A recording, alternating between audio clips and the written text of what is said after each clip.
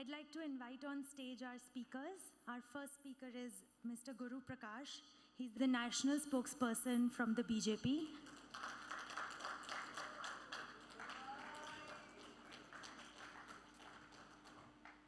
And we have Mr. Abhinav Prakashji, who is the national vice president of the BJYM. Over to you. Thank you so much.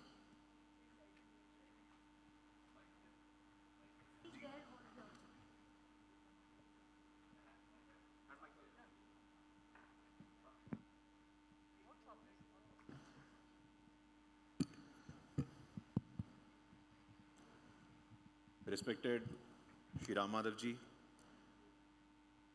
it's really an opportunity to be here, because as someone who has been a participant, an observer, an audience, to speak on this occasion, I consider this as a rare privilege and an honor.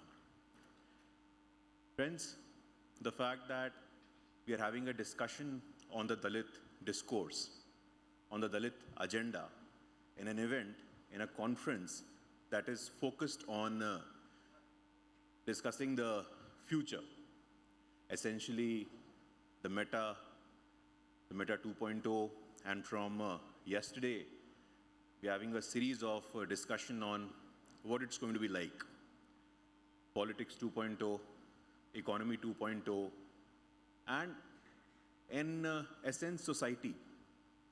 One thing which I was trying to gather since the last one day was that how are we going to cope up with this structural transition?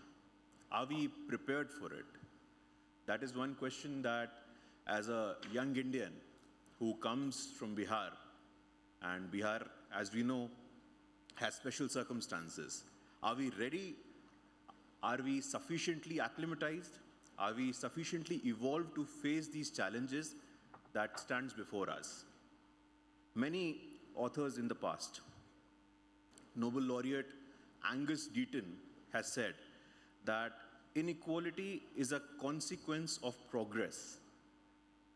With progress, there is inequality. That inequality on multiple occasions is social and economic.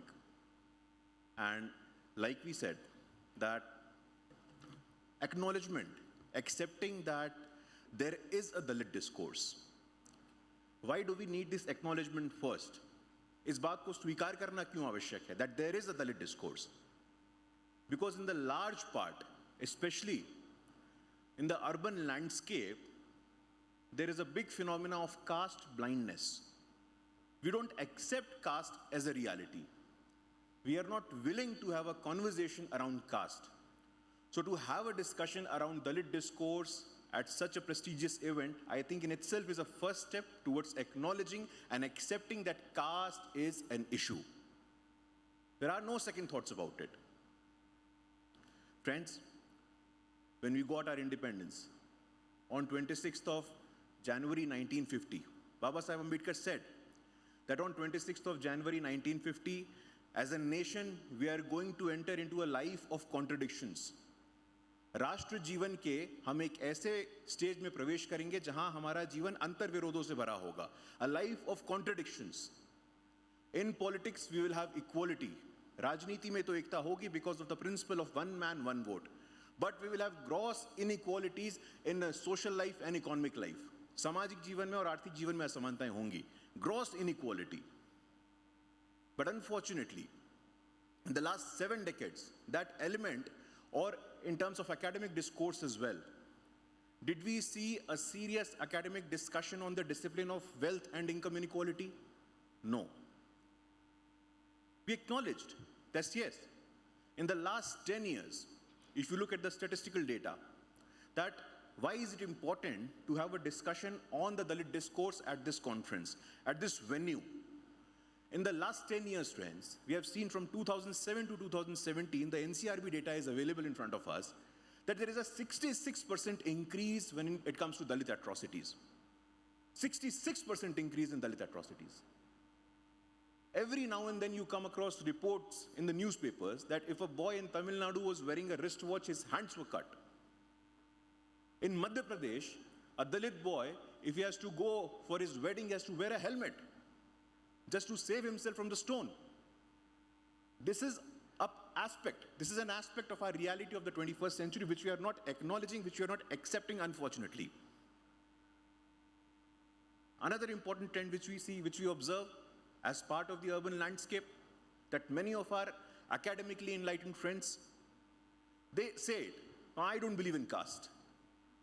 This, in essence, is caste blindness. I don't believe in caste. I have many of my friends, multiple of my friends from academic establishments, from the corporate world, they say, and they say this very categorically, oh, you are talking about a primitive concept. I don't believe in caste. My grandfather used to sit with members of your community. I told him, you are treating a human being as a human being and yet saying that it's a badge of honor. एक मनुष्य से मनुष्य की तरह व्यवहार करते हैं और कहते हैं कि एहसान करते थे. So this mentality, this must be discussed. इसकी चर्चा और इसकी विमर्श होना बहुत आवश्यक है. And that's the reason. You go to any city, you go to any capital city. I was in Rajasthan recently. I went there. In Jaipur, you see there is an important road, it's called Jawaharlal Nehru Marg. There are hostels on the basis of caste. Bang in the center of the city of Jaipur. There is a Jat Chhatravas, there is a Heer Chhatravas, there is so on and so forth. But even then we are not ready to acknowledge and accept the problem. That's the reason I wanted to share this background with you, that why is it important, why is it fundamentally necessary to have a discussion on caste, focused on caste. We have seen in the past as well, especially when it comes to political discourse. There is a perversion, there is a concerted effort and attempt to divert the attention, the public discourse on Dalit issues. When we have to be talking about empowerment, when we have to be talking about representation, what are we still talking about? What is the Dalit discourse about? At present, when you speak of Dalit discourse, it's about atrocities. But it's not about empowerment. Even today, they want to do some political calculus. आज भी राजनीतिक समीकरण की बात होती है जब भी दलितों की बात होती है. When the time is of ekikaran, they are still talking of samikaran. Dalit Muslim unity. Lot of literature, a lot of media discourse is happening around this issue. A lot of political experimentation is happening around this issue. A sustained misinformation campaign has been unleashed with respect to Dalit Muslim unity. That's so problematic and unfortunate. You see today in television, on different discussion, that a woman who is supporting burqa, there is a photo of Baba Sahib Ambedkar behind her. Trust me, she is not unmindful of the fact of what Baba Sahib Ambedkar has spoken about burqa. In his book, Pakistan or the Partition of India, Baba Sahib Ambedkar from page number 255 to 260 has categorically observed that burqa is an indication of slavish mentality. But so unfortunate, when Baba Sahib Ambedkar opposes Article 370, which in its original form was Article 306A, whenever there is a conversation around Citizenship Amendment Act, why is there no informed, academic, honest, objective discourse when it comes to Dalit issues? Because of these reasons. We have shied away from talking on caste issues. We have not acknowledged it.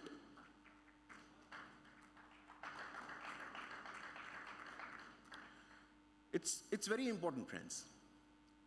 We are in the city of Bangalore now. There was a gentleman who's working with Doordarshan, Subbu Holea. Subbu Holea. Holea is a representation of a caste name, a Dalit caste. He comes from a village. He rises in hierarchy. He goes on to become a very senior officer at Doordarshan. After becoming an officer, this is what I'm talking about 20 years ago. When he goes back to his village, he gets down from the bus. There are a few old women sitting at the bus stand. They're trying to recall who this gentleman is.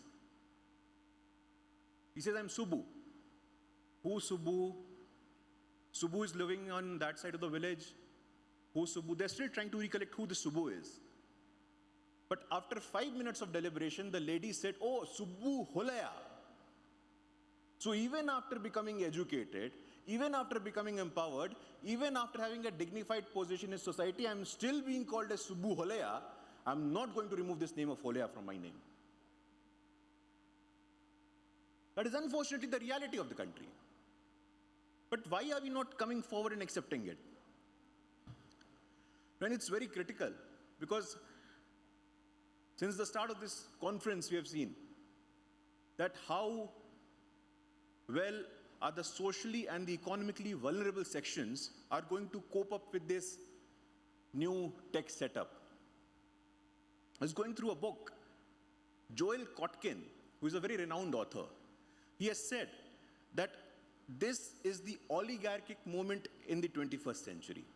The rise of the new tech elite is the oligarchic moment of the 21st century. Now, how do we support that? Today, if we do a social profiling of the startups, you look at Ola, you look at Zomato, and rightly so. There is a Mr. Agarwal, there is a Mr. Goyal who is doing the startups. Is there sufficient social diversity in the startup or the tech sector? I'm not asking to have a mechanism or to have a way out, to have a modus operandi to it, to include reservation in the startup sector. I'm not arguing for that. But I'm just asking you to have a very honest and a minute observation on doing the social profiling of the tech startup today. You would see, and rightly so. This has been argued academically by Professor R. Vaidyanathan in his book, Caste as Social Capital as well. That yes, caste as a social capital is a reality. Jati ek samajik punji hai, isko swikar karna hai. And he gives an example. He gives an example of Palanpur Jains, who comes from Rajasthan. In his book, he has asserted that 80% of the global trade of diamond bead, cutting, selling, manufacturing, it comes from a single community, that is of Palanpur Jains. I'm not going into the merits of it. I'm not making any judgment here, friends. But just an observation that how caste plays an important role as a social capital, like samajik punji ke roop mein. But again, as a society, are we conscious enough? In the course of history, we have seen, time and again, we have had social reformers. Yesterday, there was birth anniversary of Sant Chokha Mela. There is a birth anniversary of Sant Kabir in the month of June. So, as a tradition, as a society, we are a land of social reformers. And I was recently told, which is a very important line, it was an insight for me, that only a rebel can afford to be a reformer. For being a reformer, it's important that you're a rebel. Do we have those kind of rebels today in our society? That's a question we must confront ourselves with. Sidney Wellham, he's written a very phenomenal book. It was published in 1993, friends. It's called Who Needs the Negro? Who Needs the Negro? And it's his observation, which I'll quote. He says that the automation unleashed by the Industrial Revolution and the subsequent tech era during the 20th century moved the average African American out of his historical state of oppression into one of uselessness. The era of technological advancement during the 90s in the United States of America moved the chunk of the African American individuals from state of oppression into state of uselessness. We have the pluses of it as well. Over the course of last 6 years, our startups have generated more than 6.5 lakh jobs. The Zomato delivery, the Swiggy delivery, the customer executive, and so on and so forth. We are catering to the jobs aspiration as well. But the broader question is something else. Today, you go on YouTube, there is a young lady from Punjab, Ginni Mahi. Ginni Mahi has sung a very popular song. It's called The Great Chamar. It's a young lady who has gone on to multiple international platforms as well and has articulated the concerns and aspirations of a community. The vocabulary, the language, which were socially not allowed, technology has created space for the assertion and articulation of the marginalized as well, friends. It's only possible because of the technology. Today, there is a documentary called Khabar Lahariya. Khabar Lahariya is an online platform which also publishes hard newspapers. It's completely run by the Dalit women. An enterprise which is completely run by the Dalit women. So the digital space have massively created this level playing field. Opportunities. It does not restrict you. So we have to think about it. Yesterday we had the Honorable Minister who spoke about multiple policy initiatives that has happened over the course of last 8 years. Like I said, I come from Bihar. In Bihar, till our grandfather, there was a term, whenever they had to go to Shauchalay, they used to say, Maidan jana hai. Maidan hoke aana hai. Even till as recent as he was alive, he said, Maidan hoke aayegi nahi. That Maidan has been completely replaced by a toilet now. The toilet coverage that used to be 30 to 33% in 2014 is almost 99% as of today. How is it possible? We have seen through the direct benefit transfer. There were prime minister of this country who was saying कि दिल्ली से 1 रुपया चलता है तो आपके पास 15 पैसे पहुंचते हैं, 85 पैसे कहाँ गायब हो जाते हैं? But today it's only possible because of the great tech game that if 1 rupee starts from Delhi, 1 rupee reaches to the account of Pradhan Mantri Fasal Bima Yojana, Jan Dhan Yojana, and so on and so forth.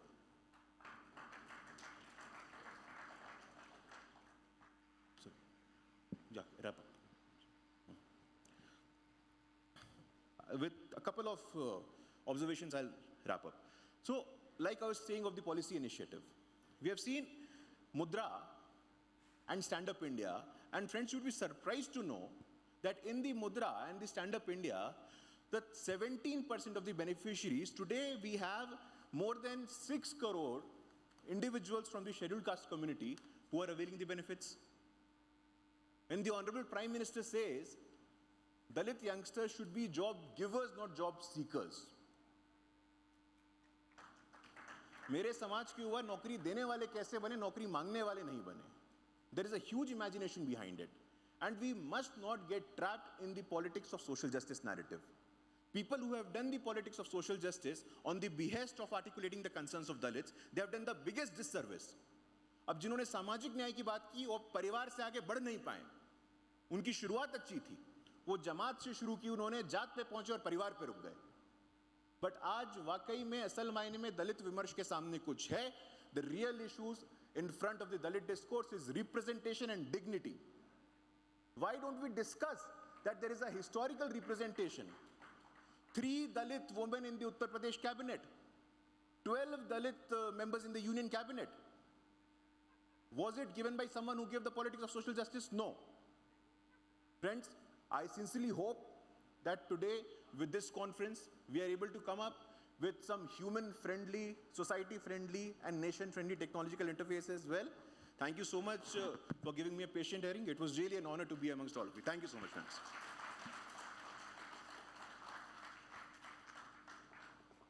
Thank you so much, Guruji. I request Abhinavji to come and take the dais, and then we can take questions together at the end. Thank you. Respected Ram Madhavji, Team India Foundation, and all the audience present here. It's a great honor and a delight to speak on a very pertinent topic, the Dalit discourse in modern India. I was told that it is going to be a workshop, so I have not prepared any speech, but I would like to point out certain developments which are happening, certain points regarding Dalit discourse, and how the society and the Dalit discourse is changing. When we talk about the Dalit discourse, we are basically talking about the modern Dalit discourse which emerged during the colonial India. The arrival of the colonial rule was a rupture in the society which fundamentally reshaped the society, and different sections of the society were being pulled into different directions. It is no wonder, and it is something which cannot be denied, that the modern Dalit discourse emerged in those areas which were the first point of contact with the colonial rule and colonial economy. It is Bengal, Madras, Bombay, and Western UP, where you see the rise of the modern Dalit movements and the modern Dalit discourse. And the reason is very simple. These were the areas which came into the contact for the first time with the modern capitalist economy, which was brought to India by the colonial rule. Now, why is that important? You see, capitalism is not just about an economic system, it's also a social phenomenon, it's an entire system in its own. If you look at the Western world, it is the rise of capitalism and the rise of the industrialization and urbanization which destroyed the birth-based order in the Western Europe and much of the Eastern Europe as well. Capitalism and modern economic growth, by the very virtue of creating the free labor or the wage labor, uproots the people from their social parochial identities and social relations and create a new class of people which later on became the basis of new nations. So it's not surprising that the rise of nation and nation states happened in the last 200 years only. Now this process was also brought to India by the, not by the British, it was not the intention of the British to create a modern capitalist economy in India, it happened as a byproduct of the colonial rule. So we see that the Bombay, the Madras, the Bengal, and the Western UP. Now, Western UP is a very important case because in Western UP, you see for the first time the modern capitalist relations replacing the old Jati Jajmani relations in the agriculture. And it happened in the 1800s. So once you create a free labor, once you create a labor which is not bound by the land, in this case, the Dalit, who are, even today form the largest agrarian landless laboring caste, you are basically freeing them from the social power of the landholding castes. And caste ultimately is the economic system as well. You know, this entire system of hereditary professions, everyone is interlinked with each other, and a system of graded inequality. Now in Western UP, what happened, Guru Prakash, you might have noticed this thing, you might have read about this thing, that in 1800s itself, the old caste system that you belong to this caste, or you have to go and work in the field of the Jamindar, which comes from a upper Shudra or upper caste category, that started breaking down. And people started getting cash in their hand instead of anaj and other things. I heard lots of people say, "Arey, hamare zamane mein to log aate the, unko hum anaj de dete the, kaam karte the, kitna acha tha." But that's not really a good system because once you get money and cash in your hand, as Hayek would put it, that money is the greatest instrument of freedom ever invented by mankind. Because having money in your hand, having cash in your hand, gives you freedom of choice, freedom of action, and freedom to invest your resources in the areas you want to. And this process accelerated after independence when you have the modern economic growth. So you see the caste system starts breaking down in its traditional sense from the colonial rule. That now you really do not have the economic underpinning of the caste. What you are left with is social underpinning of the caste, which Guru has talked about. So I'm not going into detail in those aspects, which Guru Prakash ji has already talked about. But this was important because this is the emergence of the modern Dalit discourse. Now, once you have cash, you can invest in education. Once you have education, you have resources. You can invest in social movements, political movements, and this is what you see happening from the late 19th century onwards. And why I said Western UP is very important, because Western UP later on becomes the base of the rise of the Bahujan Samaj Party in Uttar Pradesh, the only Dalit party which came to power on its own anywhere in India after independence. The process started in 19th century itself. This is what I was trying to point out. Now, we all know the standard Dalit discourse, which Guruji has also already talked about, that it's about representation, it's about dignity, it's about equality. But certain things are changing in the modern era as well. After independence, what happened? In fact, the process started during the British rule itself. When you have the emergence of the modern economy and the modern industry, who are the people who moved into the modern economy first? Those were the sections of the society who had better education, who had better resources, who had better socioeconomic capital. And those are basically the upper Shudras or the upper caste, as we call them. Now what happened?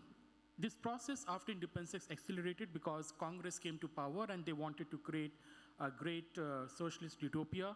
They focused on heavy industrialization. Nehru, for all these big talk, he never ever invested in the basic things like health and education. It was all the focus of on creating big industries, steel industries, and so on.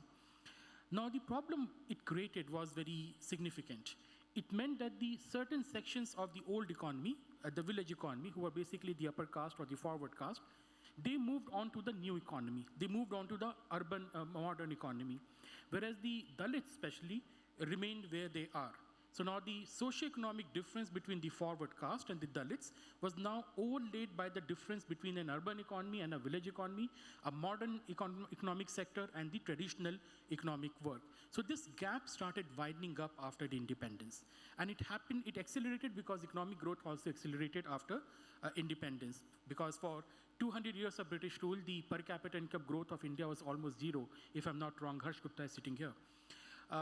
Now that created social antagonism, that started creating problem, and we know it had political, social consequences, rise of radical movements, rise of caste-based parties like in UP, Baspa, Sapa, and so on. They started saying, well, Congress cheating us, our condition is not improving, it is deteriorating under the Congress rule, despite all the promises of independence, we have not got anything.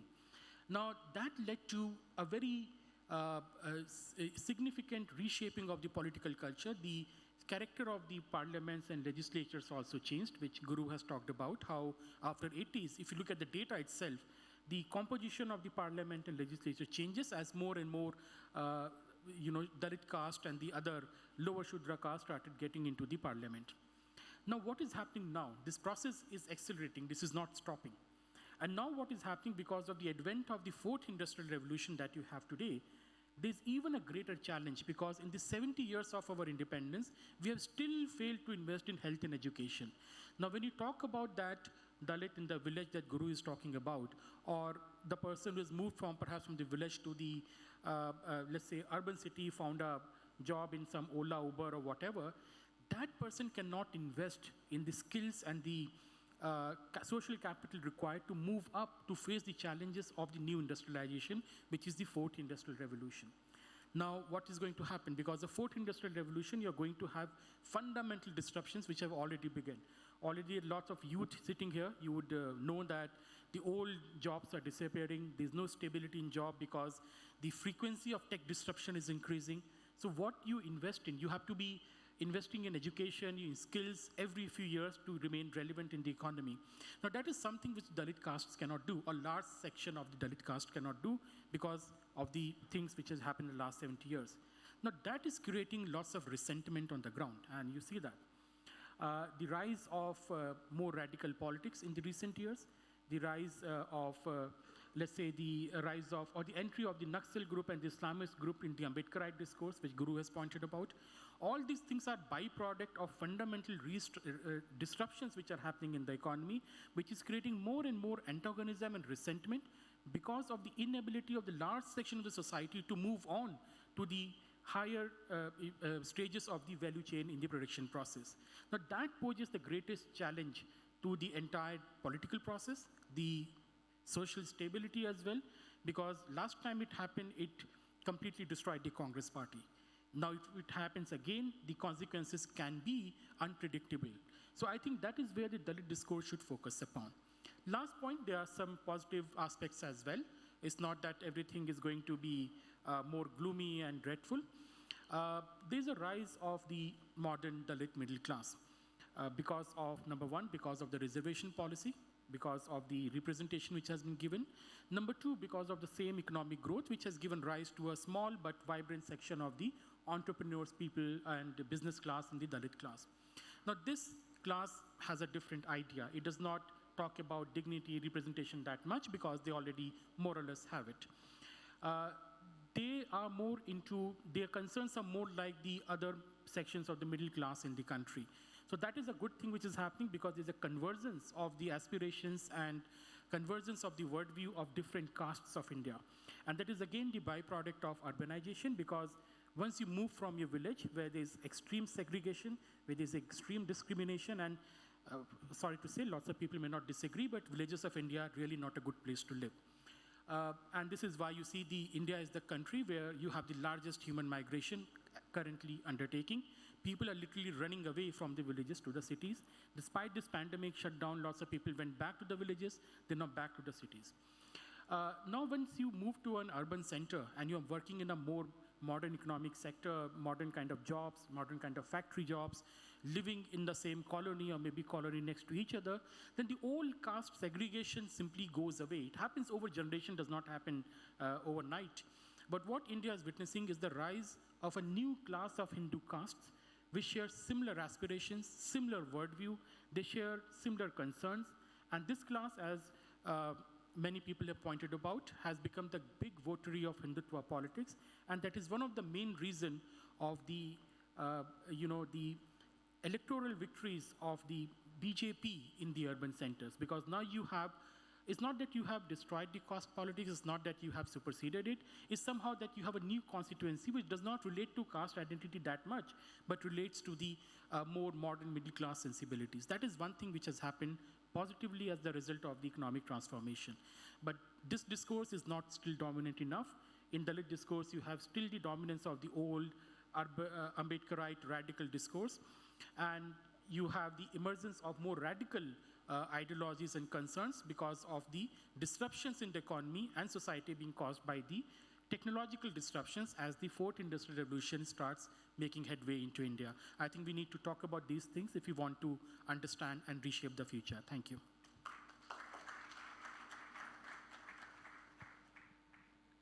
Thank you so much. We'll now move over to our Q&A section. We still have some time, so over to the audience.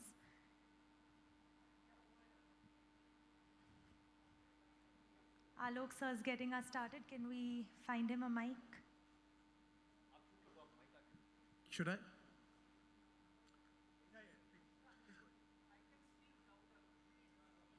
Should I? I have a question for Guru Prakash. Both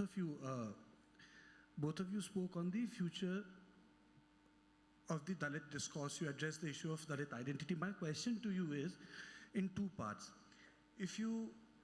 There is a diversification of Dalit identity which is taking place, and I'm not using the word fragmentation because it's negative.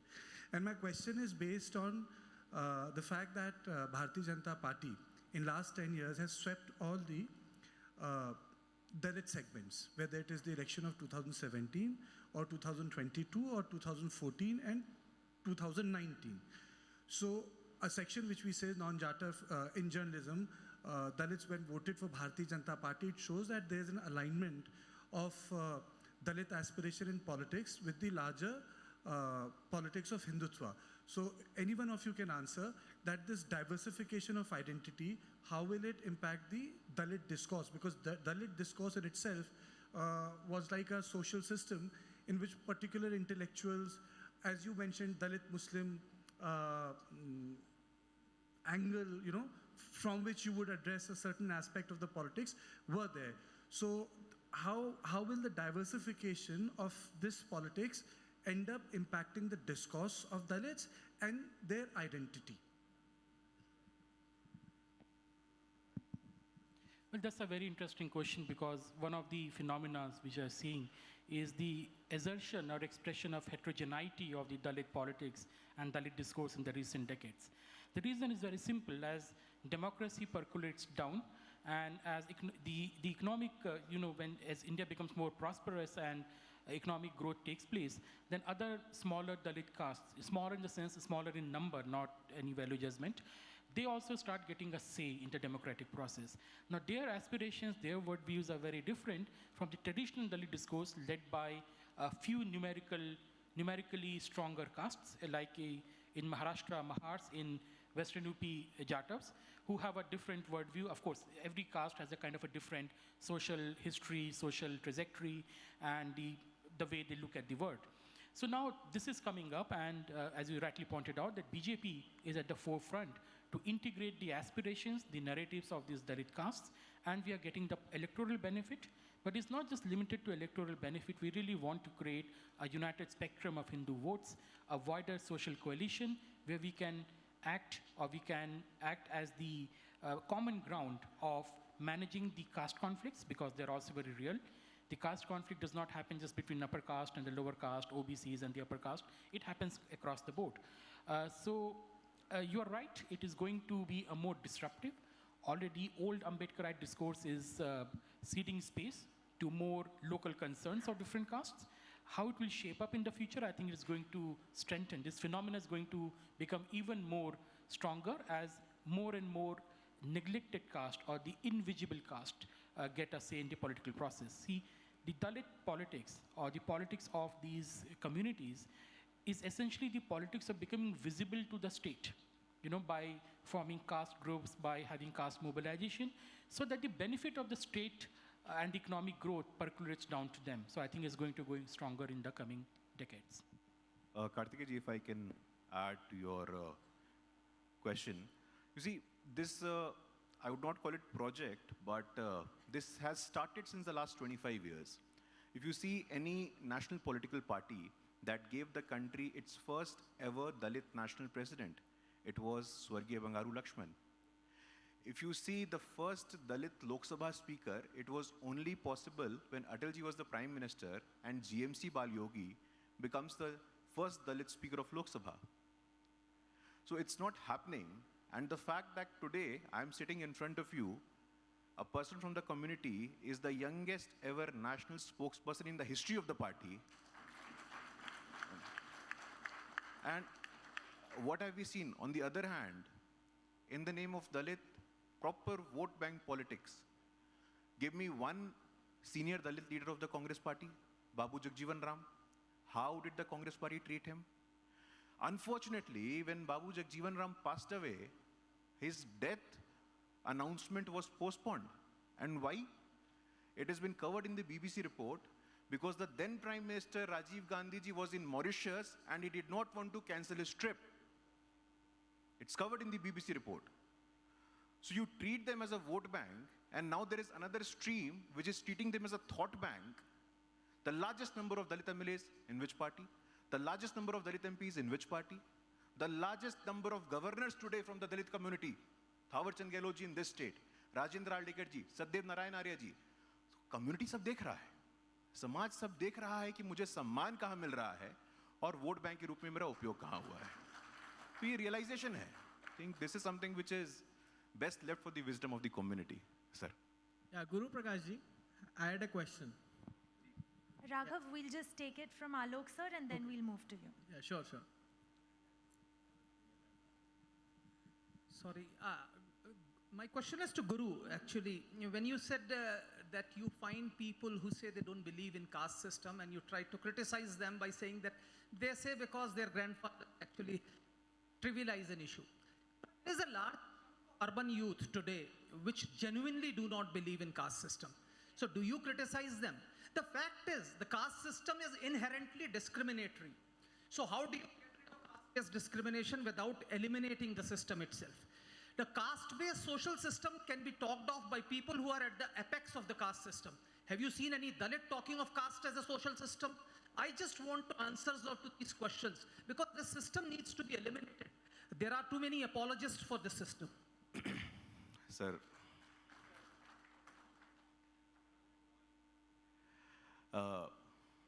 it's a very interesting insight, sir.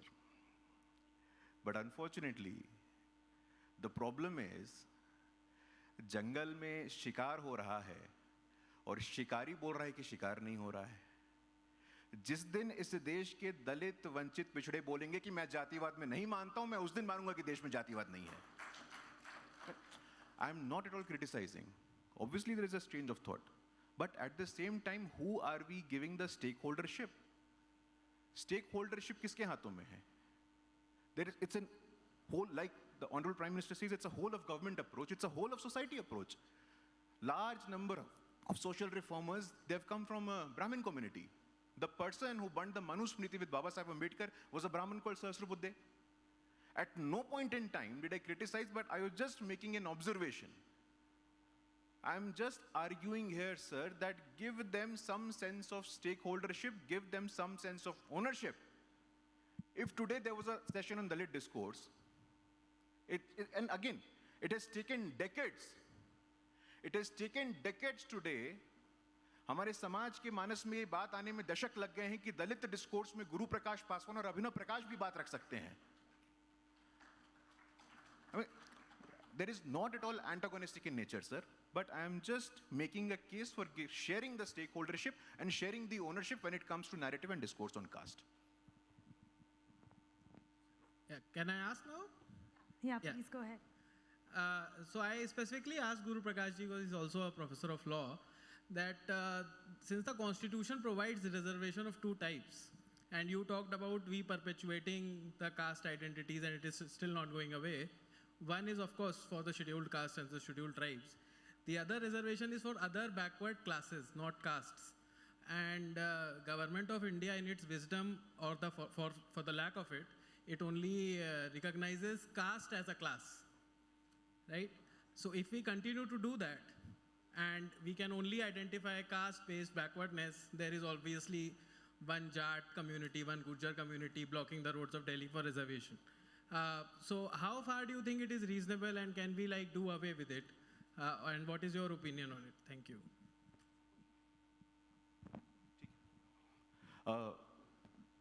Very interesting, Raghavji. You see, what has happened is that in the 90s, an OBCization of Indian politics. होड़ मची हुई है अपने आप को backward दिखाने का. There was an age, we have studied that there is a Sanskritization. And again, there's a very interesting anecdote with respect to Sanskritization. The first ever Dalit woman professor, Pavatamma comes from Kerala. Pavatamma aggressively questioned M.N. Srinivas in a conference of Indian sociology like this on the inherent caste structure. But coming back to your question that what is the story behind the OBCization of Indian politics? समाज ने आरक्षण SC/ST के लिए स्वीकार कर लिया था because of historical marginalization. But since the advent of 90s, since the mandalization of politics, the new category of declaring oneself backward, I think there is a contest now. You see, in Uttar Pradesh, in Bihar, और यशस्वी लोग हैं, तेजस्वी यादव, तेज प्रताप यादव, जब सामाजिक न्याय की बात वो करते हैं, मुझे हंसी आती है. सामाजिक न्याय की परिभाषा क्या? Whenever you do OBCization of politics, whenever you do a caste census, the biggest victim is going to be the Dalits of this country. Let me put this very clear in front of all of you. Because of our lack of academic understanding, what we say नहीं backward है तो Dalit issues अलग होगा, OBC issues सब एक ही है, सब बहुजन है. Many of you confuse me कि नहीं अभी तो OBC है ना. That reflects our understanding or the lack of it. But I entirely agree with you that as far as the OBCization or the mandalization of the politics is concerned, it has perpetuated reservation, it has perpetuated the discourse of disempowerment, and that must have an academic solution as soon as possible. If you want to add. Well, I'd like to add something to what Alokji has asked and Raghav has talked about. See, when you talk about elimination of the caste system, I think that is not going to happen. The annihilation of caste is a utopian concept, and it cannot be done unless and until there's a fundamental restructuring of the society, which cannot be forced upon. That's always a byproduct of, as I've said, the technological change. The Japan also had a caste system. Once upon a time, there was a large number of people who were treated as untouchables. The Europe had a caste system, a birth-based system. All that has disappeared today because of capitalism, industrialization, and urbanization. Because this is not just about solving the issue of one caste or the Dalit community, it's about recreating a new society, which happens, which cannot be stopped.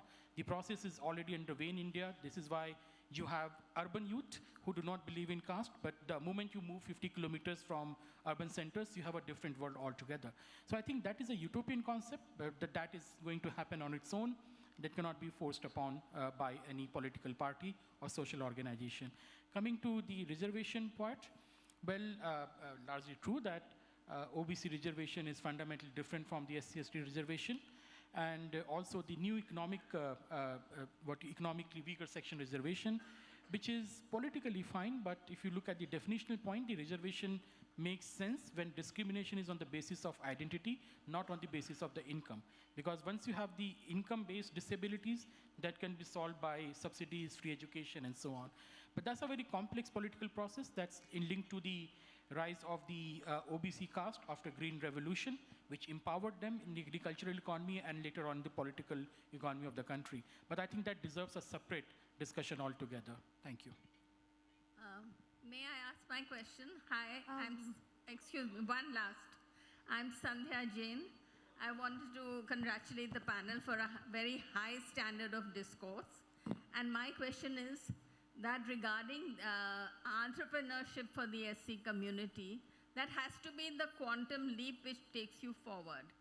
Some years ago, we did hear of a Dalit Chamber of Economics and Commerce and Industry. I think that that has somehow frozen at a certain level and has not gone forward. Maybe you have to think of that. And do you have any statistics about mudra and other loans being given by this government? And if that is helping or your entrepreneurs are taking advantage to move ahead? Thank you. We'll take all the three questions together. Sir, please go ahead. Sir, an exceptionally good presentation, and you can see the results. There's so much of interest by everybody. I am basically what Raghav said. I'm a little more taking off from there about the reservation part. I think the solution lies if you do away with the reservation. That will definitely bring the Atma Samman, the self-esteem more, and I don't think, sir, there'll be anybody losers. What the reservation is basically in the government sector, and more than 8 to 10 times in the private sector, there is no reservation. So it is being used as a vote bank, which both of you have said, sir. Armed forces, we do not have a reservation, sir. We have recruitable male population basis pay of each state. What is the percentage on that we give that? It is across the board. I served 40 years in the army, and I still today do not know some of my colleagues to which caste or creed they belong to, and even my Jawans, sir. And that feeling of oneness, the feeling of looking after each other's self-esteem, dignity, that is outstanding. So for this, to remove the reservation, I personally feel this demand must come from the community itself. And they must say that we do not want reservation, we'll compete with the best in the country. And that is the way I think a move can start. It's basically an observation, but I need your views, sir. Thank you. Sir, please go ahead. Hello, am I audible? Thank you very much to both speakers for an extremely enlightening speech. One thing I just like to ask, that when you say that the early 20th century social reform started in Western Uttar Pradesh, along with Madras, Bengal and Bombay, could you elaborate a bit more? Because what seems to have happened in Uttar Pradesh even after independence, and maybe also in the other Hindi-speaking states, including all the states going as far back as Haryana to Bihar, there's a perpetuation under the Congress, very surprisingly, of the old caste hierarchies. At one point of time, in both two of the large Hindi-speaking states, two chief ministers from two neighboring districts were both from royal families. This was as late as 1980 when Mrs. Gandhi was elected second time as Prime Minister. So how do you, because under the Congress, there have been a series of upper caste chief ministers and almost a perpetuation of the old feudal order in most of the Hindi-speaking states. So thank you.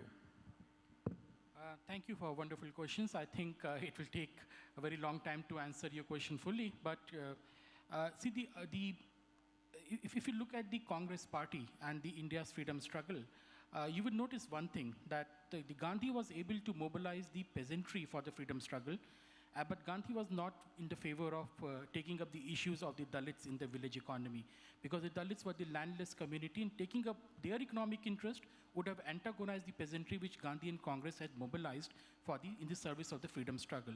And that continued after the independence. They never tried to upset the social equation. And Congress rule after independence was basically the rule of the urban upper caste in alliance with the local Jamindar caste, which may be upper caste or the upper OBCs.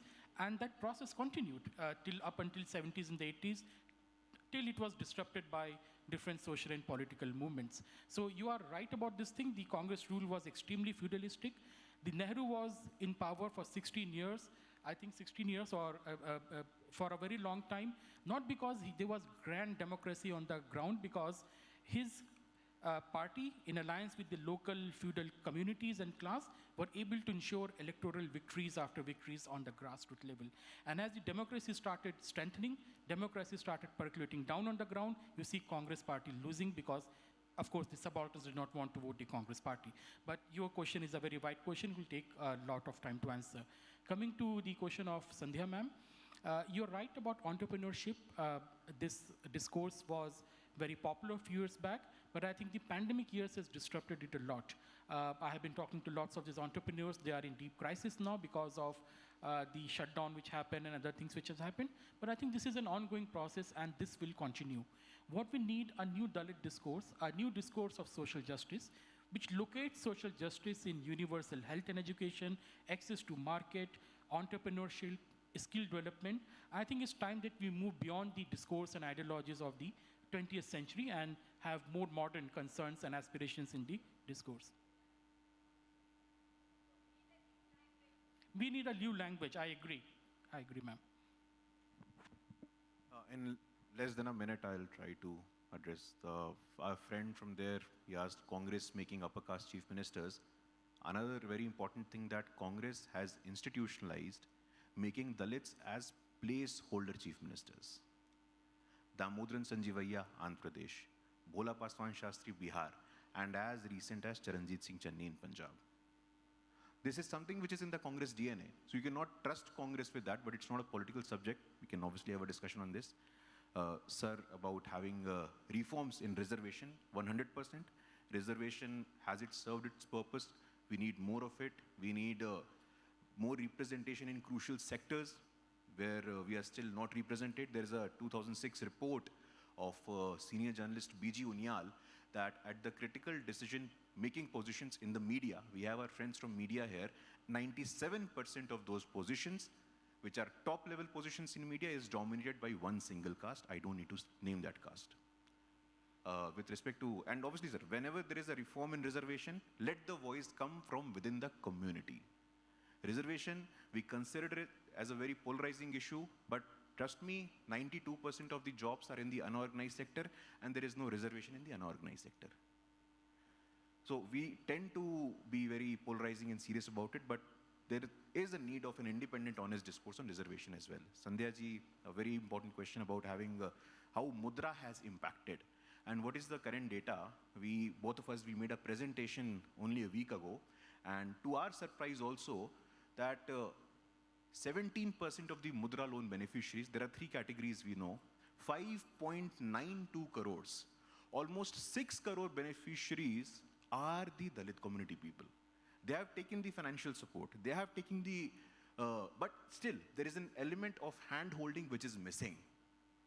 There are multiple discourse today. We have seen that we have someone like Mr. Makwana in Gujarat, who has a turnover of more than 1,000 crores. He is a member of Dicky in Gujarat. There are hundreds of other entrepreneurs who are doing so well and are not just being job seekers, but are giving job givers as well. Thank you so much. Thank you to both our speakers. We couldn't have had a better post-lunch conversation. I would now like to invite Mr. Unni Krishnanji to felicitate our speakers. Thank you so much.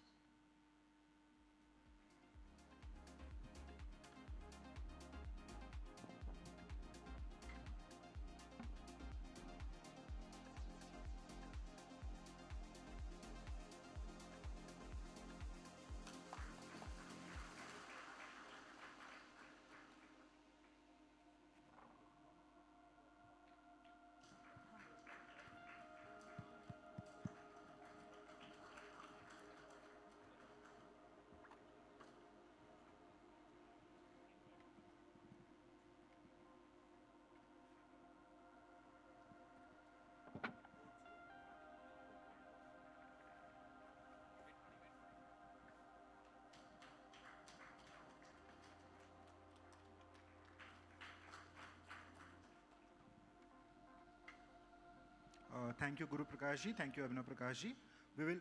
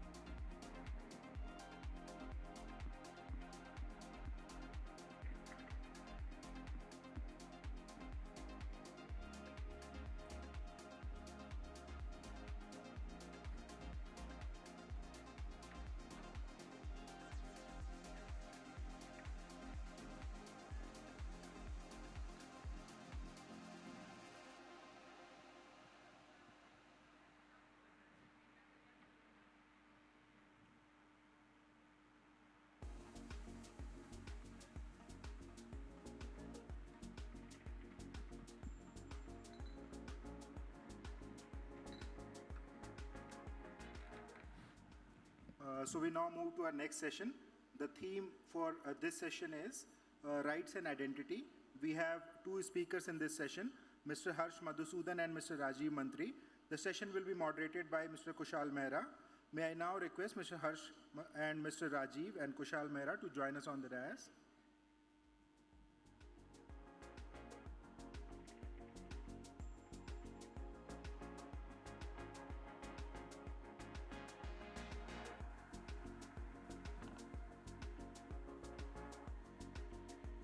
Mr. Kushal Mehra will be moderating this session. I now hand over the proceedings.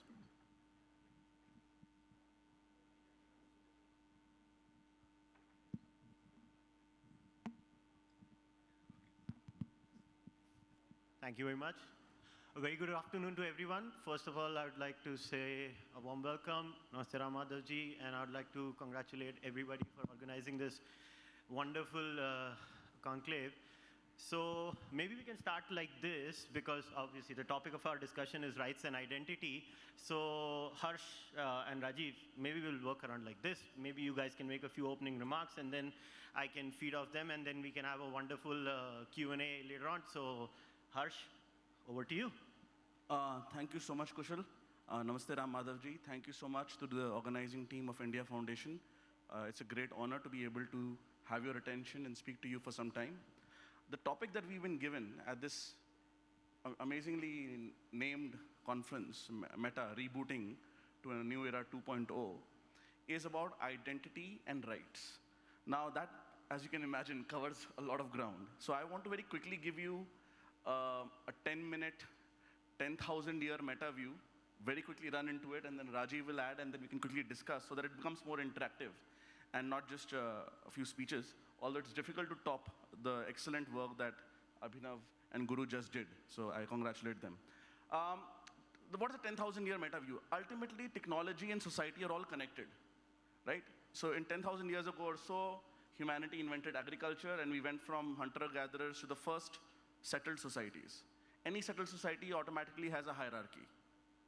Then after a few thousand years, we invented metallurgy. Metallurgy led to larger societies. Later on, we invented gunpowder, then industrial revolution. What economics 101 tells you, that the larger the society, larger the polity, there is more economic growth because there is more specialization and more scale.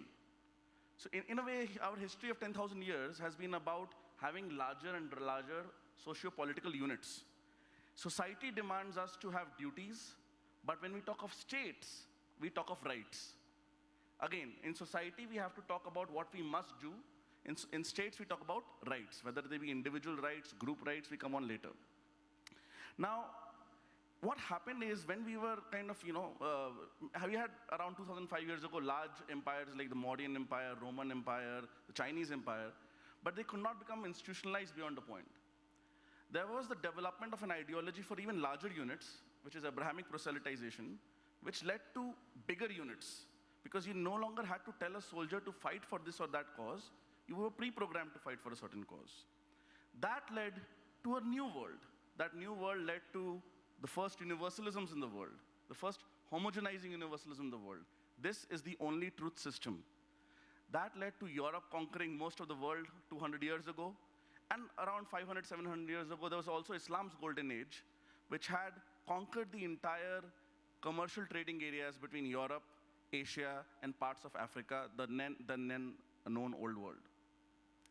What happened was, the same thing that led to this great focus on ideology and organization in these Abrahamic proselytization system, thanks to technology again, led to its own schism and demise.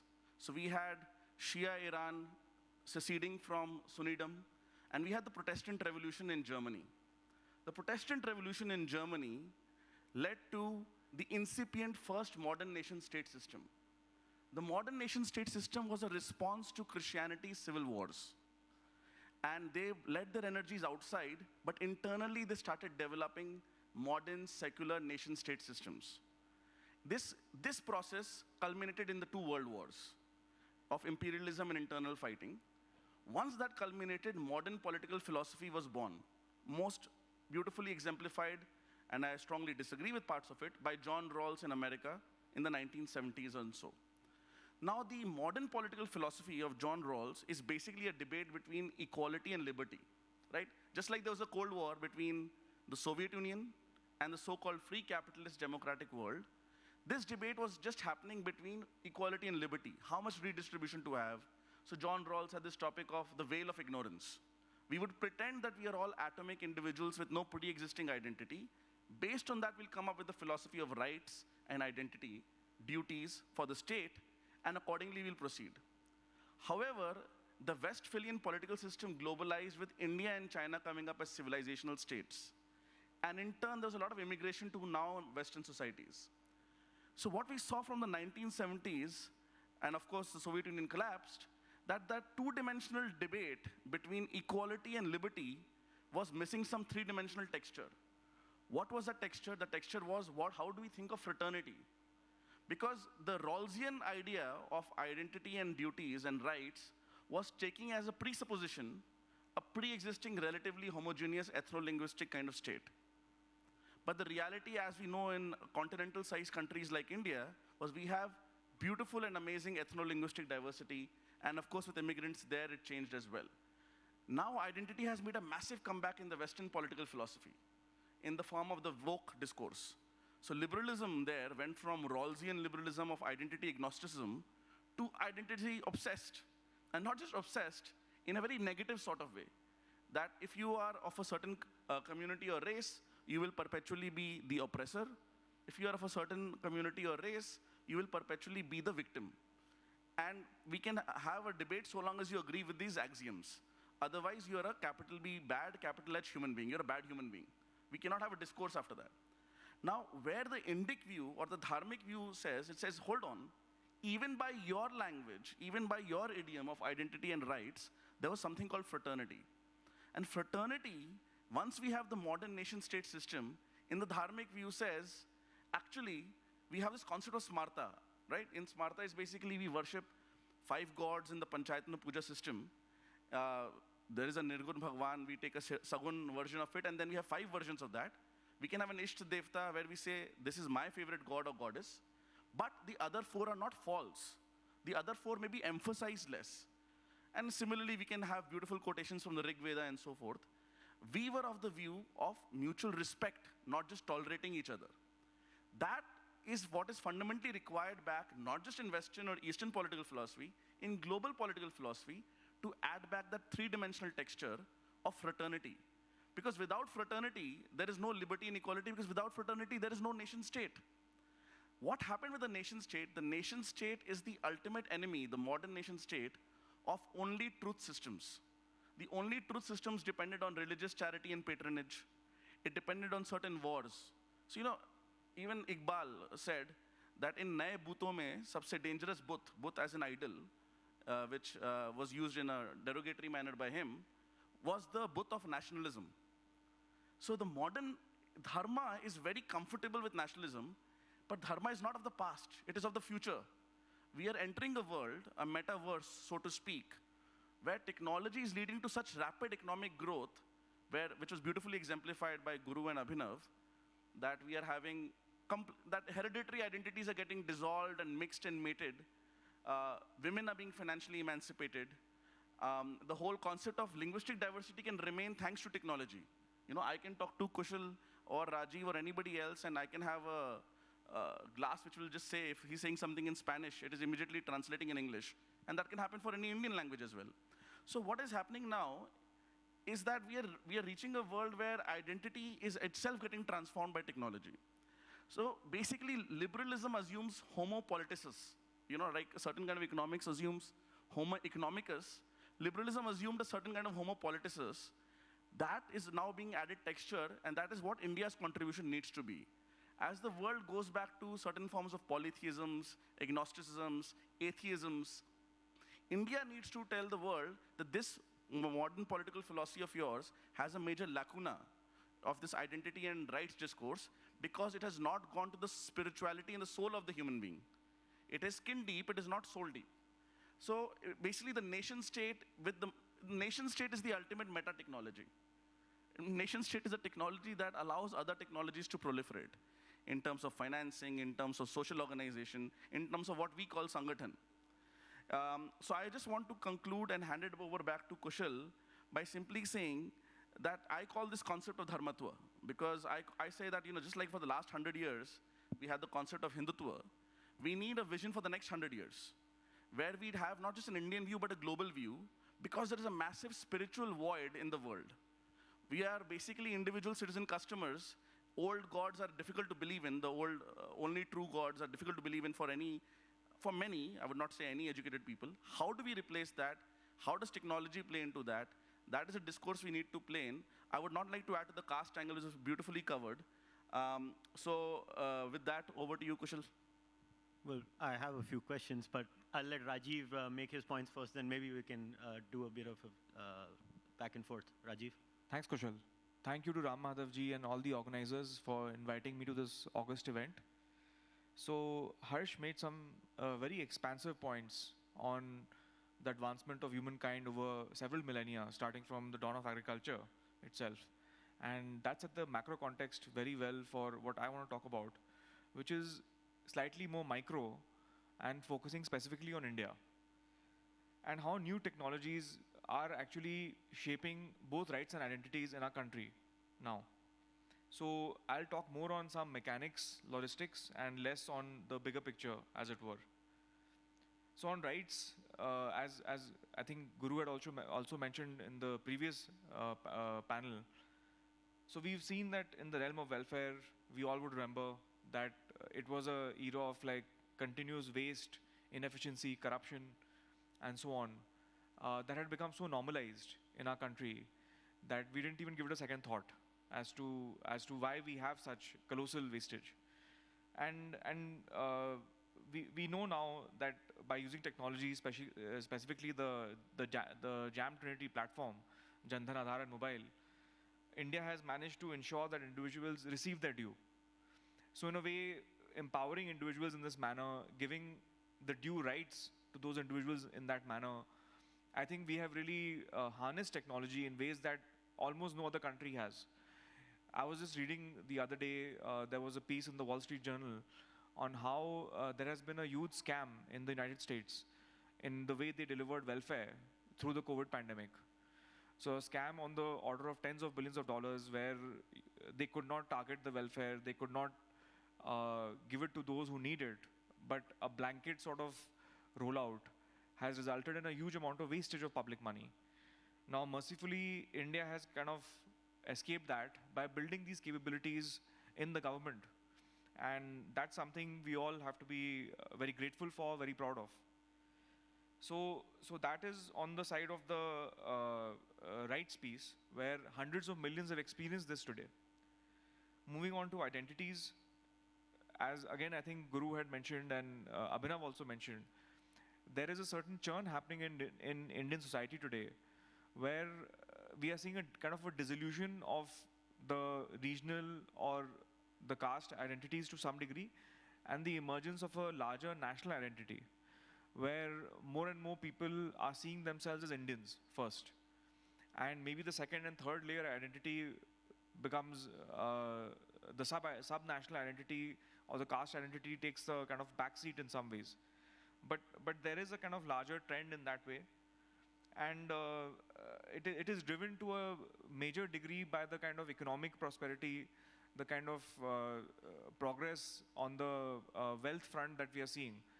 Communities which were left out of economic growth are now getting access and getting opportunities which they never experienced. So all these together, I think, are creating a social transformation. So the economic transformation creates a social transformation. So that technology-enabled safety net, along with this growth-driven sort of self-actualization, if we can call it that, together are completely transforming the country in ways which few had imagined probably even a few decades ago. And then just to close, and I'll hand it back to Kushal after that, I just want to say I see the emergence of technologies and how they shape our identities in particular in a positive light. Unlike many others who sort of see it in a sort of slightly dystopian manner. Of course, like every technology has its kind of positives and negatives, but my view is that largely positive impact is what we are seeing in the country and in the world too, with technologies such as social media, with technologies of other kinds that enables individuals to express their views, to share their thoughts and feelings more freely with others. So I think we should keep that perspective as well. It is definitely better than what it has replaced. So both rights and identities are changing rapidly in the new paradigm and in the new India. And on that note, I'll hand it back to Kushal, who I hope will provoke all of us with some interesting new directions on this topic. He will. I'll try my best. So you spoke about fraternity, and obviously we're talking about rights and identity. Now, maybe we look at different eras. So let's say when the printing press was invented, right? So it created a fundamental neuronal change in the mindset of what we are. We're Homo sapiens, right? So it changed society fundamentally because here comes a technology that changes the rate at which information dissemination happens. So different ideas are spreading at a much faster rate. So you touched upon fraternity, right, in your opening remarks. So when we talk about rights and identity, where does the duty structure fit into this? Right. So as I said, when we think of societies, we have to think in terms of duties. When we think in terms of states, we have to think in terms of rights. Why is that? Because when it comes to states, you don't have to tell the state to remind you of your duties. If you don't pay your taxes, you'll get a notice. If you avoid the notice, something worse will happen, right? So the state, when it comes to states, duties enforcement is there because state has the monopoly on force, or at least theoretically should have the monopoly on force. When it comes to societies, on the other hand, your rights within a family, within a community, you'll always be very vocal about. As a husband, as a wife, as a son, as a daughter, this is my right. But society needs to remind you of your duty again as a husband and a wife, as a child and father. So, very good question, Kushal, in that sense that the rights discourse tends to be a political / state discourse. The duty discourse tends to be a social discourse. Of course, the two cannot be fully separated because, as I said, without a functioning society or one with fraternity, you cannot even have a sustainable modern state. Yeah, but what would you do in the case of identity then? Is identity a state-based discourse? I mean, isn't the state recognizing the existence of identity? So Rajiv, then maybe I'll ask this to you. Now, I use the example of the printing press for a very specific reason because now we are coming back to the current era. Now, Harsh said about the woke discourse. Now, even if we leave the woke discourse aside, okay, they have their oppression Olympics and everything is about how victimized you are. But even if you leave that aside, today we see, at least on the social media sphere, I'm just talking about the digital sphere, you don't get recognition until and unless you try to play some kind of a identitarian card. So in that sense, what is going to be this new technological word? If I was to use the metaverse, is the metaverse, obviously the digital platforms are a very small subset of the metaverse, but what happens to this brain of ours, which is pre-agricultural, which is dealing with all these changes that are happening? So how do we adjust to this identity politics? See, politics has latched onto it, right? Politics saw, okay, people kind of play this identity game, so let me latch onto it, and they have basically exaggerated and extenuated it. So how do you think we deal with that at this time? Because everybody has an identity. I mean, there are people who are 60 years old and say, I want to identify as a 30-year-old now. No, so I think some of it is certainly in the sort of bizarre kind of territory. The example which you just gave is obviously, I think... There was a guy in Holland who actually said that. No, so, but I would just see them as kind of edge cases.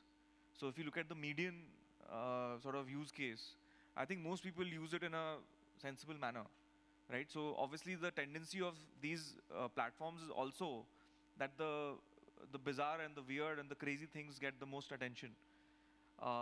Where you know, something normal, no one talks about that. And most of the activity is just normal, like people are exchanging birthday greetings, or they are you know, making new friends, or finding people to date, etc., etc. So those are all normal social interactions. Obviously, no one likes to talk about normal stuff. So we kind of fixate on the bizarre. So I would just leave it at that. I would say that your point about identities within the technology, see, it's very important to understand individual rights versus group rights in this context. For example, as you know very well, in the US case and the West in general, in the last 5-7 years, there's a massive movement of ex-Muslims.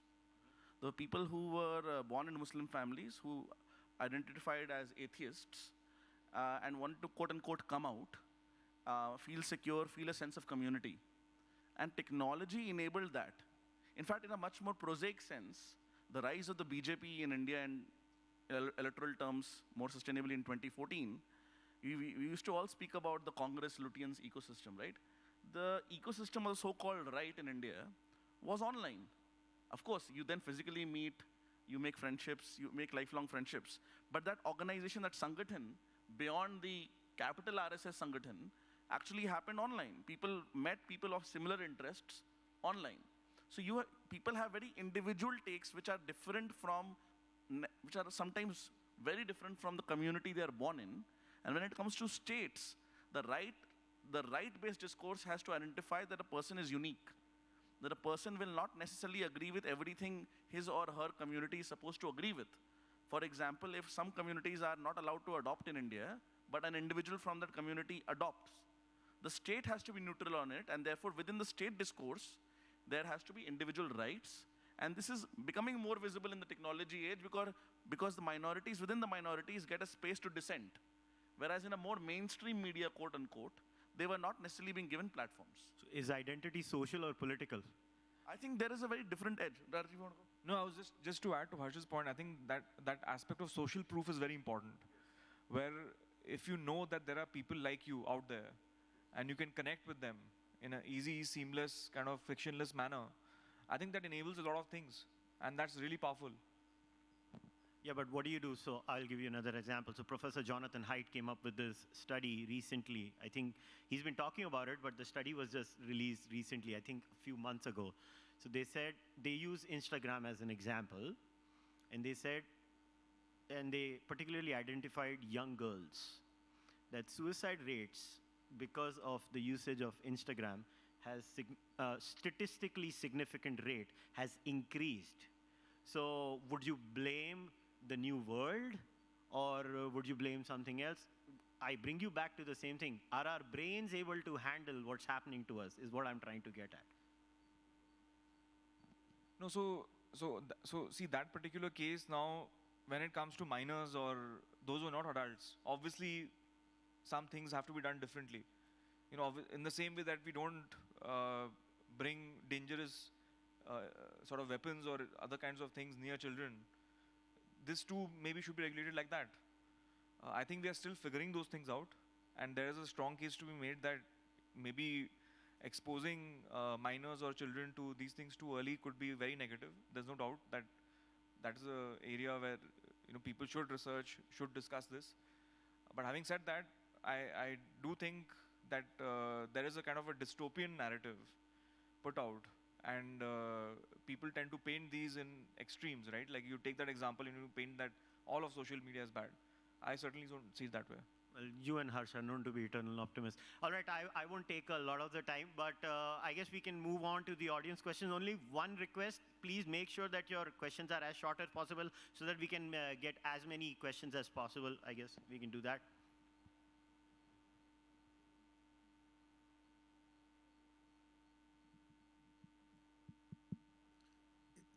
We're talking about rights and identity. I think probably we need to go back about, say, 1945, 46, when there was a United Nations Charter of Rights happening, discussion was happening.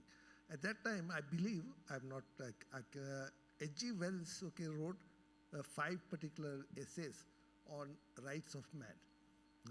And he sent those essays to Mahatma Gandhi.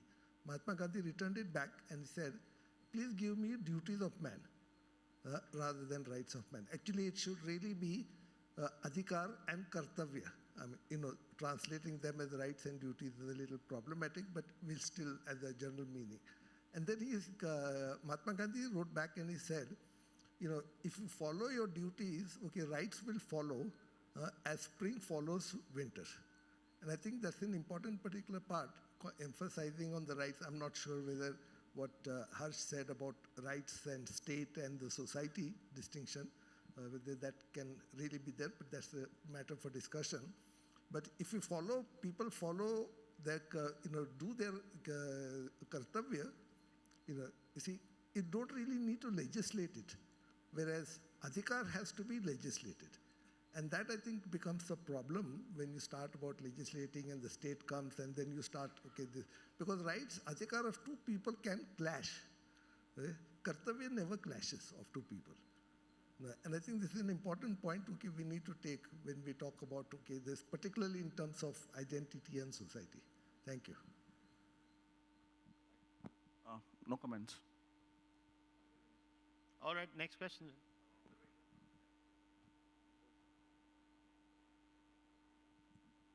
My name is Rajiv Srinivasan, and this question is to you, Harsh. I actually agree with you in terms of the identities that are being used sort of as a collective bargaining mechanism, right? So I agree with you on that. My question, on the other hand, has to do with the impact of technology on individual identities.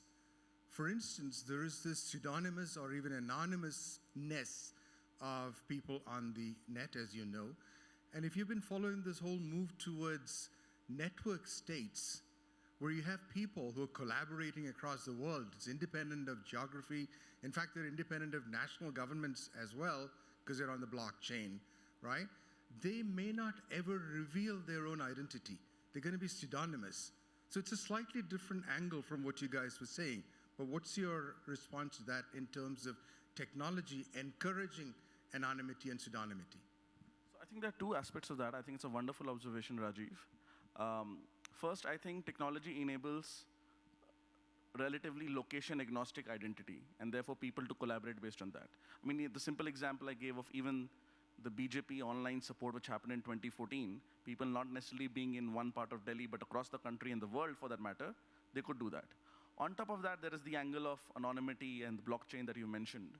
See, I think the network state ultimately is not a state. A state needs guns. So this is my political evolution. I was quite a radical libertarian in college. And then I realized, okay, we need to move on from Ayn Rand. Because ultimately, and therefore my views on blockchain, especially cryptocurrencies, reflects that, in the sense that whenever there's a dispute between those two people, anonymous or not, there needs to be an arbitrary mechanism. And you can have some kind of arbitration mechanism, but final arbitration ultimately only happens with the person by the guns. Now you want that person with the guns to have the political legitimacy, which is why you have a modern democratic state.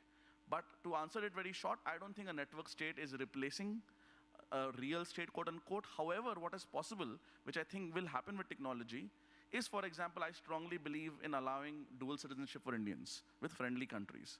So you could now with e-voting, and I think some work is happening for existing citizens, NRIs, to vote electronically. It's not been fully done by the Election Commission.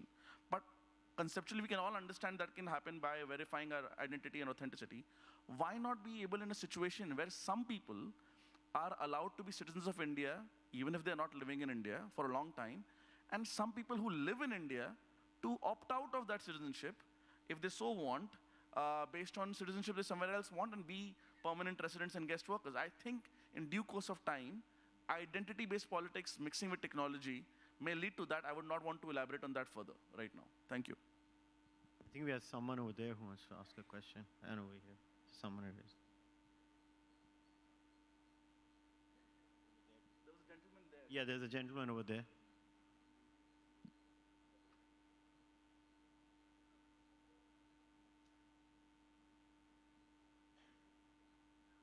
Thank you. My name is Combe Carpentier, and I wanted to bring you back to the issue of the role of rights versus duties, considering that we live in societies where pretty much now what's considered to be acceptable is what seems to be convenient to anybody.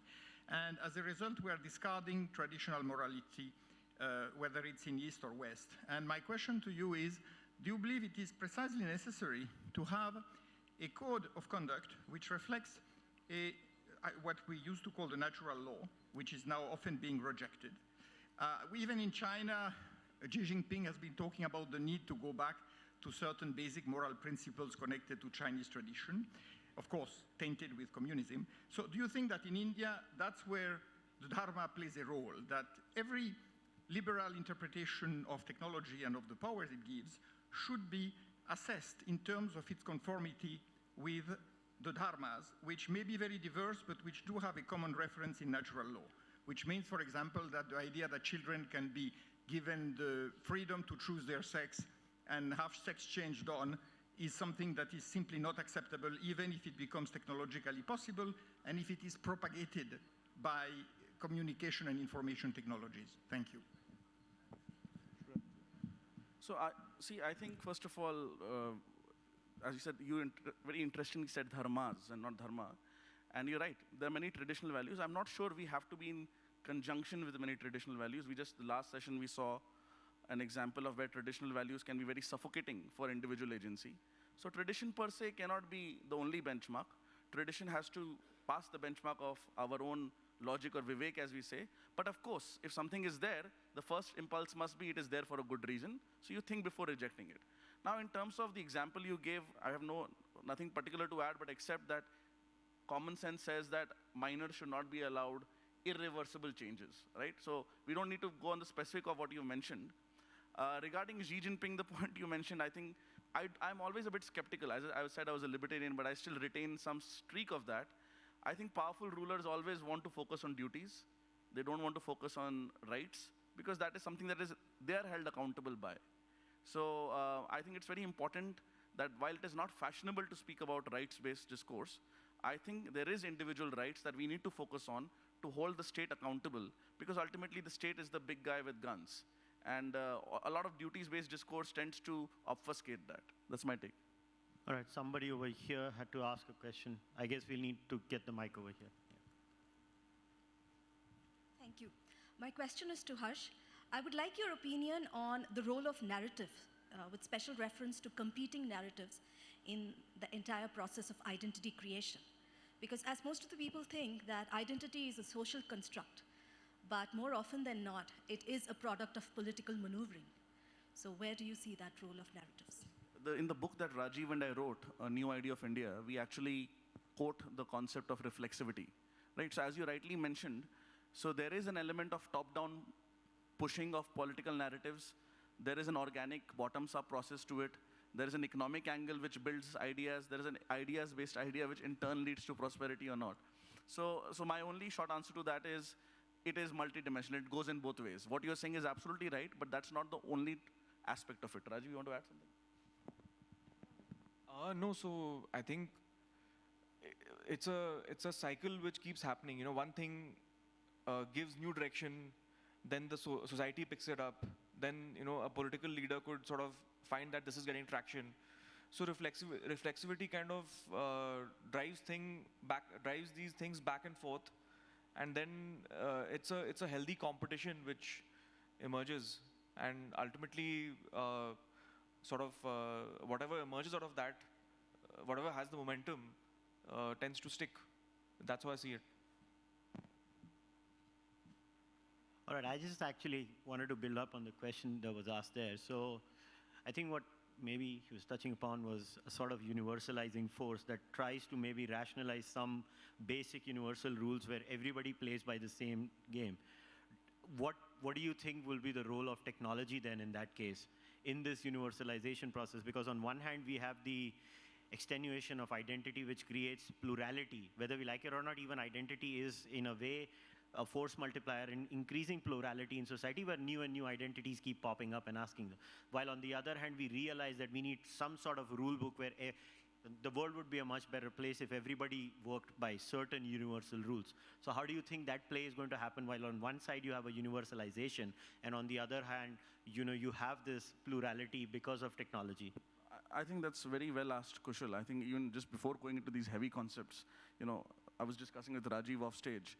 If you watch Prime, Hotstar, Netflix, in some ways people are watching similar stuff. That is creating a universal culture.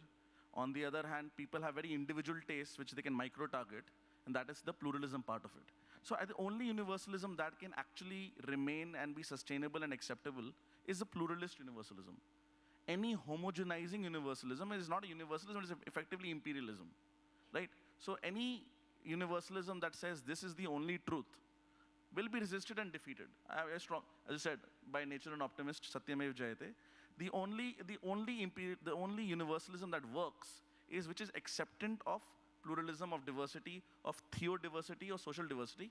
How it works, on the nation state level in technology is that we all have broad principles, but we agree to disagree on how our particular laws will work across countries and within a country across states. So you basically have the subsidiary system. You have different countries. Within the country, you have federalism. For example, in some states in India, beef is banned. In some states, beef is not banned. So we allow that to be solved at as much as possible at the local and ground level whenever it's too contentious. So you theoretically agree with objectivity, but practically you agree for different people to have different laws. And this gets exacerbated in the age of technology because people are now aware of what other people are doing everywhere. So you have to be even more sensitive to diversity in that sense.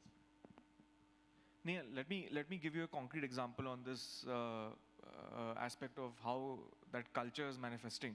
So this is a true story. So someone I know in Calcutta, he lives in this kind of Marwadi joint family, many members. They have 8-10 home staff.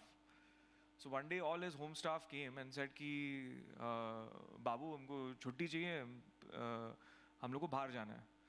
So he was like, कहाँ जा रहे हो? All of you are going together on a Sunday. Where are you going?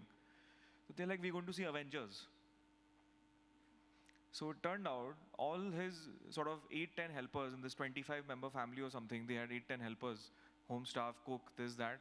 They all made a plan to go see Avengers in Hindi, which was playing at a local multiplex. And, my friend who told me this story, he said, that's when it hit me that this is the world we are in. I am also watching Avengers. My home sort of servants and everyone is watching Avengers. We are living in the same cultural cocoon. And when did it happen earlier? It never happened earlier like this. So to your point on that homogenization, we are experiencing the world in the same way, right? Earlier, this would probably be something for the elite. Now it is available to everyone. For 300 rupees or 400 rupees, you can all enjoy the same film. That's a global film. It's a global release, made in the US. But if someone wants to enjoy Iranian cinema, he or she has the technology now. You can find that too on some streaming platform. Massive pluralism overlaid on this kind of universalism. Well, we never get negativity from you guys. That's all I can say. All right, I guess we'll wrap up today's session. Once again, thank you very much to everyone, and I'll hand it back over. Thank you, Mr. Harsh Madhusudan and Mr. Rajiv Mantri, for your insightful views. Thank you, Mr. Kushal Mehra, for moderating this session. May I now request General Vishnu Chaturvedi ji to please felicitate our speakers for this session.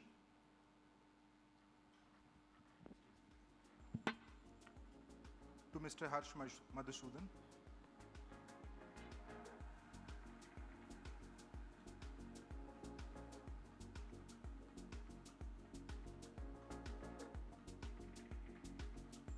Mr. Rajiv Mantri.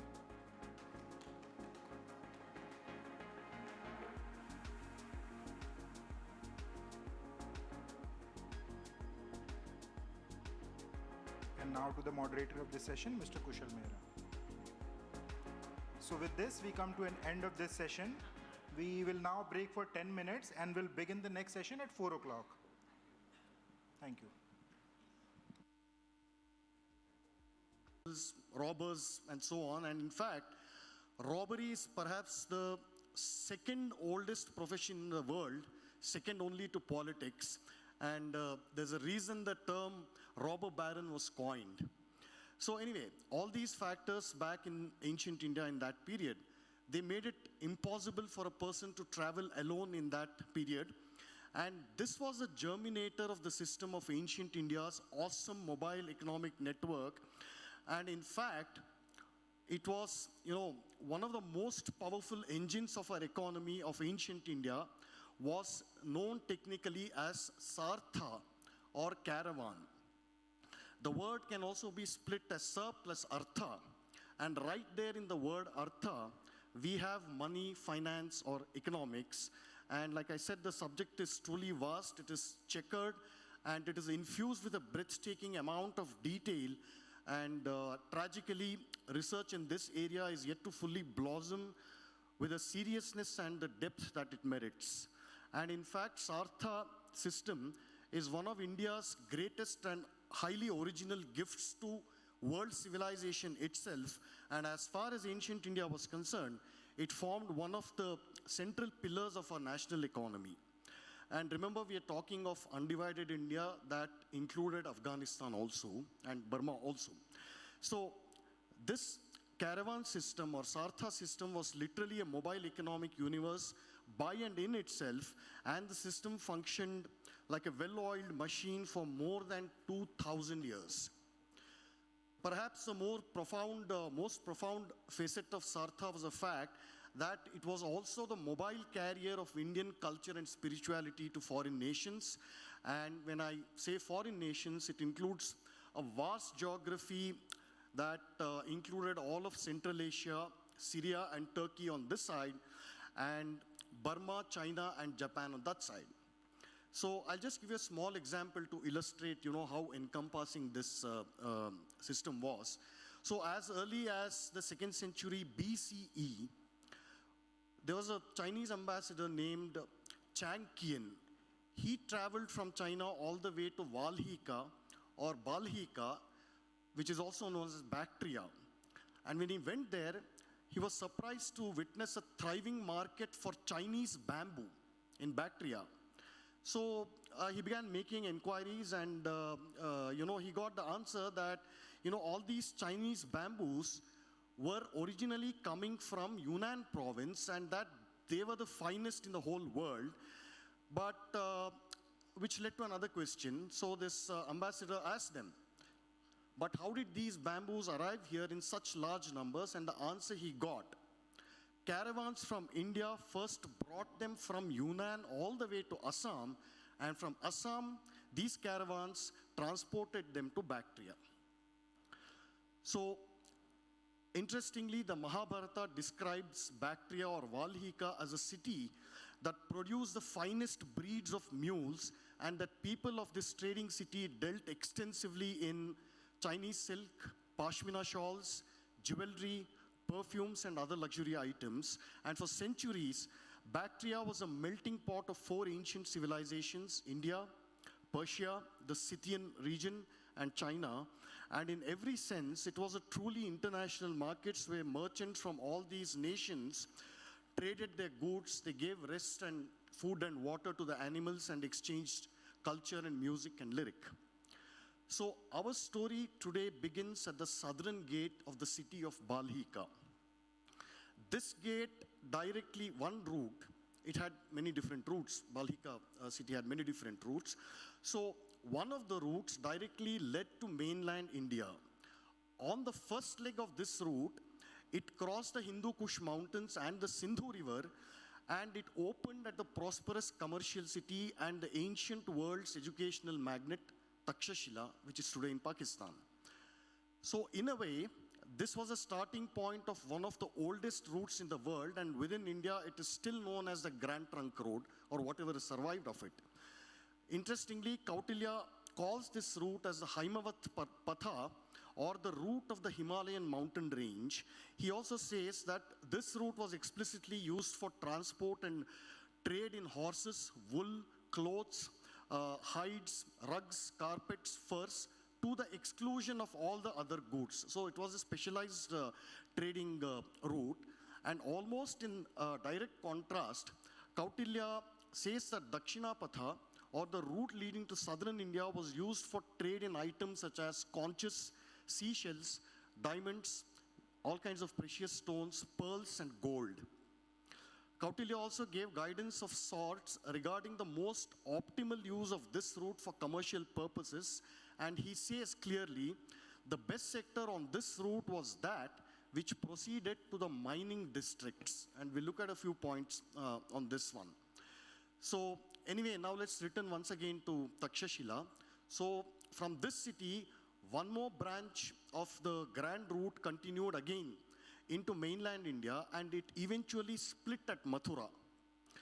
At Mathura, it branched off again, and this branch led to Pataliputra or Patna, and finally it culminated in the flourishing port city known as Tamralipti, which is today called Tamluk in Midnapur district, West Bengal, at the mouth of the Bay of Bengal.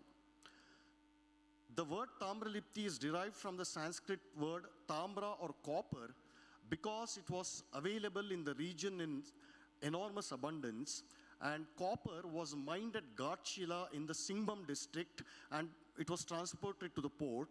And, if you look at this unbroken continuity of Indian civilization and culture from those ages, even today, the public sector unit, Hindustan Copper Limited, carries on extensive mining operations in the same region. The Tamralipti port is also one of the oldest in the world, having a continuously recorded history of around 3,000 years. And the ancient Pataliputra Tamralipti sector was heavily protected and patronized by all kings, because it obviously contributed substantial revenues to various empires. And we'll just give a small example. Ashoka, for example, he sent his son Mahendra and his daughter Sanghamitra to supervise the transportation of the sacred Bodhi tree all the way to Sri Lanka. And the voyage began from Tamralipti, and in fact, this port was also a great hub for trade and cultural exchanges from India to Suvarnabhumi, or roughly speaking, today's Burma and Thailand. In fact, for centuries, the Bauddha Dharma literally went on a voyage to Southeast Asia via this one port. So now we have to get back once again from Mathura. I hope I'm not confusing you. So another branch from Mathura, it led to Ujjain and culminated this side at another busy seaport. This was the seaport of Bhrugukacha or Bharuch, located on the Gulf of Cambay. And when we trace the history of all such ancient commercial sites, it is clear that it is not at all a coincidence that today the Gulf of Cambay continues to remain as one of the major sites of marine archaeology in India, and it continues to give us invaluable knowledge of the history of ancient India. So next we can briefly look at some of the other important trading and mercantile routes and hubs of North, Northwestern and Western India, and finishing with Southern India. But before that, we can mention perhaps one of the most important feature of this extensive trading network, which is its awesome endurance and durability over countless centuries. In fact, after the establishment of all these routes since untold antiquity, most of them have remained intact all the way till the downfall of the Mughal Empire. For example, one of the most ancient trading routes was between Lahore and Kashmir. So Lahore was the starting point, Kashmir was the end point, and this route passed through Gujarat. So what picture does that give us about, the thriving prosperity of our trade? So here's a partial list of all the great highways, branches of highways, and numerous other trading routes, cities, and towns, starting with ancient northwestern and northern India. So in no particular order, I'll just read out a few names. Bamiyan, all of you are familiar, which is now in Afghanistan, where the Buddha statues were blown apart. Next, we have Purushapura or Peshawar. Kapishi, which is now located near Bagram in Afghanistan. This was one of the ancient world's largest producer of grapes. It was also a flourishing international trading hub where, goods and, other items poured in all the way from Rome, Khorasan, and Iraq. Next, we have Mulasthana or Multan, now in Pakistan, and it was one of the world's most ancient pilgrimage sites for Hindus. It was also a prosperous commercial center, which is roughly comparable to today's hubs like, say, Ludhiana, Surat, or Coimbatore. Next, you have Kabul and Jalalabad, Kandahar, Udbandapura, which is called Hund in Pakistan, then Pushkalavati, which is again in Pakistan. And we also have a busy forest route that connected Takshashila and Varanasi. And this route proceeded further and finally ended in Mithila, Bihar. Another important trading routes that began at Peshawar, it went towards Saharanpur and ended in Lucknow. Then there was another route that began at Lahore. It touched Batinda, then proceeded to Delhi, then crossed the Yamuna River at Delhi, and moved on towards Prayagraj, then to Varanasi, then to Bhagalpur, and finally culminated in in Calcutta via Patna.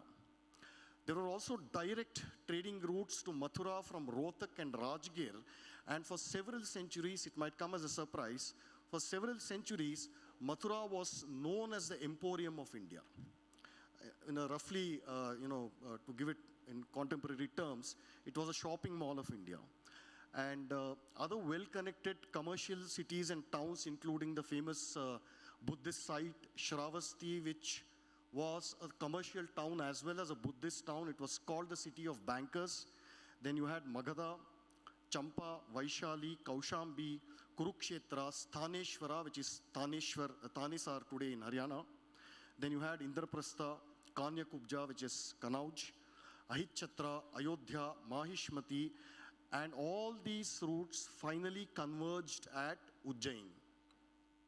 And Mahishmati or Maheshwar in Madhya Pradesh today, this was known as the gateway to the Deccan. And next we'll look at a similar list of routes quickly in western and southern India in the ancient times. So the route between Punjab, which includes Sindh, which is now part of Pakistan. So this route between Punjab and Gujarat, it passed through Malwa in Madhya Pradesh, and the route to Delhi, Ajmer and Ahmedabad passed through central Rajasthan. This was also the natural road from Rajasthan to South India or to the Deccan, and it was also the most prolonged and busy theater of countless wars and campaigns of conquest. So now when we come to Ujjain, we again notice another mind-boggling road network, and I'll just mention only two in the space of this session. One branch of the highway passing through the port cities on the western coast of Bharuch and Supparaka, which is known as Sopara in Maharashtra. So this route which cut through, which touched Bharuch and Supparaka, it reached Mathura again. So you see the importance of Mathura. And it reached Mathura via Ujjain, and another branch cut through the densely forested Vidisha.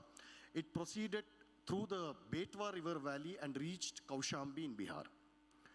And next, when we turn to South India, the first thing that strikes us once again is a kind of amazing geographical knowledge that our ancestors had. And the trading and commercial routes, various trading centers in South India, all of them followed the natural course of rivers, and this is something that we notice even today. So one of the busiest routes was a direct passage that connected Manmad in Maharashtra and Machilipatnam in Andhra. Other major routes were between Kanchipuram and Pune, and between Goa, Nagapatnam and Tanjavur, and between Kozhikode and Rameshwaram. Another significant and enduring ancient trading route that has largely remained intact even till date, it began at Warangal, it passed through Vijayawada, it cut all the way through Orissa and finally terminated at the mouth of the Bay of Bengal, and it might be interesting to examine the route details of what is today known as National Highway number 16. So back to ancient India, all these road networks offered some really amazing crisscross connectivity between all major rivers of South India, such as Godavari, Kaveri, Bhima, Krishna, Tungabhadra, and Penna. It might also be surprising to know that for several unbroken centuries, Ujjain enjoyed the same prestige as the Greenwich Mean Time, which was evolved as a global time standard, at the height of colonial Britain's economic dominance in the world. Another distinctive features of all these ancient trading routes was the fact that they linked most of the olden capital cities with one another, and as I say, politics is intimately linked with economics and vice versa. So when these capitals, changed due to several reasons, wars, famines, drastic changes in economic activity, social upheavals, change in the course of rivers, several other reasons, all these old trading routes were sometimes abandoned or new routes were built. So the ultimate point of this rather detailed survey of just the major commercial routes that had existed for countless centuries throughout ancient India was just to provide some hard evidence for what follows, that is, the extraordinary mobile system of business called Sartha or Caravans. All Sarthas or Caravans plied on all these routes without exception. So we'll look at that in the next section. So in practice, a Sartha literally meant a group of merchants who invested equal amount of capital and carried on trade with outside markets traveling in a caravan. And in fact, the starting of a Sartha was an extremely important, prestigious, and even a highly auspicious event in the Indian business community of ancient and early medieval India. Typically, an ambitious or an adventurous businessman would announce his intent to begin a Sartha or a caravan, and he outlined its financial and other objectives to the community. So those who listened to this, his proposal, if they were interested, these businessmen would come forward, they would pool in their own capital and begin the enterprise after preparing an elaborate charter containing rules and regulations governing the Sartha or caravan. This is comparable to memorandum and articles of association or company incorporation documents, if we have to use a contemporary idiom. So establishing and organizing a Sartha was the only method of carrying on trade and commerce with distant lands, including international trade. From a very limited perspective, it can be said that the Sartha was the first system of multinational corporations to originate from ancient India. One Sartha or caravan could comprise as less as 500 wagons or carts and as many as 5 or even 7,000 caravans, carts. So in such extensive and long Sarthas, if the head of the Sartha was in Varanasi, for example, its tail would be somewhere in Kanchipuram. So this is another reason I gave a fairly detailed commercial geography of that period, all the different trading links and routes. Now we look at some of the main features and components of a typical Sartha. Normally, a Sartha was divided into the following categories. The first was a Bandi Sartha, which was a caravan which carried only goods. You had a Bahalika Sartha, which consisted of donkeys, oxen, mules, camels, and other animals. You had a Bharavaha Sartha, in which the caravan members had to carry their own loads. You also had an Audarika Sartha, which entirely comprised of laborers in search of livelihood, and they wandered from one place to another. They would shift, their jobs from one caravan to other. And then you had the Karpatika Sartha, which was entirely, exclusively comprised of monks, sadhus, mendicants, and so on. And the generic name for goods that were carried, transported in a Sartha was called Vidhana, and these goods were broadly classified as follows. Category name I'll tell and give a brief list. So the first was something called a Ganima, which included items such as myrobalan, areca nuts, peaches, cherries, and so on. The second was the Dharima, which could be weighed, so goods which could be weighed such as sugar. Then you had Meya, which could be measured using some measuring utensils such as a measuring pot or some such things. And typical items that fell under this category were rice, ghee, butter, and so on.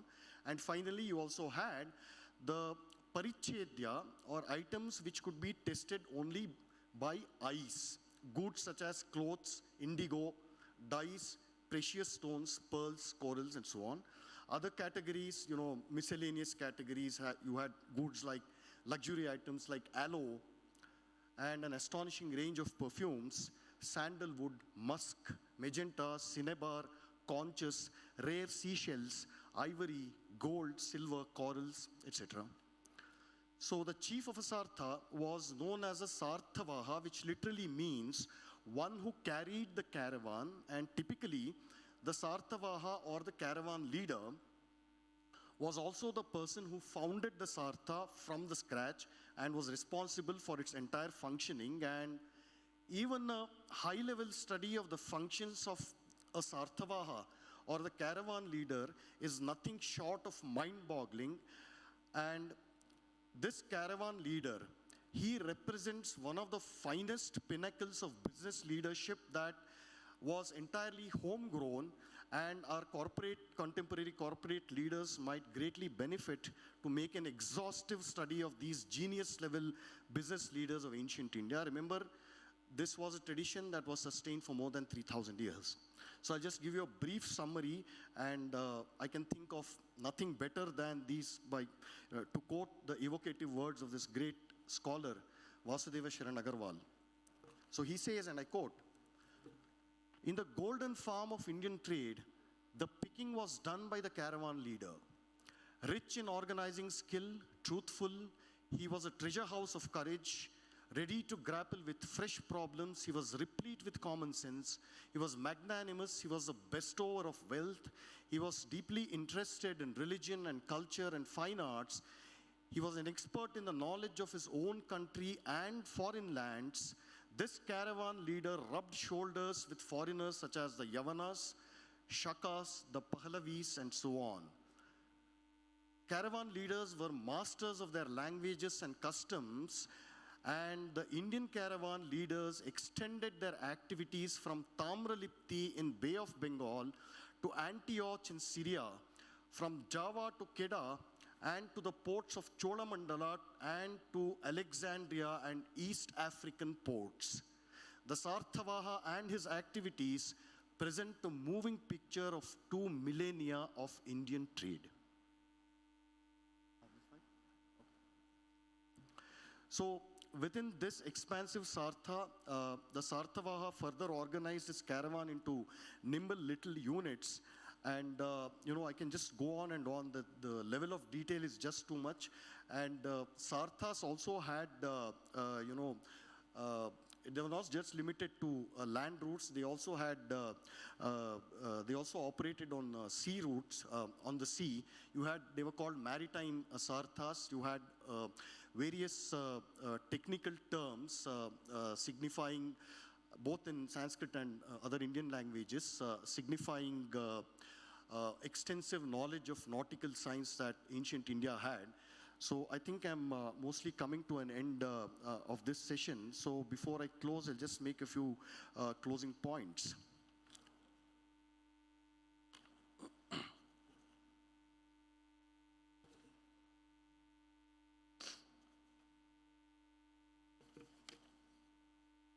Yeah, so like I said, this is a truly encyclopedic subject, and I sincerely hope that my presentation so far has kindled enough interest to pursue it in a more detailed fashion. And I do believe that this area has great value in light of India's re-emergence in the last 7 or 8 years as a global force to reckon with.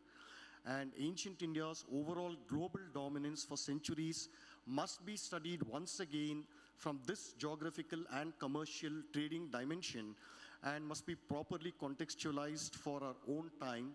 And I think on that note, I will conclude my brief presentation. I hope you all took some value from it. I once again offer my heartfelt thanks to the India Foundation, to Shri Ram Madhav, Rami Desai, and all of you in the audience. Namaste.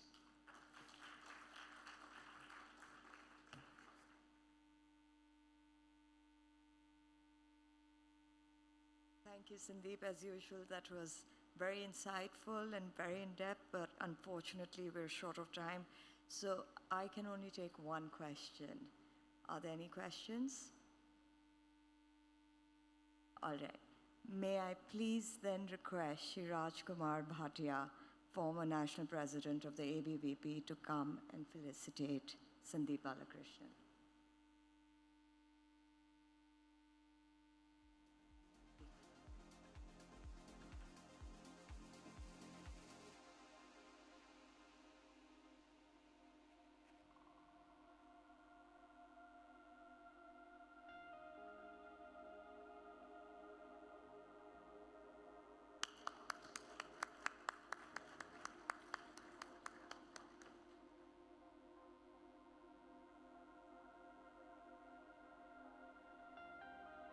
Thank you.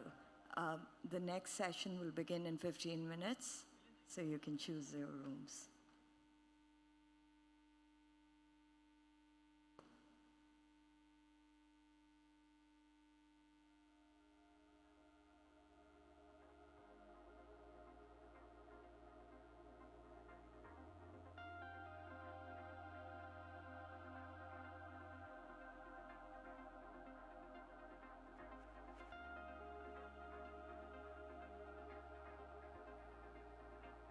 stage. May I request Shri Shaurya Doval of India Foundation to please escort the Honorable Minister.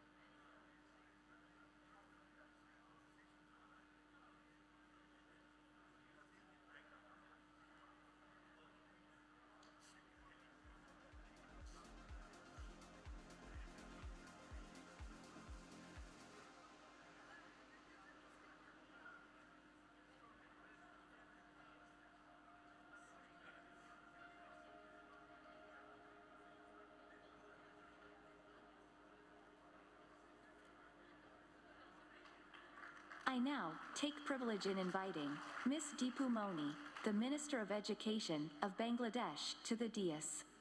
We are indeed grateful to her for taking the trouble of traveling to attend our conclave all the way from London, where she went to attend a conference. Thank you, Madam. May I request Ms. Rupa Vasudevan to escort the Honorable Minister.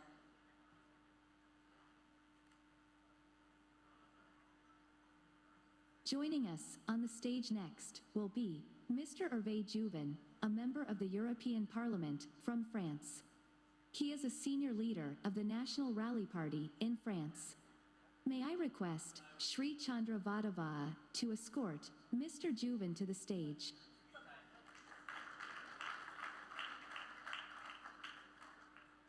I now hand over the proceeding of the session to Captain Alec Bansal.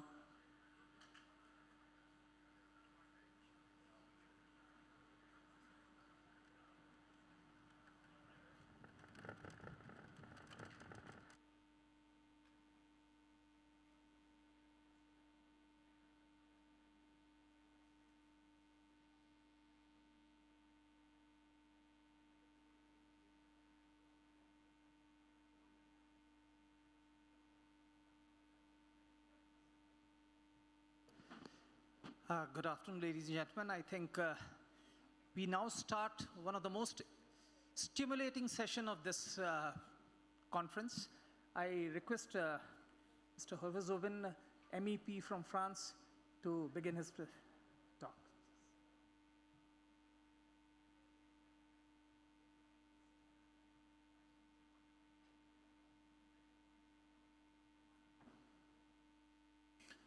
Thank you very much. It's an honor and a great pleasure for me to share a few ideas with you in this prestigious meeting.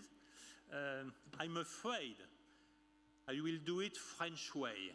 As you know very well, France was once a time a non-aligned country, and this was the basis of a true friendship with India. And I will try to share with you some non-aligned ideas about the digital economy, about financialization, and at the end of my speech, of course, with the European condition at the moment. First of all, what are we speaking about at the moment? We are speaking about Meta.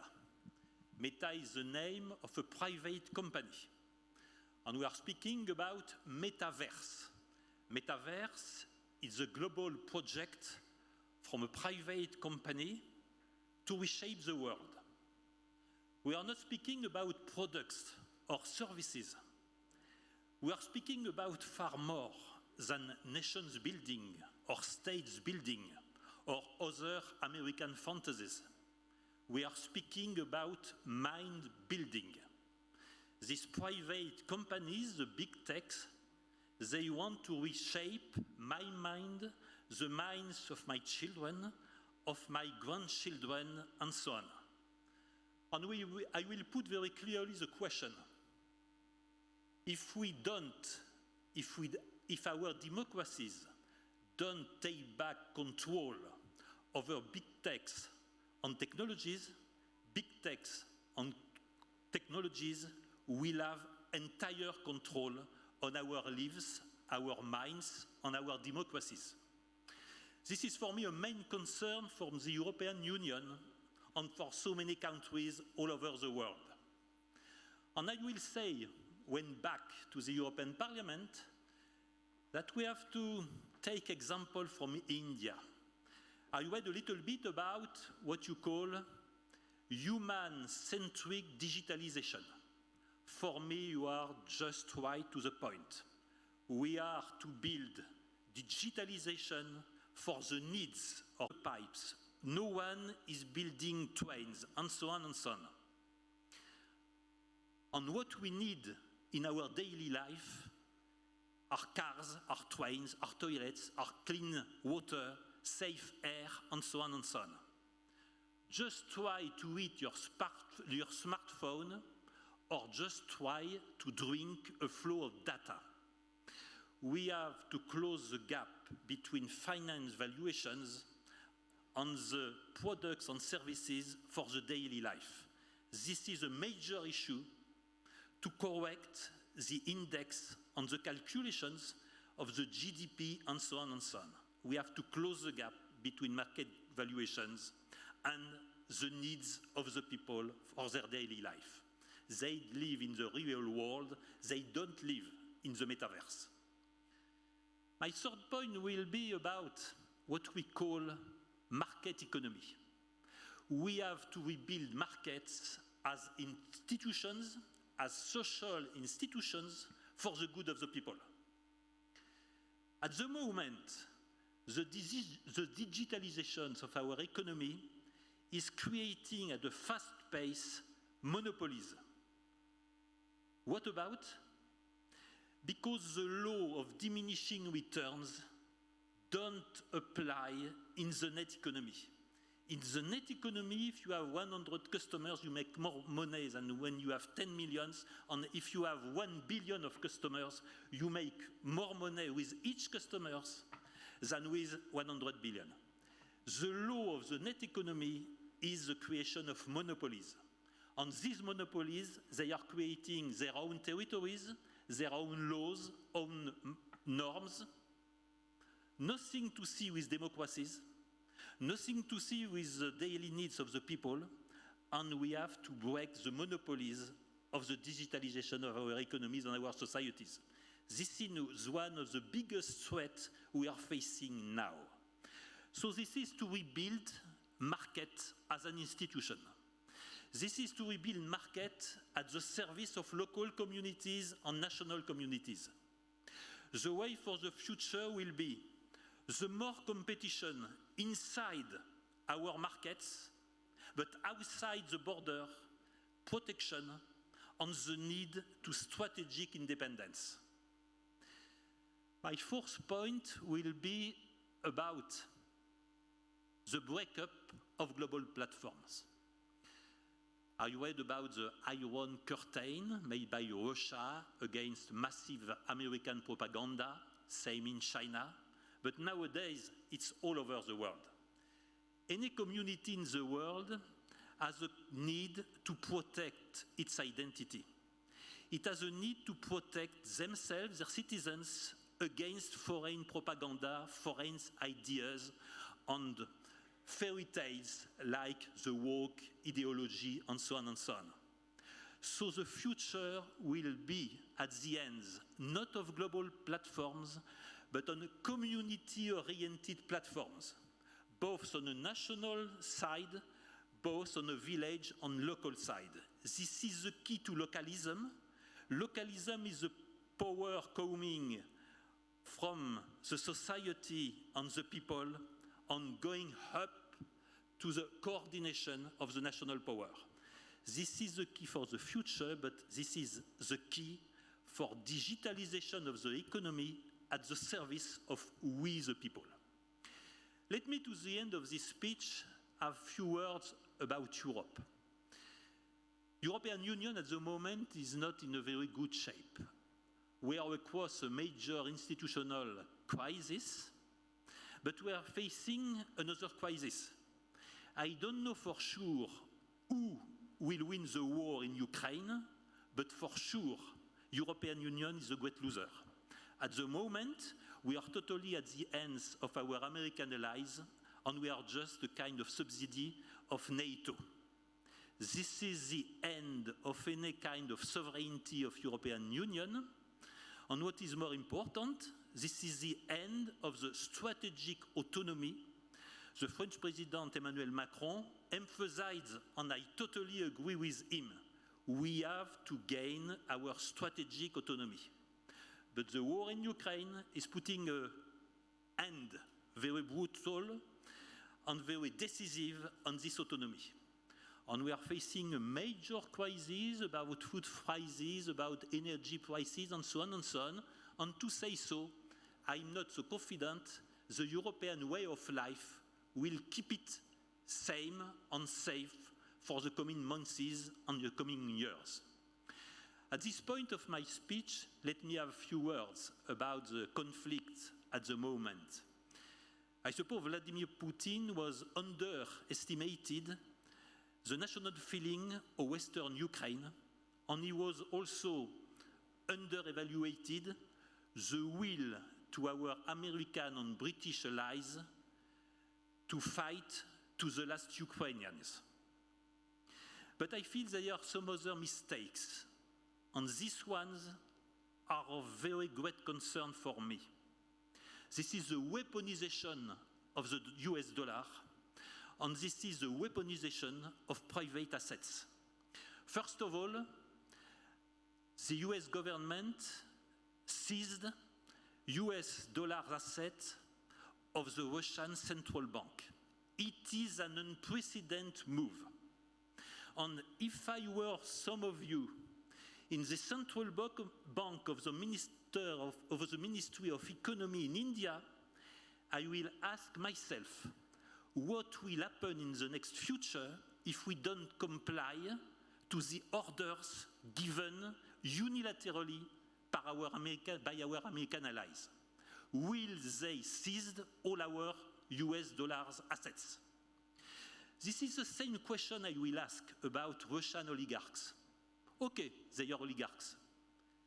But what the US and the British sold to the world was the rule of law, the sacredness of private contracts and individual rights. And all over the world, there are millions of people who found a safe haven in the US or in Britain because property rights were respected. When they seized assets from Russian oligarchs with no contradictory debate, no inquiry, and so on, they broke their own law. This is a major concern for the future, because what the rest of the world is facing is a lack of consistency on its own value by the West. This is the end of any kind of moral superiority from the West to the other side of the world, and it's of major consequences for the new paradigm of the world. This is the end of the real strategic superiority based on rule of law and the sacredness of private contracts. When they broke that, our American allies, maybe they didn't measure the immense consequences of this kind of action. This is just gangsterism on a worldwide scale. To the end, and very differently, I spent a lot of years as an advisor to a foreign government and foreign institutions in the great green island of Madagascar, East Island of Africa in the south. In Madagascar, I learned a lot, and I learned a word that is fiyavanana. Fiyavanana is a pleasure to be in a nice environment and safe environment with friends, sharing ideas, sharing good moments, and sharing, to put it simply, the pleasure to be between friends. Let me say at the end of my speech that looking so many friends in this meeting, looking and sharing so many ideas, I feel very deeply in my heart the truth of my Malagasy friends. Just a little bit of fiyavanana values far more than a lot of gold. Thank you very much.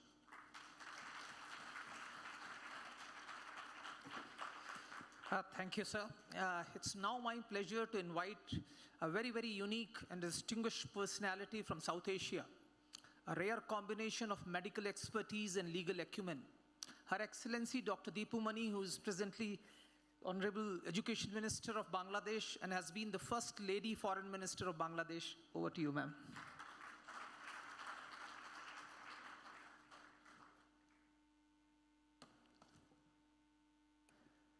President, India Foundation, members of Board of Trustees and Governing Council, distinguished participants of the conclave, fellow panelists, members of media, distinguished guests, ladies and gentlemen, good evening. It's my singular privilege to be able to speak at the conclave.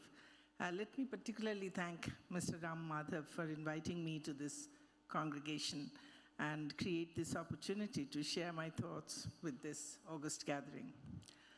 Bangladesh and India are closest neighbors. We are geographically, historically, and culturally bound together. I believe that our futures are intertwined as well. Having faith in the strength of this bond, I'm here to speak about India as we see from the neighborhood and about our expectations. India was with us at our darkest hour in 1971. Our bond has been further cemented by the supreme sacrifices made by your soldiers along with our freedom fighters to gain our independence. Therefore, whatever I'll say today here will be coming from a true friend who wishes to walk hand in hand with you to build a better future for all of us in the region. And I promise to be very candid. Distinguished participants, India is the largest democracy and promises to be one of the leading engines of global growth. Its economy has maintained impressive growth for the last 2 decades, and the aspiration of becoming a $5 trillion economy is no more a distant dream. Fiscal deficit and current account deficit are reduced to impressive level, indicating sound economic fundamentals for a new India to emerge. Greater focus on infrastructure and capital investment, technology, as well as accent to a multi-dimensional progress, promises to create the right platform to allow India to make the right move.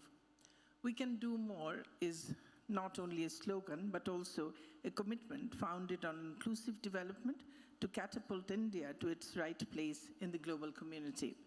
However, in order to leapfrogging and to becoming the 3rd largest economy within a quarter of a century from the present status of 6th largest economy, it will require Indian economy and polity to embrace some transformational changes. India 2.0, rebooting to meta era, is a timely topic for exchange of ideas as to what constitutes her challenges and how those could be overcome. I would touch upon only a few aspects in the time allotted to me. Ladies and gentlemen, many countries in Europe and Asia, including China, have reaped the benefits of demographic dividend and have reached satisfactory levels of advancements before their societies started aging.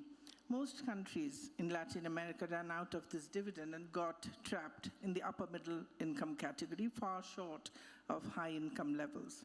In the case of India, its advantage of a young society started in 1980s, and the demographic dividend may run out around 2040 when the society is likely to age. In these 2 decades left, India, like Bangladesh, has a formidable challenge to convert its young into skillful workforce. As educated workforce increases, commensurate gainful employment at the manufacturing industry and the service sector become more daunting. Estimates suggest that unemployed youth at the age group of 15 to 29 of India has risen to about 25 million. Youth not in labor force has touched the 100 million mark, indicating a crisis of a sort. COVID pandemic might have aggravated these further. Hence, it's a stupendous challenge for India to create industrial employment and manufacturing employment. While manufacturing in India and Bangladesh are at less than 12 and 16% respectively, Thailand, Vietnam, and Malaysia have figures around 25%. Given the level of skills and education, more skill-intensive service-led growth may not address the question of employment of millions entering the workforce. Manufacturing-led growth, being less skill-intensive, has its own merits.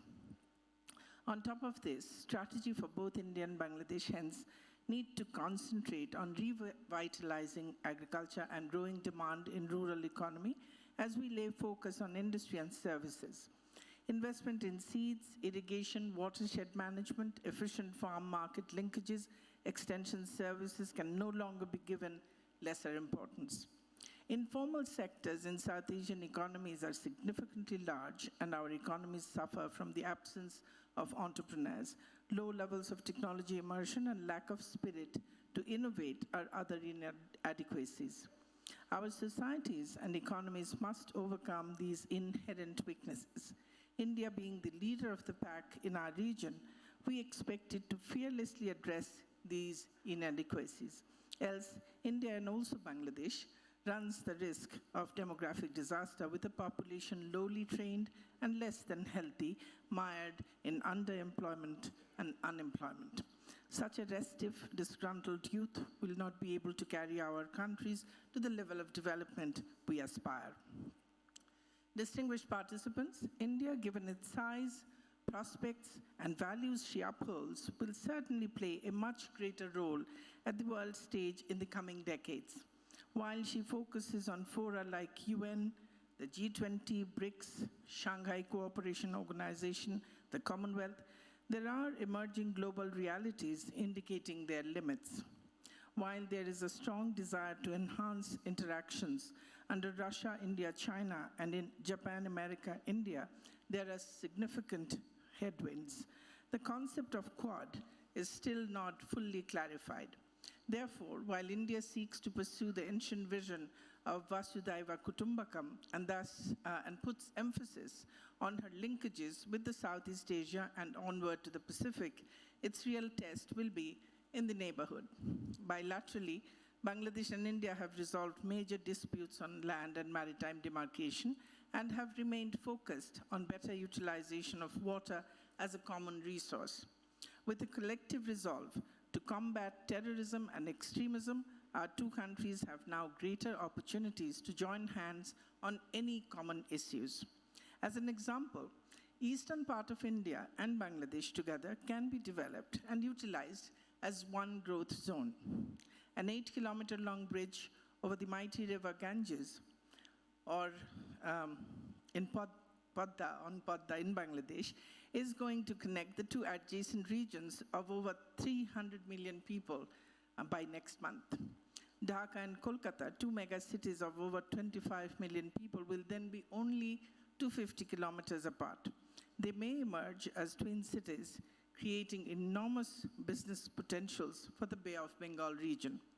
Similarly, recent efforts to fully integrate the states in the northeast with the rest of India will need involvement of Bangladesh for interdependence and mutual benefits. India will be expected to engage all her neighbors and spur a new process of regional integration in South Asia. As India realizes smooth connectivity through investing in rail, road, port, and maritime assets, she can derive much greater dividends by involving the neighbors for truly regional transport connectivity. While India seeks to energize BIMSTEC, we must note that developments in Myanmar for decades do not create confidence.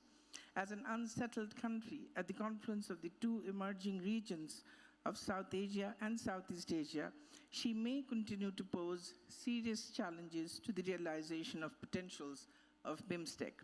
BCIM corridor has been under consideration for more than a decade and appears to have lost momentum. BBIN is far from generating tractions. It would thus be advisable to trace the threads of meaningful cooperation under SAARC in spite of myriad of challenges from its constituents. We may think about taking a hard look and bring in required adjustments and changes to revitalize the SAARC processes.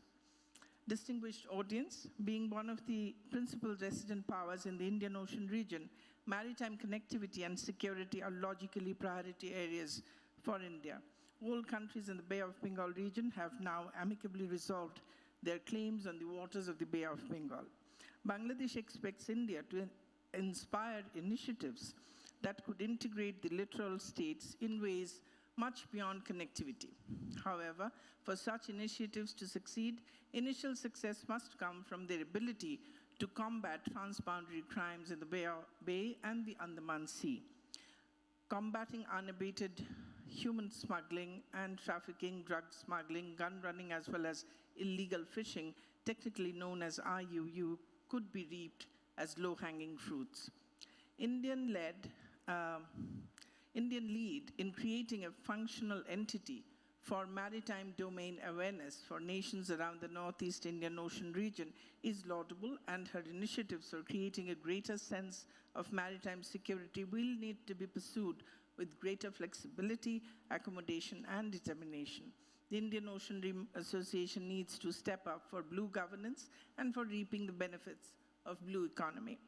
Ladies and gentlemen, the Paris Climate Accord of 2015 requires responsible consumption and sustainable production, at the heart of which is carbon neutrality. Though lately at Glasgow, major economies have declared their net zero ambitions by 2050 to 2060, reduction of dependence on oil and natural gas may not happen without significant transformation and pain. Many in the developing world may fail to access new low-carbon and technology-based solutions. As for Bangladesh, we have the least carbon footprint with less than 0.6 tons of carbon dioxide emission per capita against the global average of 4.5 tons. India sits at 8 tons and Australia at over 15 tons. If we compare energy intensity of economies in terms of kg of oil equivalent to add $1,000 in our GDP in PPP terms, Bangladesh consumes around 65 kg of oil against global average of 121 kg. India uses 124 and thus needs to reduce energy intensity. Bangladesh, despite traditionally being a low-carbon economy, is facing severe impacts from sea level rise, intense salinity, and extreme weather events. About 6 million people have already become climate displaced. Estimates suggest that salinity, extreme weather events, and continuous adaptation are costing Bangladesh about 1%, 2%, and 2% of our GDP, respectively. As India is seeking transition to a developed economy like Bangladesh, there are no other ways than resorting to new technologies on carbon sequestration, reduction in methane emission, blue and green hydrogen, and new mega storage batteries to be able to enhance participation of renewables in the energy mix. Confronting significant threats from climate change, Bangladesh would certainly expect India to redouble efforts to maintain a lower carbon path and even look for higher ambition on mitigation.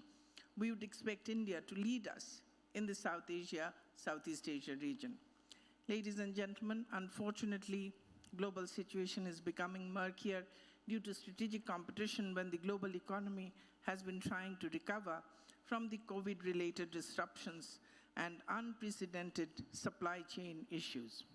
The war in Europe has fast started impacting energy, food, manufacturing, and other supplies, and also financial markets. Stagflation in US or in Europe can no longer be ruled out. Some even worry that the world economy might be fragmented into geopolitical blocs with different human rights, democratic practices, technological standards, currency and exchange systems. Such changes, if happen, would be no less than a tectonic shift demanding significant transformation in the production networks and supply chains. India, Bangladesh, and countries in our neighborhood cannot avoid these formidable uncertainties. For India to emerge as one of the respected global powers, she has to realize the dreams of the founding fathers as enunciated in her constitution. Protecting and guaranteeing fundamental rights of the citizens can set the stage for India to unleashing potentials of its citizenry, in particular of the people belonging to the scheduled castes, scheduled tribes, OBCs, and women of all sections of the society. A social stratification unique to India not only deprived these weaker segments, but also allowed divisive policies and approaches. Restoration of their dignity and saving them from exploitation may allow them to emerge as a new force in the society and become equal partners in advancements. Similarly, unbiased application of the provisions of the Constitution on the freedom of religion and the freedom to manage religious affairs can strengthen communal harmony and sustain peace. In the same manner, protection of the interests of minorities having a distinct language or culture in any part of Indian territory can save them from the influences of the majority of the concerned area and help avoid tension and sectarian violence. And these are applicable to all our countries. Friends, meaningful, sustained progress cannot be achieved only economically. This must be underpinned by commensurate progress on the political plane as well as on the social plane. As India marches forward to her existence of 100 years, she will be expected to devise a comprehensive construct adequately reflecting all aspirations that the framers of the Indian Constitution espoused. From the immediate neighborhood, we extend all the best wishes for India so that this great country would come closer every day to attaining the lofty goals that she set out for herself at her independence about 75 years back. We share 54 common rivers, each one of which connects us, our lives, our livelihoods. We have the Bay of Bengal that connects not only us, but connects us to the rest of the world. We share Rabindranath Tagore, who has given us our national anthems of our two countries.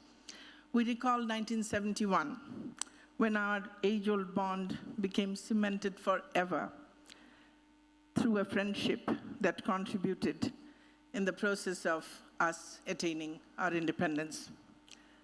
Let us all work together for a future that we all aspire for in this neighborhood. I wish India internal harmony, peace, progress, and prosperity in future. I hope that she continues to play the role of pathfinder for inclusive development and just governance for all countries in our region. Thank you. Joy Bangla, Joy Bangabandhu. May Bangladesh-India friendship live forever.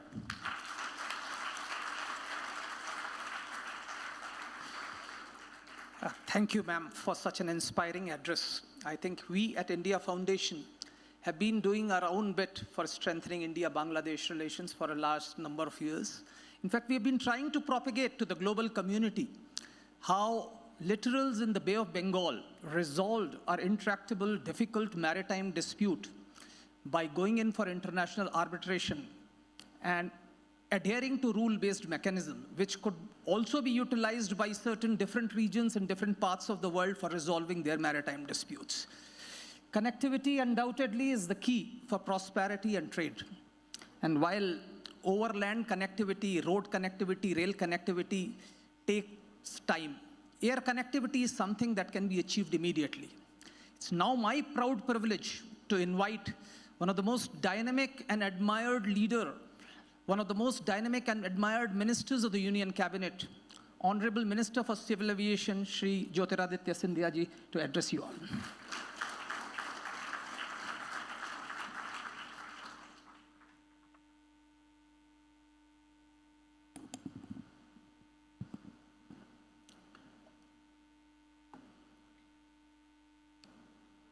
Seated on the dais with me, Her Excellency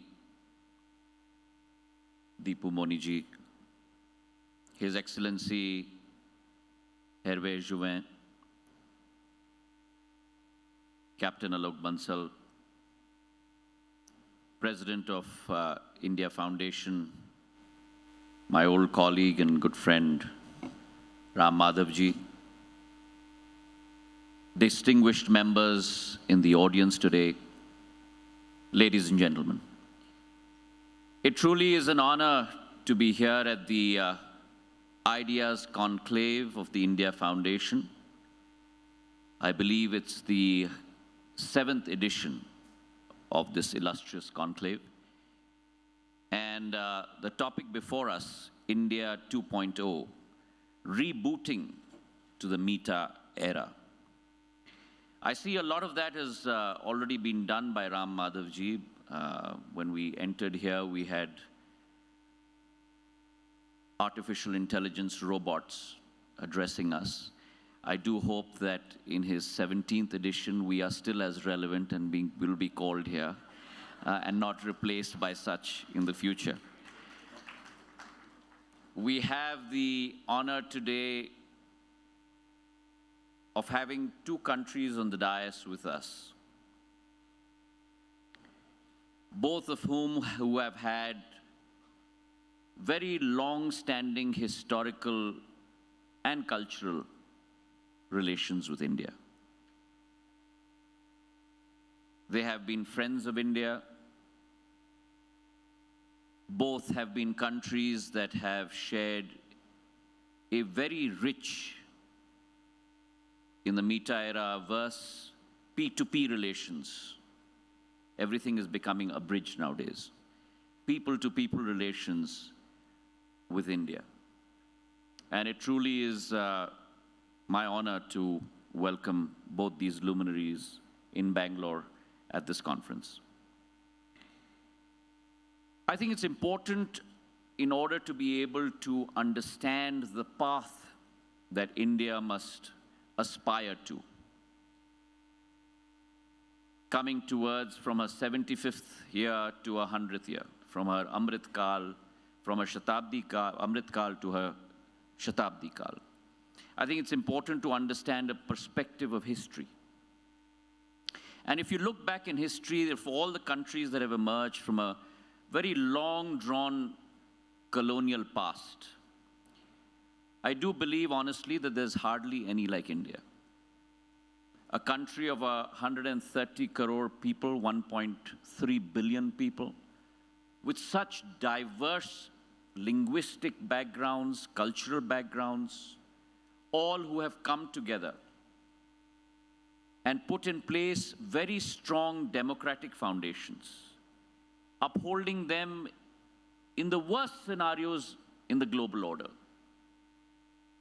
From the fall of the Soviet, Russian, earlier avatar, to the Great Depression, always upheld the economic and democratic order.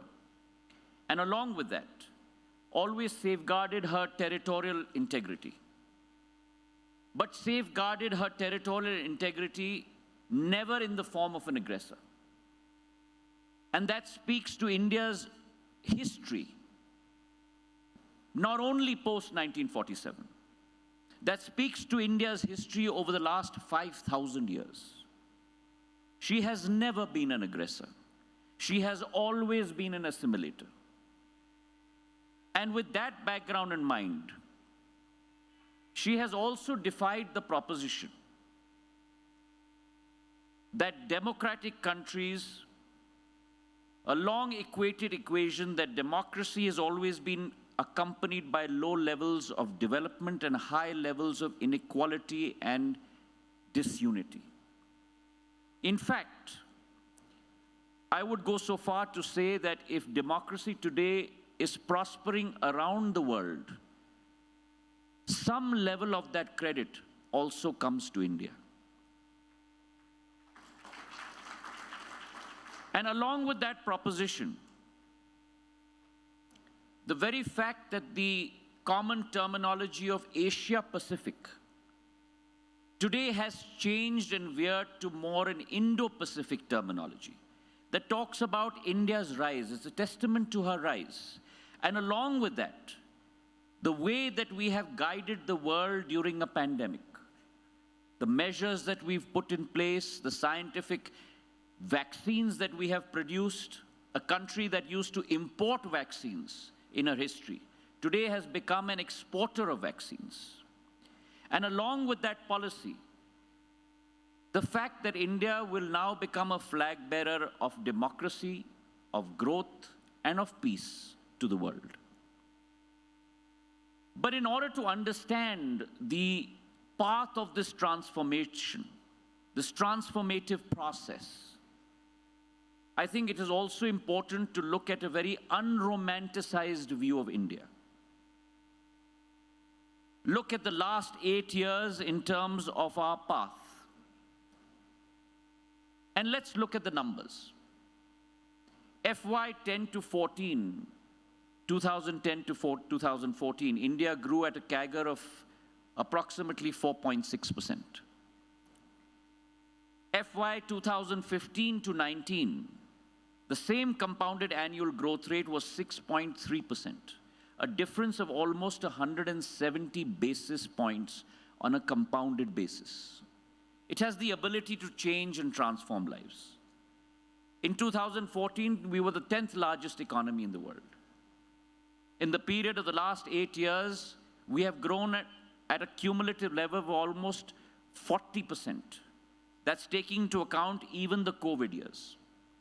This year, we are forecasted to grow at almost about 8%. And by 2027, we will become the 4th largest economy in the world. Now that is as far as the numbers go. India by 2047, I believe, will move very fast along from being a low middle income country to being a high middle income country. And that's the transformation that leadership brings to the table. That's the transformation that leadership has brought to the table over the last 8 years. While the old era talked about India, an India that was governed only to provide and only to control, you now have an India that is governed to enable. To be able to enable the flowering of talent, the flowering of entrepreneurship, the flowering of ideas, to allow this transformation of India to happen. And this is the leap that India has taken under the Prime Minister's leadership. The very fact that our socialistic straitjacket has now come off, myopic ideas and policies that were toned much more towards sustenance, rather than building the needs for the India of the future, have now been replaced with an Atmanirbhar Bharat for the Amrit Kal of India that will enable and make sure that every citizen has their role to play in building the nation towards a new goal. And I believe that that development will be visible, that development will be scalable. But it's important to be able to understand what the foundations of that development model will be. And I believe that there will be 8 pillars to that foundational model. The first pillar, on a micro basis, has to do with the saturation of schemes. It's very important, I believe, in any country to be able to empower our human resources to be able to achieve their full potential. And therefore, the thrust in the last 8 years has been on those areas of empowerment of our human resources, on education, on health, on power, on drinking water, on infrastructure. And if we look at the last 3 years alone, the last 36 years alone, this was an astounding statistic that through the direct benefit transfer scheme, close to about $200 billion have been transferred directly into the accounts of 950 million people in our country. The loopholes and the leaks have been plugged. Now, what does that mean? $200 billion sounds like a large amount of money with 950 million people. But look at the amount that has reached every single person in our country. $86 per person per year, transferred directly into their accounts. And therefore, I believe that by 2047, or even prior to that, you will achieve full saturation and full coverage, which means 100% coverage for all our schemes, whether it's Pradhan Mantri Awas Yojana, the Ujjwala Yojana, the Fasal Bima Yojana, power, infrastructure, the Nal Jal Yojana, across the board. And what will that lead to? That will lead to a huge leap, a transformative leap in terms of our per capita income. A per capita income of India, which was only at a low of 53,000 rupees in the year 2010 and 11, by the year 2047, will reach above 4 lakh rupees per person. That's 8 times multiple of what we used to endure in the earlier days. Along with that, I believe that the second most important pillar on a macro scale is to transform India into an infrastructure powerhouse. World-class infrastructure is the call of the hour for any developed nation. And if we look at our main problem, our main challenge today, the main challenge is the fact that logistics today, as a cost of manufacturing, is close to about 14% of GDP.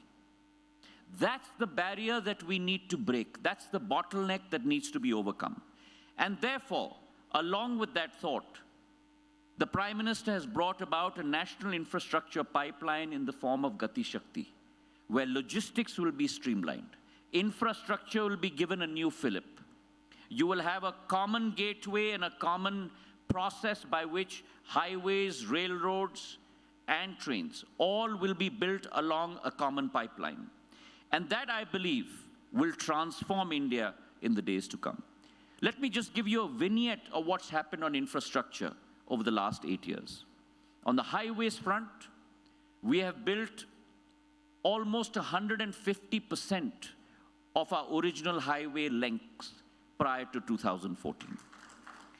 On the airports front, where we're today talking about civil aviation, Captain Bansal talked about connectivity not only within India, but between India and her neighbors. That's something that we are pushing in the Ministry of Civil Aviation extremely hard. We have just put out bids for international UDAN for connectivity with Bangladesh, connectivity with Burma, connectivity with our neighbors. But a surprising statistics that India had prior to 2014, only 74 airports in our country. Today, in 2022, over the last 8 years, we have built an additional 67 airports, seaports, and heliports. And so for that number has gone from 74 in 70 years to 141 over the last 8 years. And it is our commitment to you that by 2025, we will have more than 200 airports, heliports, and waterdromes in India. Now, what does that herald?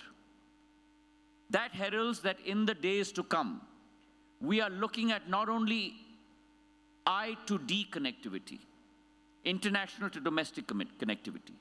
We're not only looking at Metro 1 to Metro 2 connectivity, not the flight that I took from Delhi to Bangalore. These are very large metros. But we're also looking at last mile connectivity. Because the growth in civil aviation, the growth in India, is no longer going to come only from metros. It's going to come from the development of Tier 2 and Tier 3 cities. That robustness is going to come from airports that never existed before.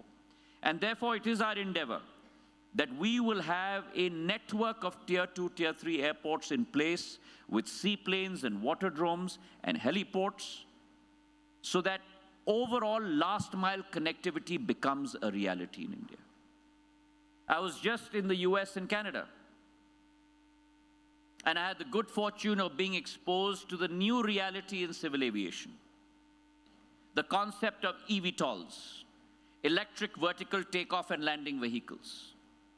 And we are already in conversation with a number of producers in the US and Canada, that as this technology becomes active, and as you all know, that civil aviation technology is first adopted by the Army and the Air Force. And when that becomes POC, proof of concept, then that permeates into the civil space. So today there are trials happening with the US Air Force and the Canadian Air Force with eVTOLs.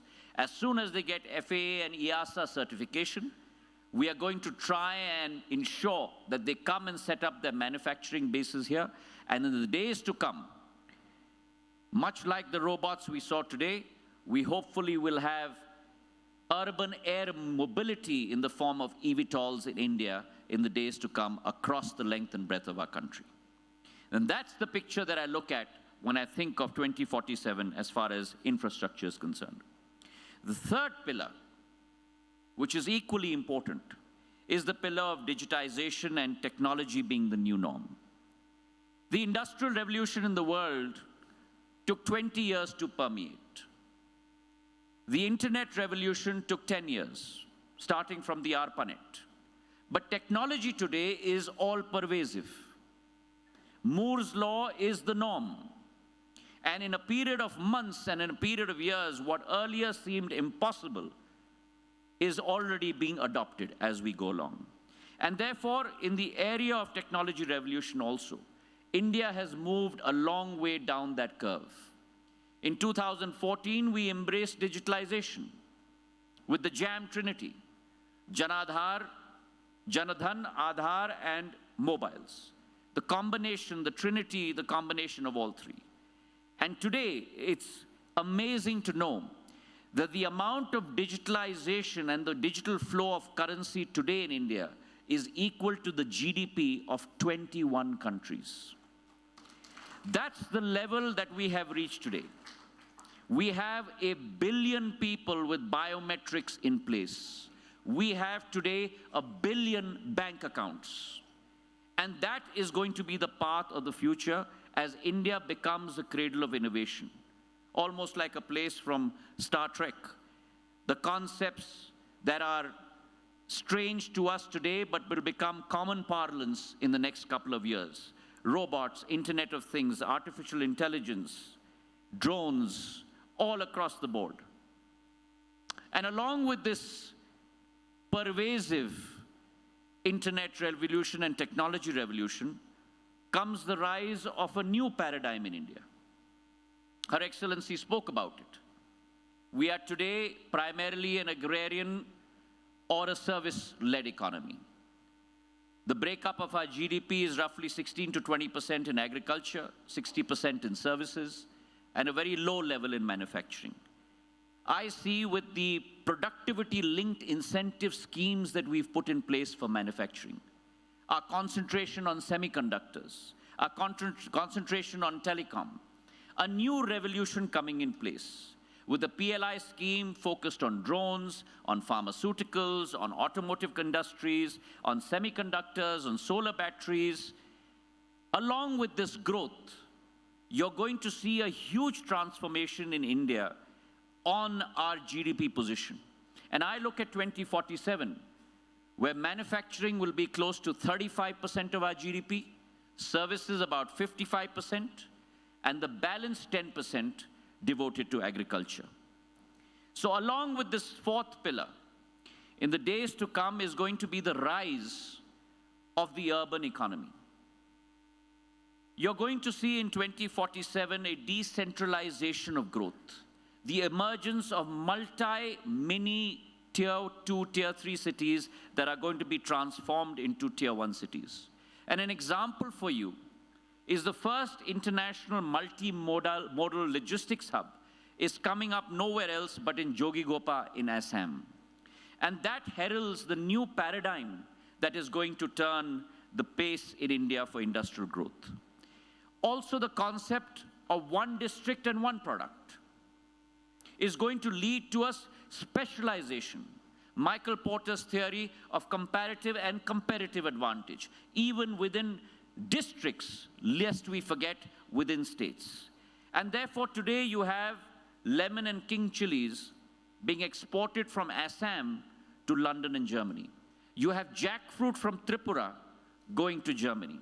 And you're going to see much more of that as the Northeast moves out from its original era of darkness into one of development and growth as the days go on.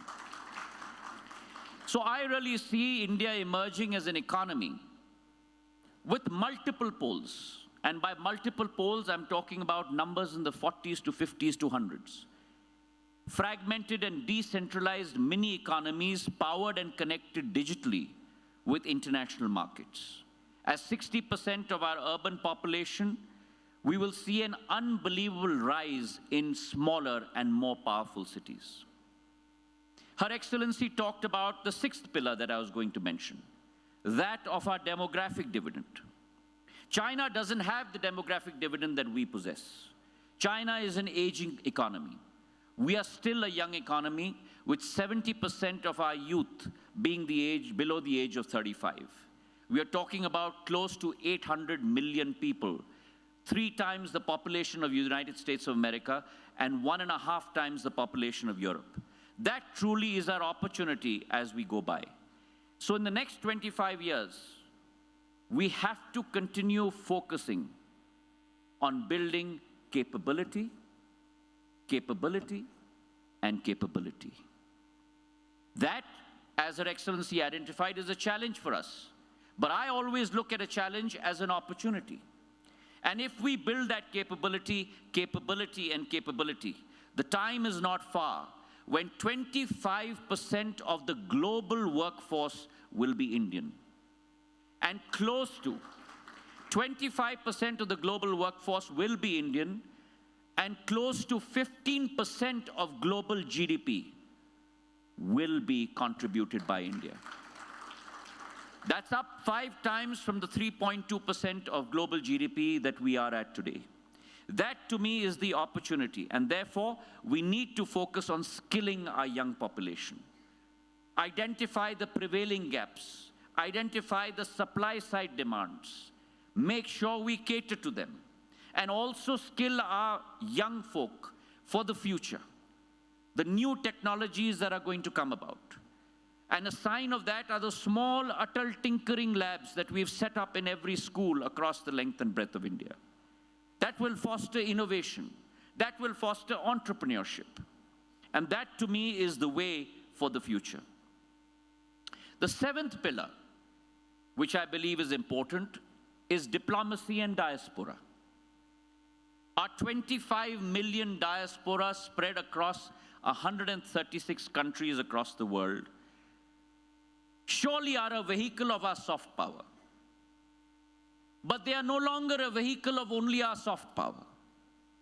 They have now become a vehicle of our economic power. They have now become a vehicle of our intellectual power. And that is what we need to harness in the days to come. We have a unique culture, which we have exported across the world. Buddhism is an example of that. But along with that, I think the Prime Minister in his outreach has formed a setu, a bridge between, on the one hand, India and her diaspora, 25 million of them, and on the other hand, India, her diaspora, and the rest of the world. And all the events that he has hosted, from Madison Square Gardens to events across the world, has really brought to the fore and brought to the notice of the world and brought to the notice of world leaders the true power of being an Indian. And I firmly believe that in the days to come, what was considered originally our brain drain will today become our brain gain. And much like what China went through in the seminal role of the 1990s, where China's economic prowess was powered by investment of Chinese people living outside China, overseas Chinese, I think much of the same will happen with India in the years to come. And therefore, our Pravasi Bharatiyas are our true wealth in every sense of the word. And I hope more of them rise to greater international acclaim in the days to come. The final pillar, ladies and gentlemen, is our global standing.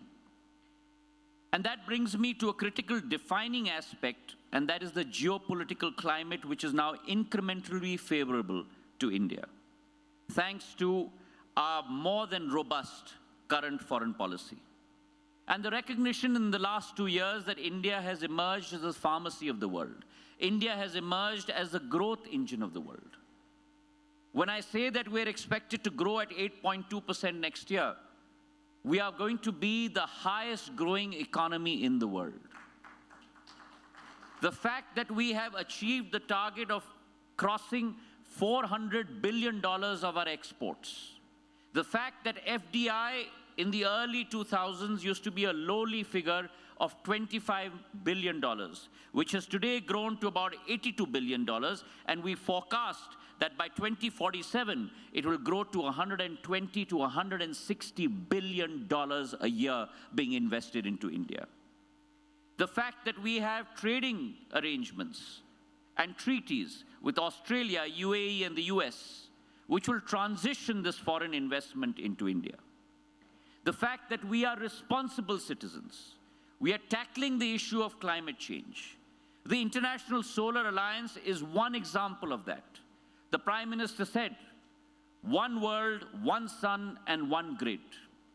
And we are making that happen within India itself, where there is a renewable investment spree.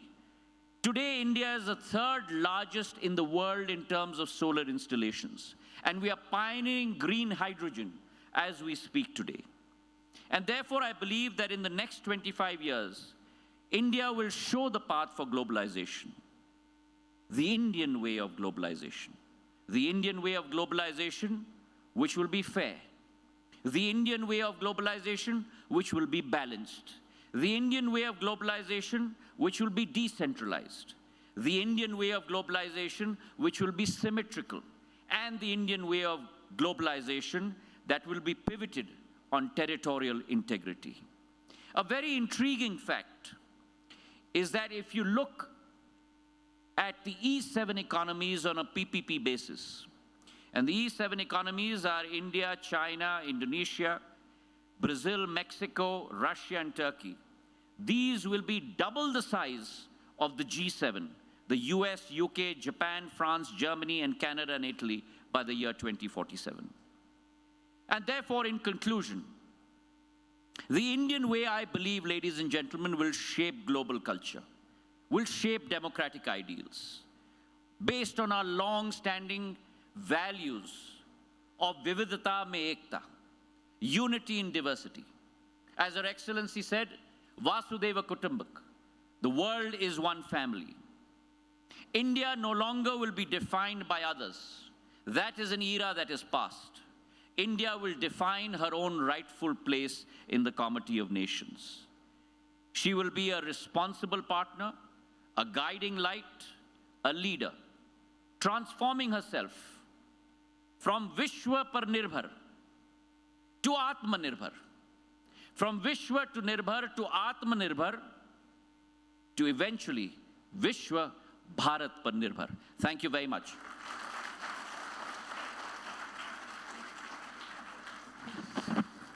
Thank you, sir, for such inspiring address. I'm sure every Indian in this hall is filled with renewed pride. Jyotiraditya ji has agreed to take a few questions, so if there are questions, yeah, Vikrant.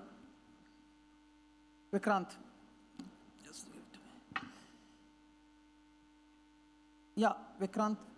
Yeah, then we can take just 2 questions we'll take. Somebody can bring the mic here. Yeah. Good evening, sir. I'm Vikrant Pashnanda. I'm a lawyer. Can you just stand up? Because I can't. I'm here, sir. My question is for you, sir. It was a very charismatic speech. Sir, you had talked about airports coming up in the Tier 2 and Tier 3 cities. Prime Minister Modi had some time back in his Act East policy talked about making the Northeast a gateway to India from South and Southeast Asia. Do you think development of these airports in Tier 2, Tier 3 cities such as the Northeast could help in achieving this? And do you see that happening by 2025?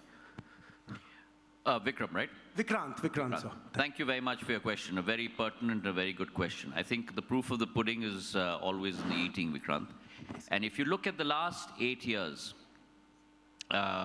we had 9 airports in the Northeast in 2014. Guess how many we have today? We have 15 airports in the Northeast. So we have built 6 airports in 8 years.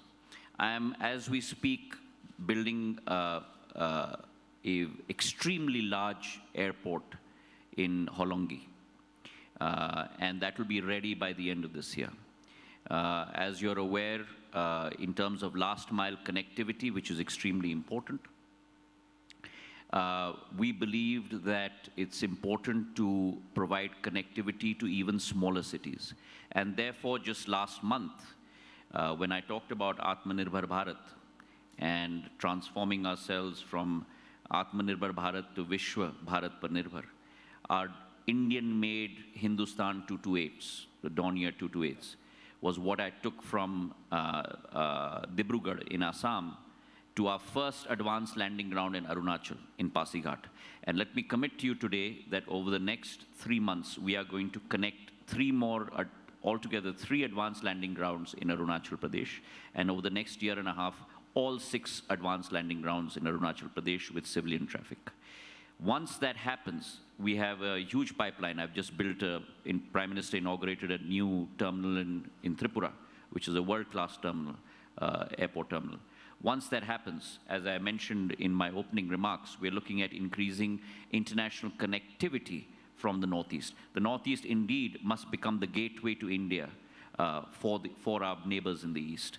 And therefore, we are putting in place bids as we speak today to connect multiple countries from Laos to Cambodia to Bangladesh to Burma with India in International Udan 4.2, which is being bid as we speak, and the bids will be out, I believe, by the 6th or 7th of June.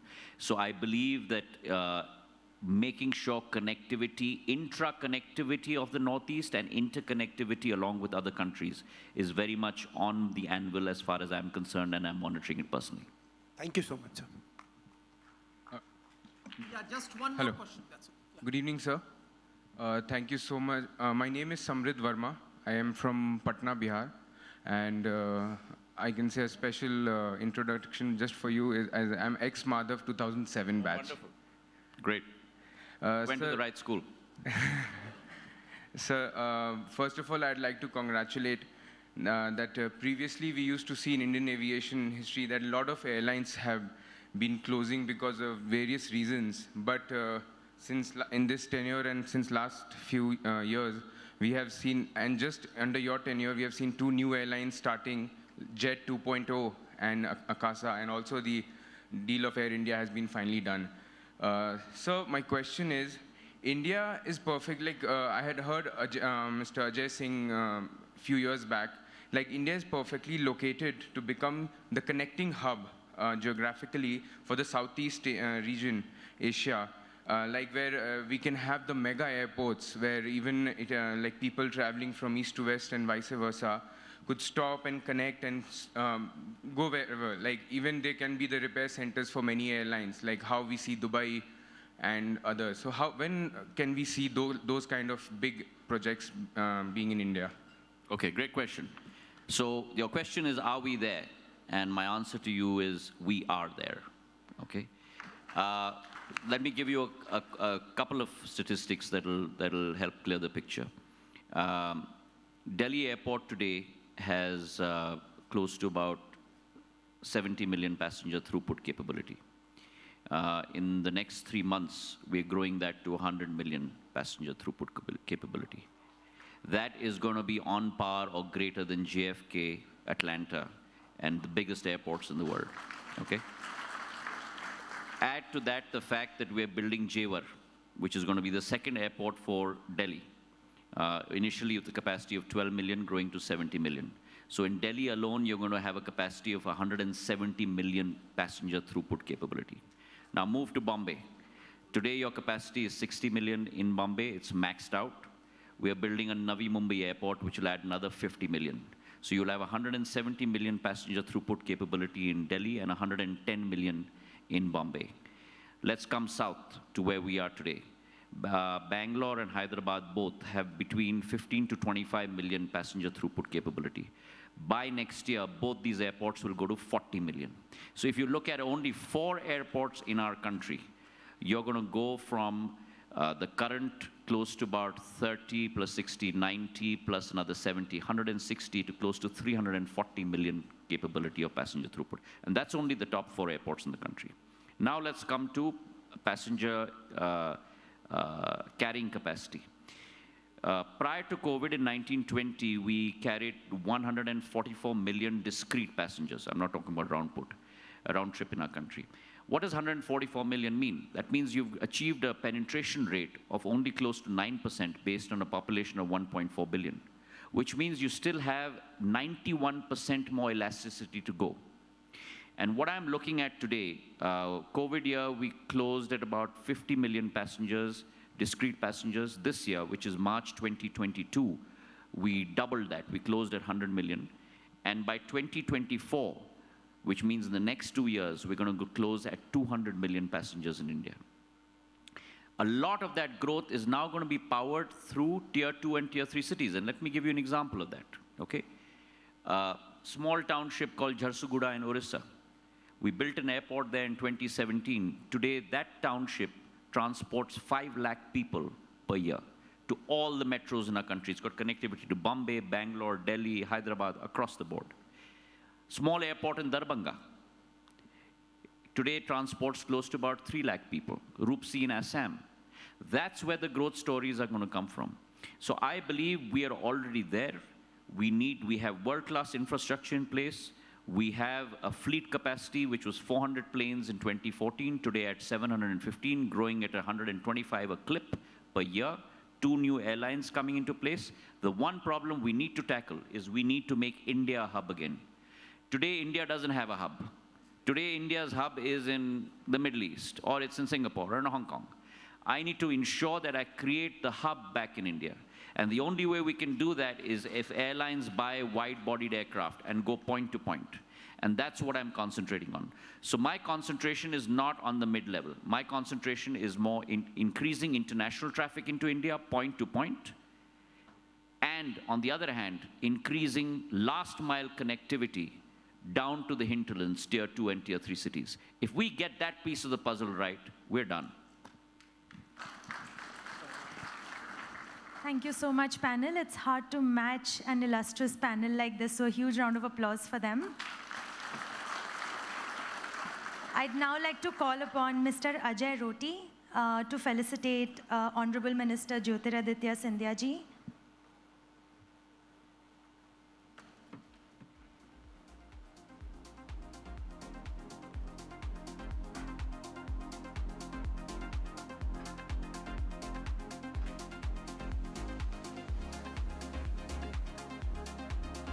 I'd like to request Swapan Das Gupta ji to please felicitate Honorable Minister Deepu Moni ji.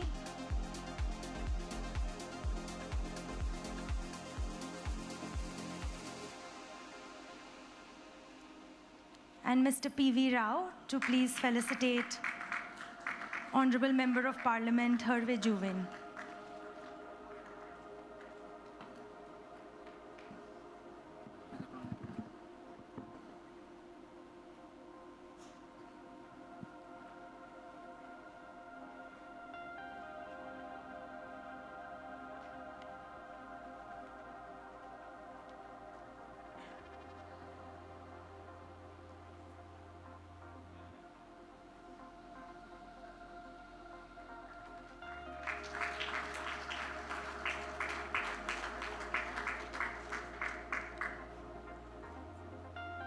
Thank you so much, sir. We'll immediately be moving on to our presentation section. We'll make sure that the last 2 hours are power-packed for you before dinner. So please hold on to your seats.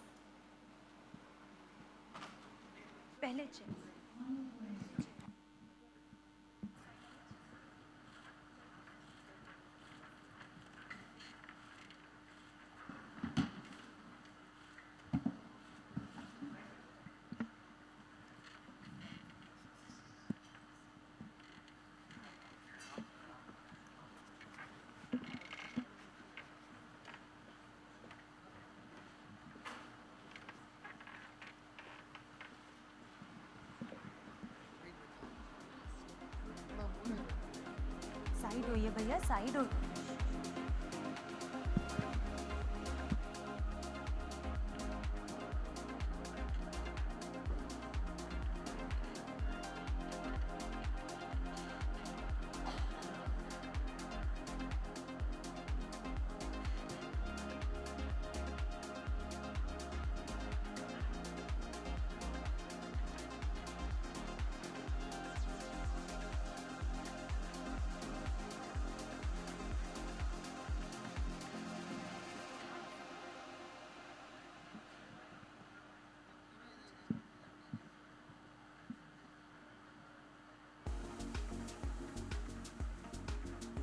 Good evening, ladies and gentlemen.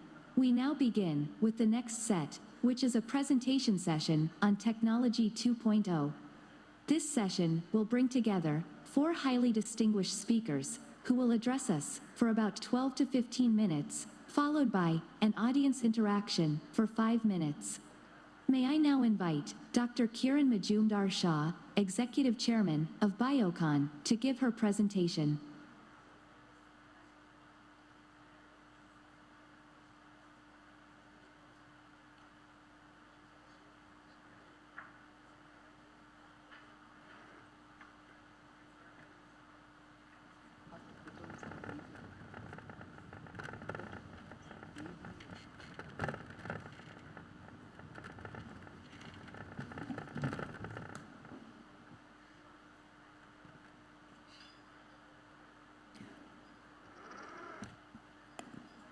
Friends, I would like to start by saying what a pleasure it is to be here at this wonderful conclave, the India 2.0 rebooting to the meta era.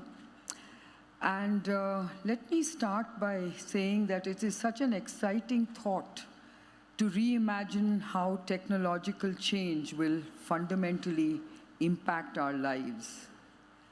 And given this opportunity, I'd obviously like to focus on health technology, where I do believe that the convergence of many technologies is going to revolutionize India's healthcare system over the next 25 years. The application of Industry 4.0, such as, of course, data science, AI, ML, robotics, IoT, automation, blockchain, cloud computing, AR, VR, 3D printing, et cetera, are really driving transformational change in healthcare. And the adoption of these cutting-edge technologies will help us to solve some of the greatest challenges that we have in delivering quality, portability, and most of all, affordability in healthcare in our country.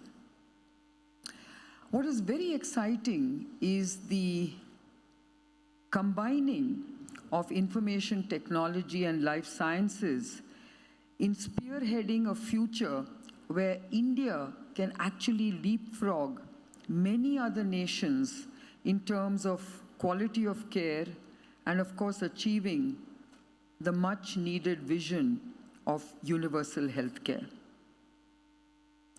My vision for India in 2047 thus envisages a healthcare landscape which is both advanced but most of all affordable. Not for the few, but for the masses. Not just for India, but for the world. I foresee a future where a focus on preventive healthcare will proactively prevent illness and bring down the burden of disease. Where predictive healthcare will substitute the need for emergency interventions. Where personalized patient solutions will form the crux of all therapeutic endeavors, and where medtech innovation will drive the last-mile delivery of comprehensive care. I also want to say that it will be public-private partnerships that will ensure inclusivity and universal access to healthcare. So I do imagine and envisage India in 2047 where transformed healthcare will have truly transformed lives. Let me start by saying that the COVID-19 pandemic was a very important inflection point in healthcare in our country. It unleashed innovation at a scale that we have never seen before. I'll give you some really interesting examples. So let's start with the e-Sanjeevani telemedicine service that you'll be very interested to know, crossed a milestone of 3 crore teleconsultations in March 2022. It is now approaching the 2 lakh consultations a day milestones. Now, this could have never been imagined in the pre-pandemic world, but the pandemic changed the way we look at telemedicine. The INSACOG, or the Indian SARS-CoV-2 Genomics Consortium, has sequenced over 2 lakh SARS-CoV-2 genomes as of March 2022. And I can tell you this number will be even greater when you involve the private sector genomic sequencing laboratories. We have never sequenced so many genomes ever before. And so this tells you what the potential of genomic sequencing is in our country. Recent advances in AI applications have enabled clinicians to rapidly interpret radiological data that is generated from X-rays, CT scans, and the like, and translate it into almost real-time diagnosis. And as many of you know, it was this technology, these algorithms, this AI-based algorithms that allowed us to quickly scan CTs and read out that data and see how severe the disease was, the COVID-19 impact was on patients in terms of their lung impact. Over 80% of healthcare professionals in the world, in the country rather, are using electronic health records in their practice. And this, of course, is leading to better quality of care and patient outcomes. What is also very important is how we have started adopting portable diagnostics and medtech devices on smartphones, on tablets, and handheld devices and wearables that are enabling our frontline health workers and technicians to identify anomalies for early detection of diseases such as breast and oral cancers. I can tell you that without all of us realizing it, there is a revolution taking place when it comes to medtech. And I can tell you that we will have many unicorns born out of this very city, which will actually be based on many of these data-led digital devices, which are really being used extensively in healthcare.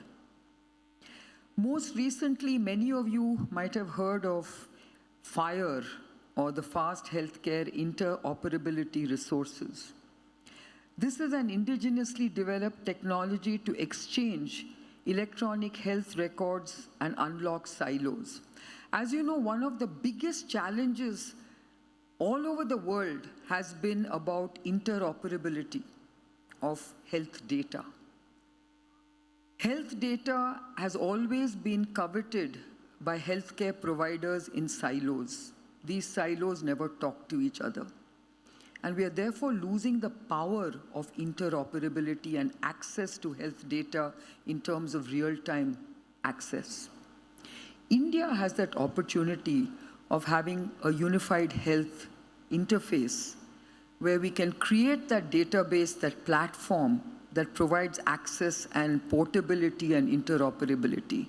This is the power of technology that India has an opportunity to unleash and for others to emulate, like the way we've done it with the UPI or the Unified Payment Interface. And these examples that I've just talked about illustrate that we are at the cusp of an interesting revolution where the future of medicine and biotech belongs. So I just want to again talk about the fact that this pandemic has unleashed innovation at a mega scale that we have not realized and was possible. We've leveraged a robust information technology backbone to track and trace COVID-19 infections, create advanced databases and real-time dashboards to map the pandemic and deploy vaccines at unprecedented scale through platforms like CoWIN and Arogya Setu. In fact, I think India today can boast of having the most sophisticated and advanced harmonized vaccination platform that has captured possibly the world's largest database of vaccinations. And all this has been made possible because of the technologies that we have used in developing them and accessing the data through barcodes and QR codes, which I think no other country has done at the scale that India has done. And this is something I think we have to be agnostic about, because if we can do that for vaccinations, we can do that for any disease. That's the power of the CoWIN app that we need to leverage and apply. What I also think we need to do is to basically connect the dots. So we've, again, unfortunately run into silos of data collection. So we've got a fantastic Arogya Setu app that has collected volumes of data when it comes to RT-PCR tests. We've got the CoWIN app that has got this huge database of vaccinations. I mean, the kind of data we have is amazing, because it tells you what kind of vaccine, when, how many doses, and the same way the RT-PCR test tells you which RT-PCR test you have conducted, and where, and when. And just combining that data will give you much deeper insights into how we've managed the disease so well. What is the level of reinfections? When do the reinfections happen? What is the period of passage of time before reinfections happen? After how many vaccinations, et cetera, et cetera. What I also want to think about is the commercial impact that the pandemic has unleashed. India's total pharmaceutical sector is estimated to have delivered close to $50 billion in size in a pre-pandemic level. During the pandemic, vaccines alone generated about $7 billion in terms of both domestic and export sales. What is even more staggering is that $10 billion were added to the Indian domestic market in just terms of diagnostic tests. This was the volume of diagnostic tests that we basically undertook, from just one RT-PCR test by NIV in Pune in January 2020 to nearly 1 billion tests by March 30th, 2022. So this has created this huge diagnostic market, which you can see has allowed us to manage that disease so competently. And then Indian industry also developed a large number of COVID-specific drugs, whether they were antivirals, whether they were specific antibodies targeting aspects of the disease. This also generated an additional $5 billion in sales in the domestic market and, of course, in export sales as well. For me, as a science-driven entrepreneur, over 100 clinical trials were approved in the country in 2021, which is the highest in a decade. And as these trials were conducted, we then realized that we had already created $1 billion CRO sector in the country, which had been absent for so many years. And this also has added new capabilities of clinical research, which we need to build on going forward. So really, the pandemic was a very important inflection point in India to emerge as a global life sciences leader and establish Brand India. A Brand India that stands for innovation at scale, a brand India that stands for affordable innovation, and a brand India that stands for innovation that allows affordable access to any patient that needs it. That's what we did during this pandemic. And I think what was really a big eureka moment for us was that the pandemic alone created and added nearly a $25 billion market size to the pharma sector in this country. So this is something that we need to think about, saying, if we could add $25 billion to the pandemic, at the pandemic stage, what is it that we can do going forward in terms of our global opportunity? I think the world also has to understand that India and the Indian healthcare and pharma sector is a sector that innovates at scale, innovates with economies of scale, and innovates for the world, where the world is so challenged with healthcare costs that India is in a position to prove its dominance and its impact on global healthcare. That's the power of India. You may recall that the Union Budget 2022 earmarked genomics and pharma as sunrise sectors, and rightfully so, because this is where the future belongs. A greater understanding of biological sciences and the use of new technologies are enabling scientists to identify and develop what we refer to as targeted therapies. The concept of one-size-fits-all is quickly being replaced with personalized medicine. And the whole pharmaceutical industry is also being transformed from chemically synthesized drugs, which we refer to as small molecules, to biologically produced drugs, which are called large molecules or protein therapeutics. It is already well known that the pace of replacement of conventional drugs with biologic drugs is happening at a speed and scale that we also as a country can tap into. I'd just like to refer to my own company, Biocon, where we actually started our biopharma journey with a singular focus on one disease which was really challenging India at the turn of the century, which was diabetes. We were the diabetes capital of the world.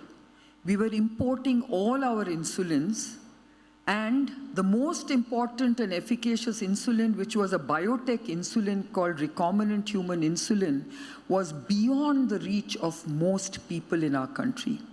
It was simply not affordable.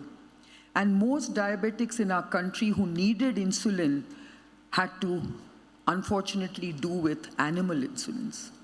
So we took it up as a challenge, and we decided, let's develop our indigenous recombinant human insulin using our own proprietary technology.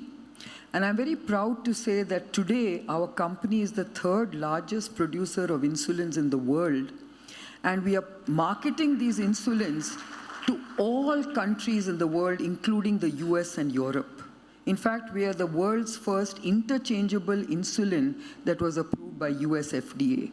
That is the power of science that we have in this country. That's the power of our scientists that we have in our country, and we need to leverage them more. I'm particularly proud of the fact that we have disrupted the insulin pricing the world over.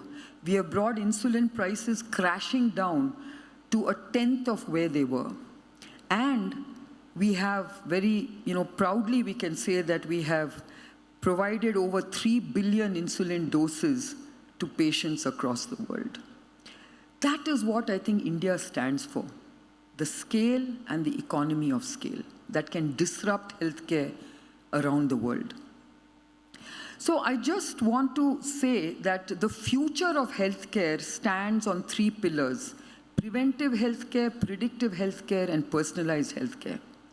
And because of this forum, where we are trying to reimagine what healthcare will look like in a technology-led India, let me take you through 3 examples of imagining or reimagining healthcare in 2047.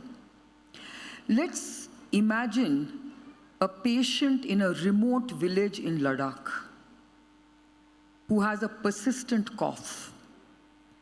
You launch an app on your smartphone and speak into it, and the app says, cough into this device. And using an AI-based screener as well as natural language processing algorithms, you are able to basically come to the conclusion that it could be COVID, it could be TB. But you actually need to then confirm what is this cough due to. So your app quickly actually sets up a doctor consultation using a scheduling engine which will check for a doctor's availability, a specialist's availability, either in the government or private healthcare sector using the Unified Health Interface and the Health Professionals Registry. Meanwhile, a doctor in New Delhi receives a notification from a UHI-registered platform, does a teleconsultation, does some initial investigations, and basically decides on a treatment paradigm where your drugs arrive by drone to your doorstep. So this is what is possible with technology in the future. The future is also about digital therapeutics that will actually personalize your dosage and tell you when to take the medicine. So I think these are very exciting opportunities for us to look at. And of course, what we are also very excited about is the advanced personalized medicines for cancer, which is already beginning to happen in India. Many of you would have heard about CAR T therapies, which is the autologous cell therapy where you use the patient's own T cells, engineer them, expand them, and put them back to kill those cancer cells. This is curing cancers, and I think this is the future of medicine. So I want to conclude by saying that we, as a country, must focus on advanced science, research, innovation, and this is not going to happen without political will and the entrepreneurial zest to make it happen. Today's interconnected world calls for partnerships and collaborations, and I do believe that India is in a position to forge very, very strong partnerships on the research front.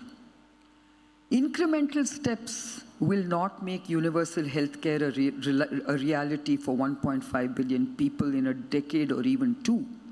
We need to approach it in mission mode with a lot of focus on research and innovation.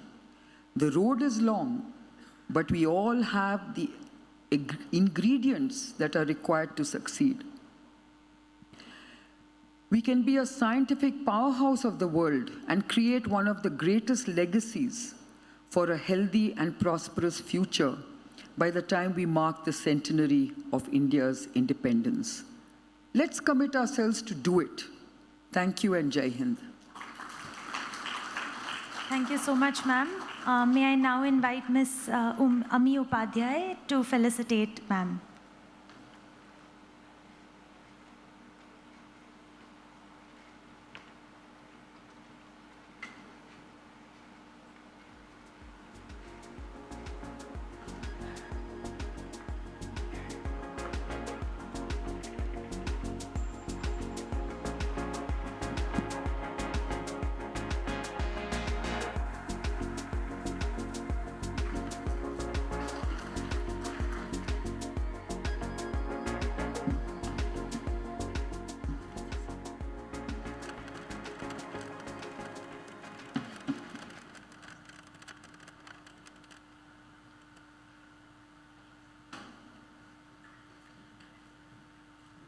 Friends, now we will start with the next presentation. We have with us the Executive Vice President and CTO of Tata Consultancy Services, Shri K. Ananth Krishnan, amongst us. May I request you to address the audience, sir?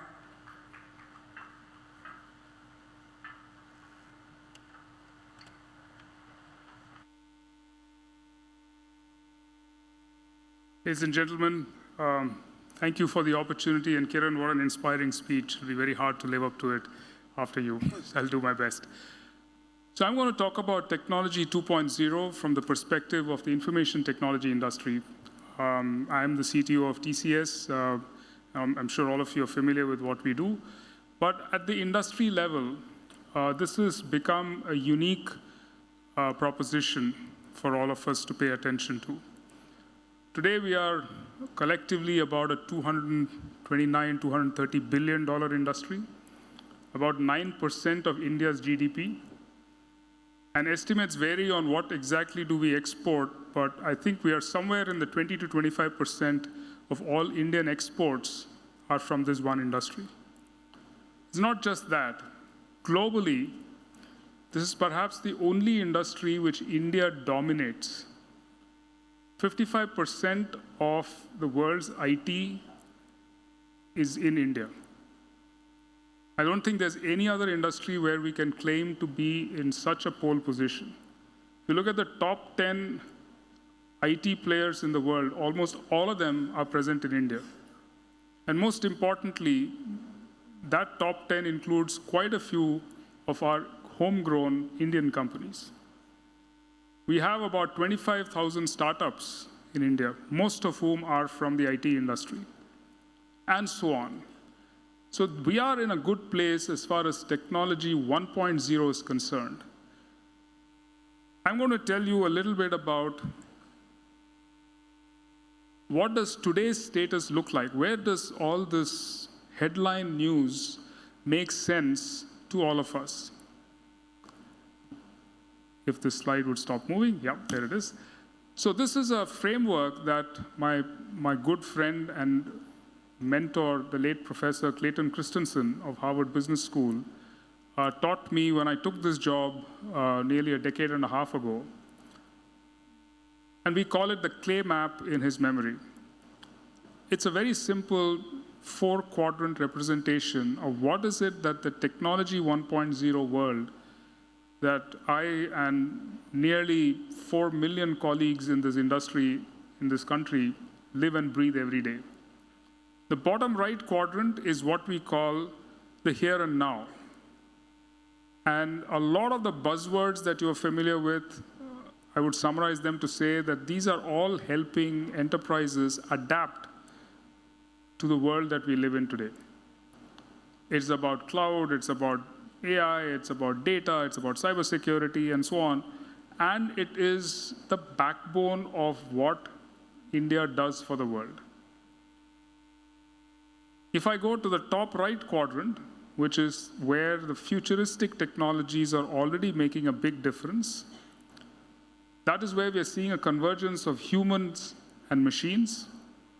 Emerging areas are playing a lot of role. I'll just give one specific example, since Kiran gave us a fantastic overview of the role that the pharma industry played in the pandemic.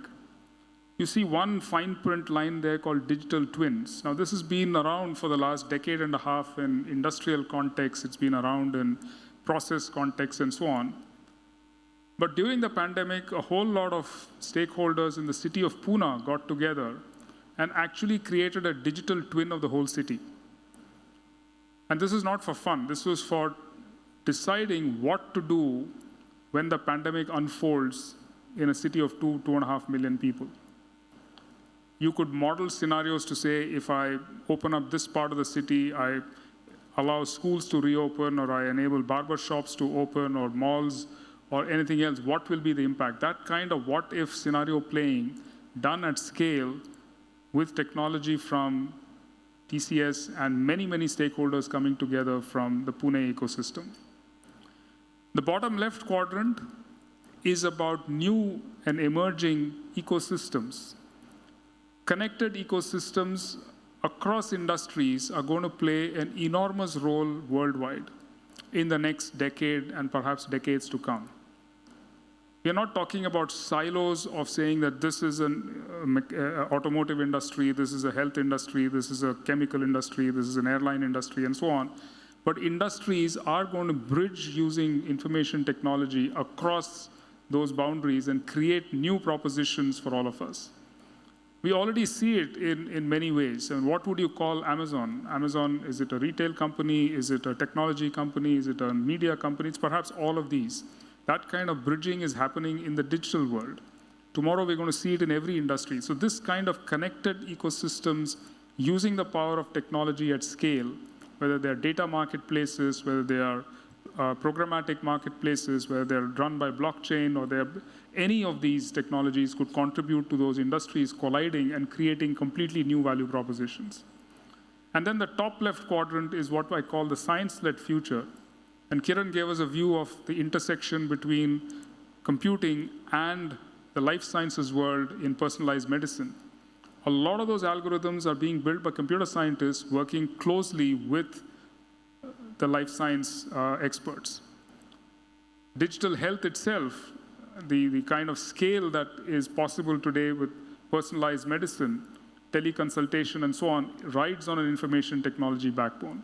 All of these are indicative of the value that can be driven when the disciplines in our universities, in our engineering and technical institutions, in our humanities education, in every aspect of education, gets that intersection with computing and say that, listen, computing is no longer a standalone science, but it is going to change every science that is around it. So that's the science-led future. So this is where we are, and many of us in the industry are already working on many of these collaboratively across the world.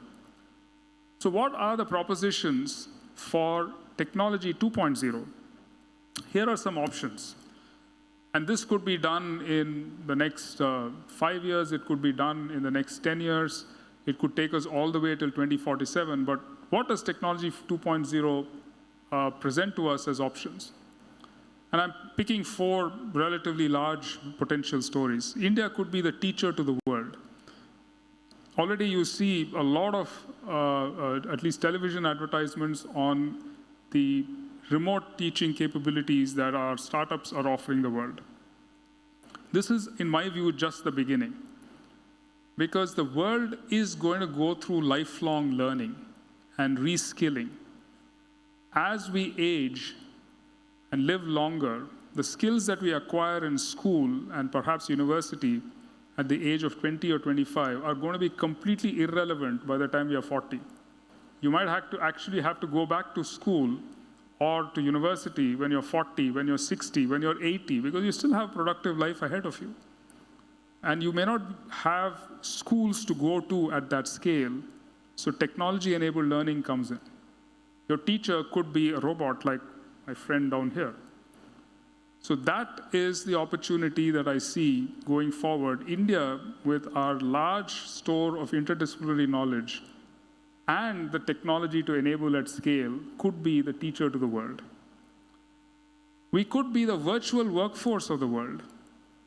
In fact, my good friend and the chairman of the Tata Group, N. Chandrasekaran, wrote a book called Digital Nation, where he talks about the ability for technology to be the bridge between large unsolved problems, health being one, where a semi-skilled workforce suitably augmented with technology can actually provide that last-mile connectivity for the kind of health at the grassroots that this country requires, and perhaps most of the world will require in the coming decades.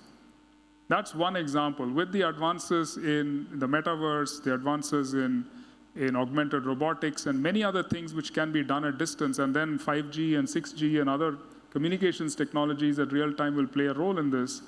It may be possible for remote healthcare, remote manufacturing, remote problem diagnostics. A lot of activities could be done by human and machine collaboratively. The technology could be built in India, and the workforce to do that might also be resident in India, but collaborating with the world, with the effects happening at a distance. Digital sovereignty, we don't pay much attention to it. But Minister Scindia talked about the achievements of what we have done in this country with the JAM Trinity to begin with, the direct benefit transfers, the kind of assistance that we have given during the pandemic. That, in my view, is just the start. Arogya Setu was mentioned by Kiran. The kind of scale and capability that that digital application has had with all the safeguards for a democratic society, the data privacy and other safeguards, open sourcing the entire source code and making it available to the world. Those are the capabilities of a democratic nation. And that is, I think, an opportunity for us to say, how do citizen-centric technologies, the India stack is being built by many stakeholders in academia, in industry, and as a public good. And that might be something that we might give to the world and say, here is how you actually offer digital services to all citizens in every country across the world. And finally, new value chains are emerging, not just post-pandemic, but because of the force of technology behind it. And India could play a role in many of those new value chains. Supply chains, semiconductors, 5G, 6G, all of those are already in front of us, and those will get done anyway. But what are the new value chains in material sciences, in life sciences, in food technology, where IT will play a strong enabling role and result in this new world of 2.0 emerging in an IT-centric, IT-supported world? So these are some of the options. And if I look at what we could expect in the next few years, many of these actions are already underway. We heard of the importance of research and innovation in the pharmaceutical sector. And I cannot overemphasize the importance of that in the technology sector, because the IT sector today has certain strengths. We have an enormously skilled workforce. 4.5 million people work in this industry. But that is not an advantage which will be with us forever. So we need to be able to do a lot more with the kind of capabilities that we ourselves can build for our own future. And that requires new intellectual property, requires research with universities, research with global centers of excellence, and research within ourselves, and take that to the next level. A deep tech ecosystem of startups, universities, and industry is already emerging. Right here at the Indian Institute of Science, at the Life Sciences Institutes here, and so on, and across the country, there are so many good examples of deep tech enabled by IT coming up. We need many, many more of those. Research parks in the IITs, for example. Another milestone could be that we become a global technology innovation hub. I mentioned that we have 25,000 startups in this country, nearly 100 unicorns. That gives us an unprecedented opportunity to unleash the entrepreneurial skill sets of this country. We have had some fantastic stories coming out of the information technology sector, and more will come. But we need to have that right mix of risk capital, talent, and the right business models, which brings me to the last point, that we are a fantastic large market ourselves. That gives our startups, our technology companies, our academia, a test bed that is second to none anywhere in the world. Today we have more Indians who are conversant in using a digital technology like a mobile phone than Indians who regularly buy a toothbrush. I was astounded by the statistic, by the way.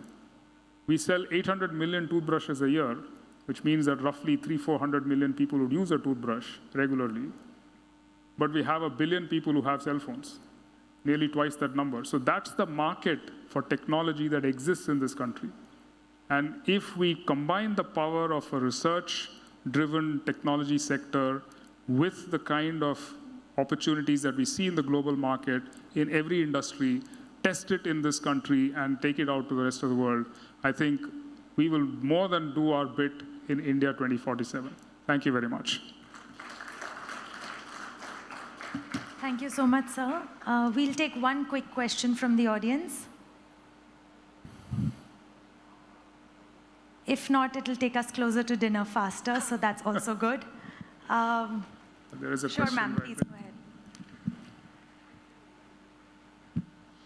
Sir, thank you so much for making time for us. And we can't say it in so many words, but you've always inspired, and this is a brand that's built on human values. And we're living in a post-COVID world, and you painted a picture that marries all the 4 quadrants. I was wondering, when we're looking at India in the meta era, the role of the state and also the conversations around accountability, transparency, and what is it that we're doing through technology, and especially your vision that you've crafted for TCS now with Tata Neu becoming a super app. So we're very close to seeing this bridge the digital divide. There are many whose voices we leave out, and yet you're an organization that we're truly proud of. So I'd love to hear you speak more to that. Thank you. No pressure. So indeed, thank you so much for all the nice, kind words that you have said about TCS and the group.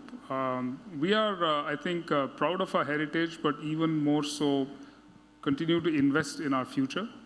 And that future is embedded into the society that we live in. So that's, it's a 150-year-old ethos, and I'm just one small cog in that overall story. But I'll just conclude with one very, very tiny example. The ability for us to have the COVID test kits being manufactured in this country. Kiran, I think, mentioned that there was just one lab not too long ago which could do testing. In Bangalore, CCAMP, which is a body of the Department of Biotech, was found to be a nodal agency for enabling indigenous manufacturing of COVID test kits in India. This was, right after the pandemic, there was a series of meetings convened by the various stakeholders, the PMO, the Principal Scientific Advisor's Office, and so on, and I was part of many of those meetings. We put our hand up and said, let's do this. So while CCAMP convened 150 small companies across the biotech sector which could make different components of that test kit target that we needed to do the billion tests that we have done, TCS did the entire backbone as a gratis project. Now this has become so attractive that many people around the world now want to do this.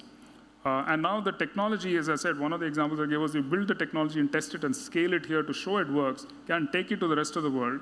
That is what it is. So it started as social good, but eventually it makes business sense as well. So it's a very small example, but it was done right here in Bangalore. Thank you, sir. Thank you. May I now invite Ms. Priya Sehgal to please felicitate, sir. So please, we'll take that offline. We're really getting late. Thank you.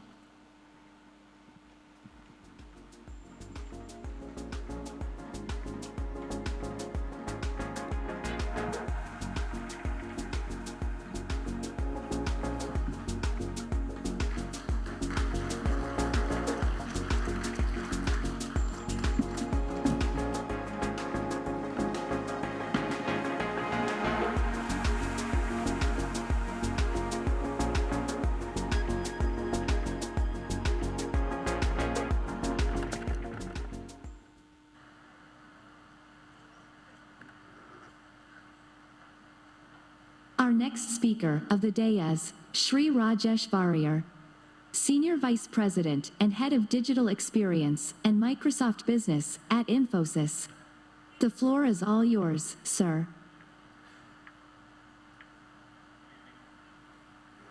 Good evening, ladies and gentlemen.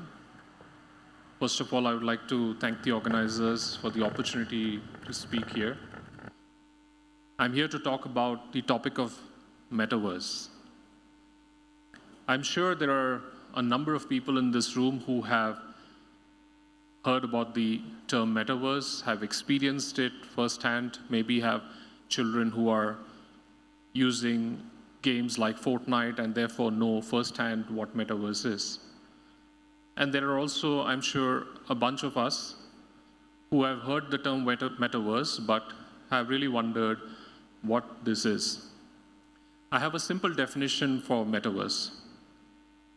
Metaverse is a digital place which has digital representation of people, places, and things. It promises us unlimited potential to create, to co-create, to network and collaborate. That's the promise of Metaverse. Fortnite, Minecraft, Roblox. If you're familiar with these words, then you're obviously familiar with the world of Metaverse. If you're not familiar with these words, then you're missing out on a mega trend that is sweeping across the world.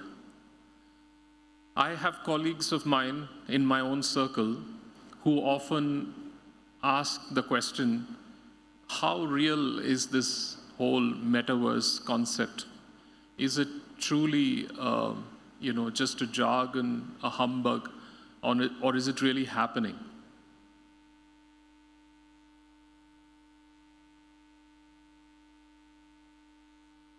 If you take a look at some graphs here, this I have pulled out of the internet. Roblox, Fortnite, these are some of the leading metaverse platforms. They have 200 to 400 million users on them. Daily usage of 20 to 30 million users. When you have an ecosystem which has 200 to 400 million users, which is more than the population of many countries in this world, then you have an ecosystem where you have a potential marketplace, where brands can come and obviously showcase and do commerce in this particular marketplace. So there is a huge potential. And if you see, it is actually a rising trend. It's not stagnating. It is continuing to increase. And it is said that the entire metaverse space is potentially going to be $1 trillion economy in 2030. Where did this begin? For me personally, the first time I came across Metaverse was in early 2000, when we heard about Second Life. The founder is a gentleman, Philip Rosedale, son of a pilot and an English teacher, who in my mind, again, is a visionary, was ahead of his time. He founded a company called Linden Labs, and Linden Labs had this platform called Second Life. Second Life was everything that you would think of from a metaverse standpoint. It actually had a simulation software where you could log in and create your own avatar. Your friends could create their own avatar. You could actually interact on this platform even 20 years ago, when the computing power was still fairly rudimentary compared to what we have today. And in this platform, you could do commerce. You could actually go buy things, which was on the virtual world. I came across an interesting statistic that in a 10-year period on Second Life, people spent $2 to $3 billion actual money on this platform, and spent thousands of hours. You can actually, and back in the days, they had something called Linden dollars on the Linden on Second Life, and it was something like a few cents of real money would actually buy you a Linden dollar. You could buy clothes to spending hundreds of dollars to buying actually a digital real estate property. But this was like way ahead of time. Where are we today? Today, Metaverse is sprawling. There are a huge number of companies which are investing into this space. I can actually bracket them into different categories. At the base level, you have the category of infrastructure players. For example, you have AWS, which is Amazon Web Services, you have Azure from Microsoft, who provide the infrastructure for these metaverses to run.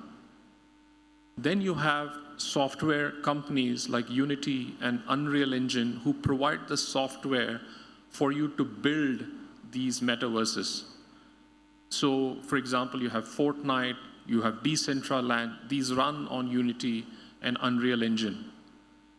And then you have capability to build applications on this.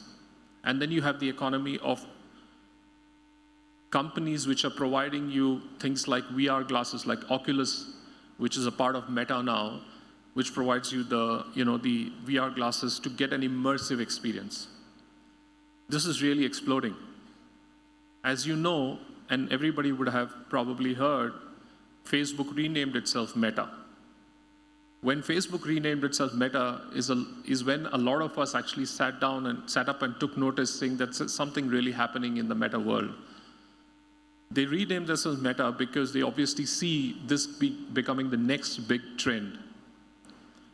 They are also working on 2 specific products. One is called Horizon Workrooms. So everybody in the last 2 years would have used Zoom. Horizon Workrooms is a very advanced form of that kind of platform.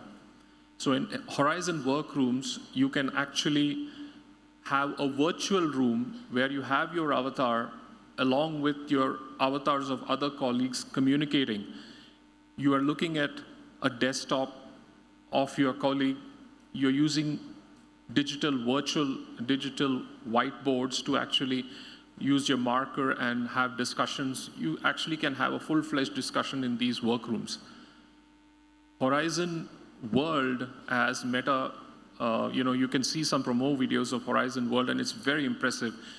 They talk about a world which has unlimited potential, like what we talked about earlier. Ability to create, co-create, gives you the ability to collaborate, network. It's just amazing, very powerful. If you get a chance, you should look up their video online on Horizon Worlds. It's amazing. Metaverse is big. There's no doubt about it. Microsoft spent $80 billion to buy Activision because they believe this is really, really important. There are many things that's happening on the meta world. So Sandbox, for example, is a meta world. On Sandbox, you have had Warner Music Group launch their musical virtual concert. There are more such things. You have brands like Gucci having their, having their store on Meta World. You have Nike launching their products on Meta World, movies being launched on Meta World, and so on. So if you really go back to that aspect that if I have an ecosystem of 300 or 400 million people in one place, then you have a powerful marketplace where you can actually sell and your products and your brands.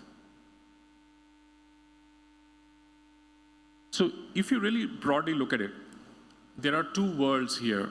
One is the world of the metaverse creators. These are the people who provide you that platform. So you have Decentraland, you have Epics of the world. You don't have to worry about building those platforms. You can actually go and build your applications on those platforms. So you have the metaverse creators, and then you have the experience creators. Most of us from the industry would belong to the experience creators world. That's where you build your applications. Now you might ask, what applications should we be building? Let me give you an example. Let's say you are a retail brand and you own a flagship store in an iconic building, let's say on Residency Road, right? Now you have fans of your brand all around the world. You can actually create a virtual presence of that showroom or that flagship store in the meta world, so that anybody in the world who is a fan of your brand can have the experience of literally walking through that flagship store on the meta world. In fact, you can go to the point of saying, I can actually sell goods in that particular store, which can be shipped in the physical world. So they can actually receive the goods. In some sense, we call that shifting of the experience. There is another category of experience that you can deliver. As an example, let's say you have a brand ambassador who's very, very popular. You can actually create an experience on the meta world where the brand ambassador interacts with the fans. You can also create an experience where you have an avatar which is AI enabled and mimics the brand ambassador and provides interaction with the fans. So there are many things that is possible, but the whole idea is you segregate the meta creator and the experience creator, and most of us from the industry actually focus on the experience creator part of the business. How this might pan out for your enterprise. To explain this, let me use the next slide. So Infosys has something called a Meta Foundry. Foundry is a place where you build things. What we do at Infosys is we have created a bunch of accelerators and tools which help our clients to quickly build something on the metaverse. Typically, when a company talks to us about metaverse, the conversations often start with the question about what really is metaverse. And then it progresses along. Customers ask us, okay, I think I get an idea of what is metaverse. What is my industry doing on a metaverse? What is my competition doing in metaverse? Then it goes, so that's the discover phase. So then it goes on to understanding what would be the right use cases for metaverse. And then we brainstorm this through design thinking workshops and the likes, and then build MVPs, which is in the build phase, and then obviously we have the opportunity, once the MVP is proven, to help them scale. So this is typically what enterprises would go through. Infosys as a company has worked with many brands over the years. In fact, we started our journey on the virtual world way back, several years back, 2-3 years back already. And one of the early things that we did was we were working with Australian Open, and they wanted us to launch their shops in the virtual world. So we actually we recreated Melbourne Street along with the graffiti and the shops and everything. You could actually walk down the Melbourne Street in the virtual world and go and do your shopping. So this is all becoming real today. One of the questions people ask me is evolution of metaverse. I believe that we are at the starting point. We're just beginning the journey. What comes future is anybody's guess. It's crystal ball gazing, we all can guess. But yes, there are many things that will happen. Companies will migrate a lot of their commerce onto metaverse. That's a potential future that we are seeing. There is also the possibility of seeing private metaverses where a company says, you know what, I want to move my intranet, which you have in your companies, onto a metaverse. So that metaverse can be a private metaverse which runs on my infrastructure and is not accessible to anybody else, or accessible only by invite, right? Whatever is the case, I would like to conclude by saying, or giving my view here, that metaverse obviously is here to stay. And probably metaverse in the years to come will become the new way of accessing internet.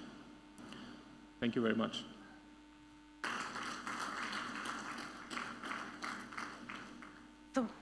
Thank you so much, sir. May I invite General Sahani to please felicitate our speaker.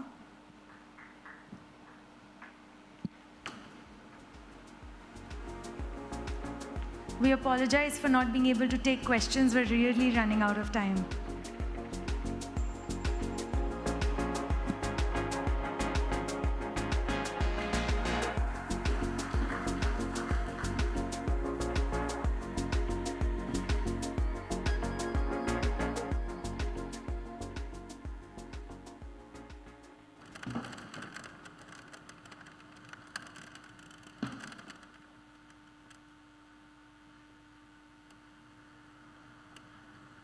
May I now invite the final speaker of the session, Dr. Vivek Lal, Chief Executive of General Atomics Global Corporation, to deliver his address.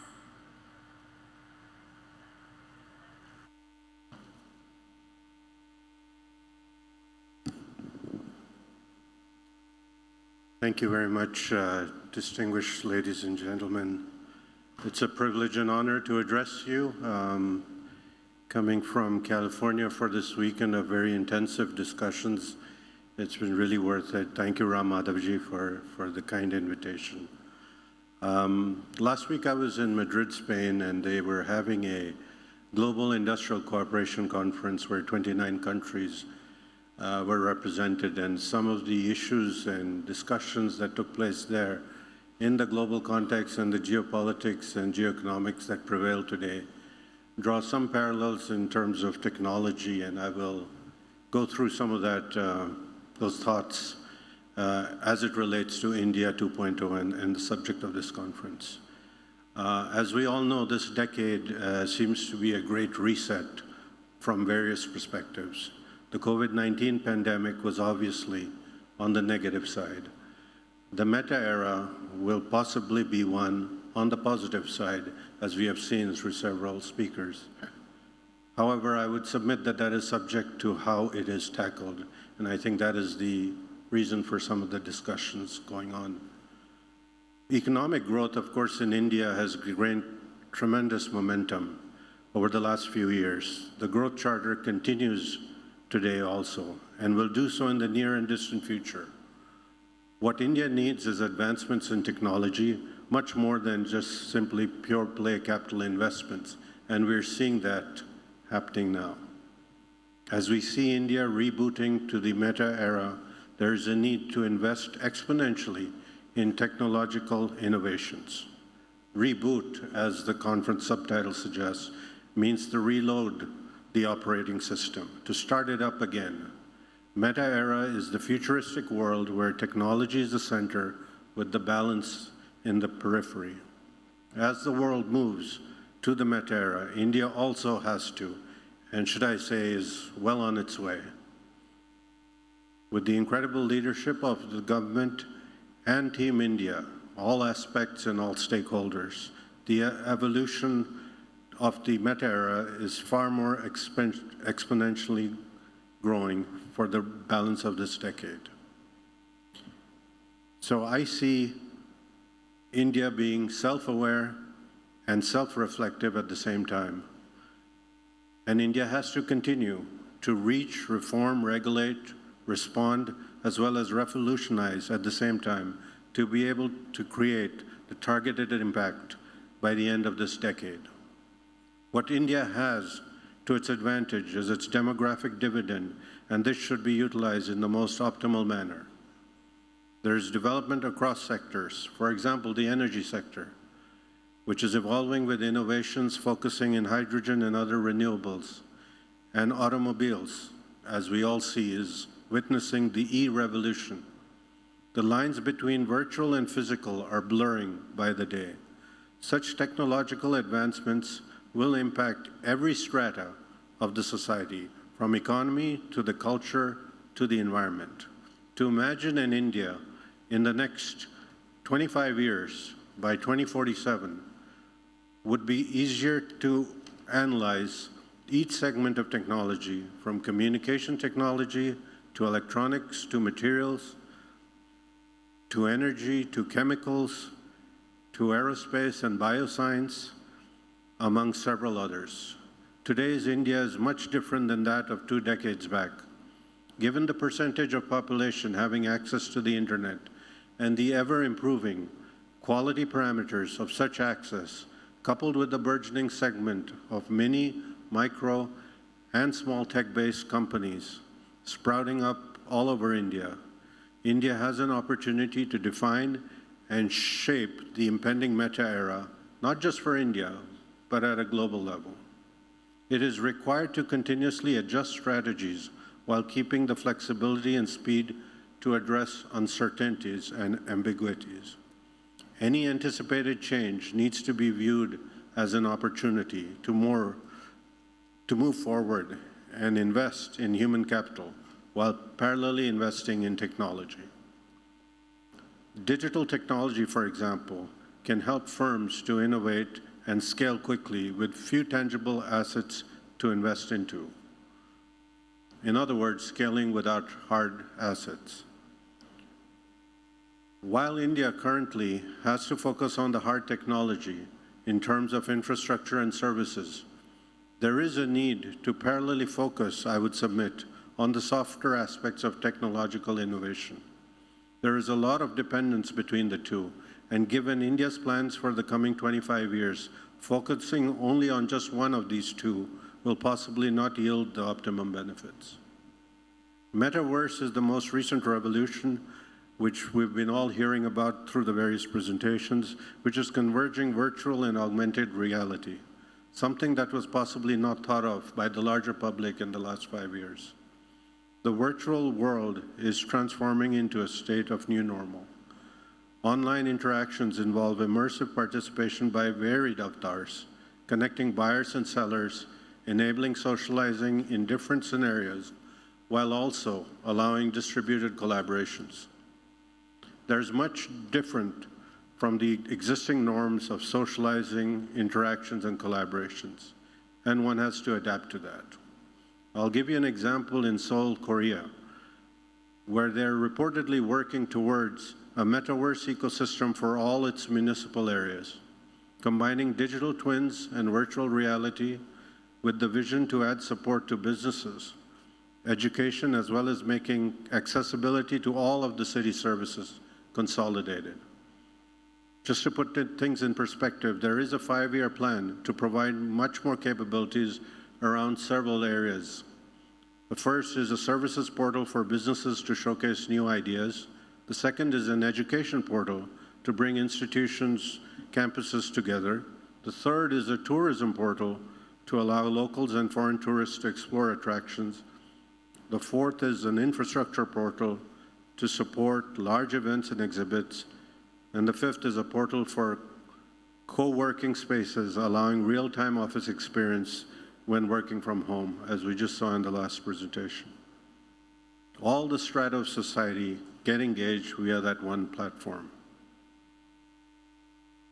In my view, healthcare, transportation, communication, and security are possibly the 4 areas which are going to see the maximum innovations in technology. Innovations that will be disruptive and also sustaining. From mind mapping robots to 3D printed bones to unmanned systems. Technologies talking to each other and having a certain amount of autonomous behavior is what artificial intelligence is bringing to the table. A decision-making ability to a certain level based on predefined algorithms is what will define the communication between technologies going forward. Digital is being blended with the real world, and there are new ways to visualize work and share ideas. India, for instance, has reportedly started working on 6G. The 6G network is expected to happen by 2030, offering faster internet speeds, creating jobs, and working towards economic progress. The 5G testbed was recently inaugurated, as we heard, and is expected to boost growth in many sectors. Gradually, we are witnessing a decreasing human touch in communications and in technology. And as things get automated even further, the human touch will possibly remain only that, an interface to monitor the developments. Such rapid technological change have their consequences, with the primary one being policymaking. Exponentially evolving technology framework does not beget an equally fast-paced policy framework. There are systems and processes for policy formulation and execution, and hence the risk is technology development may actually outpace policy making, and the latter would only be playing catch-up. As we all know, in business and in government, what cannot be measured will not get done.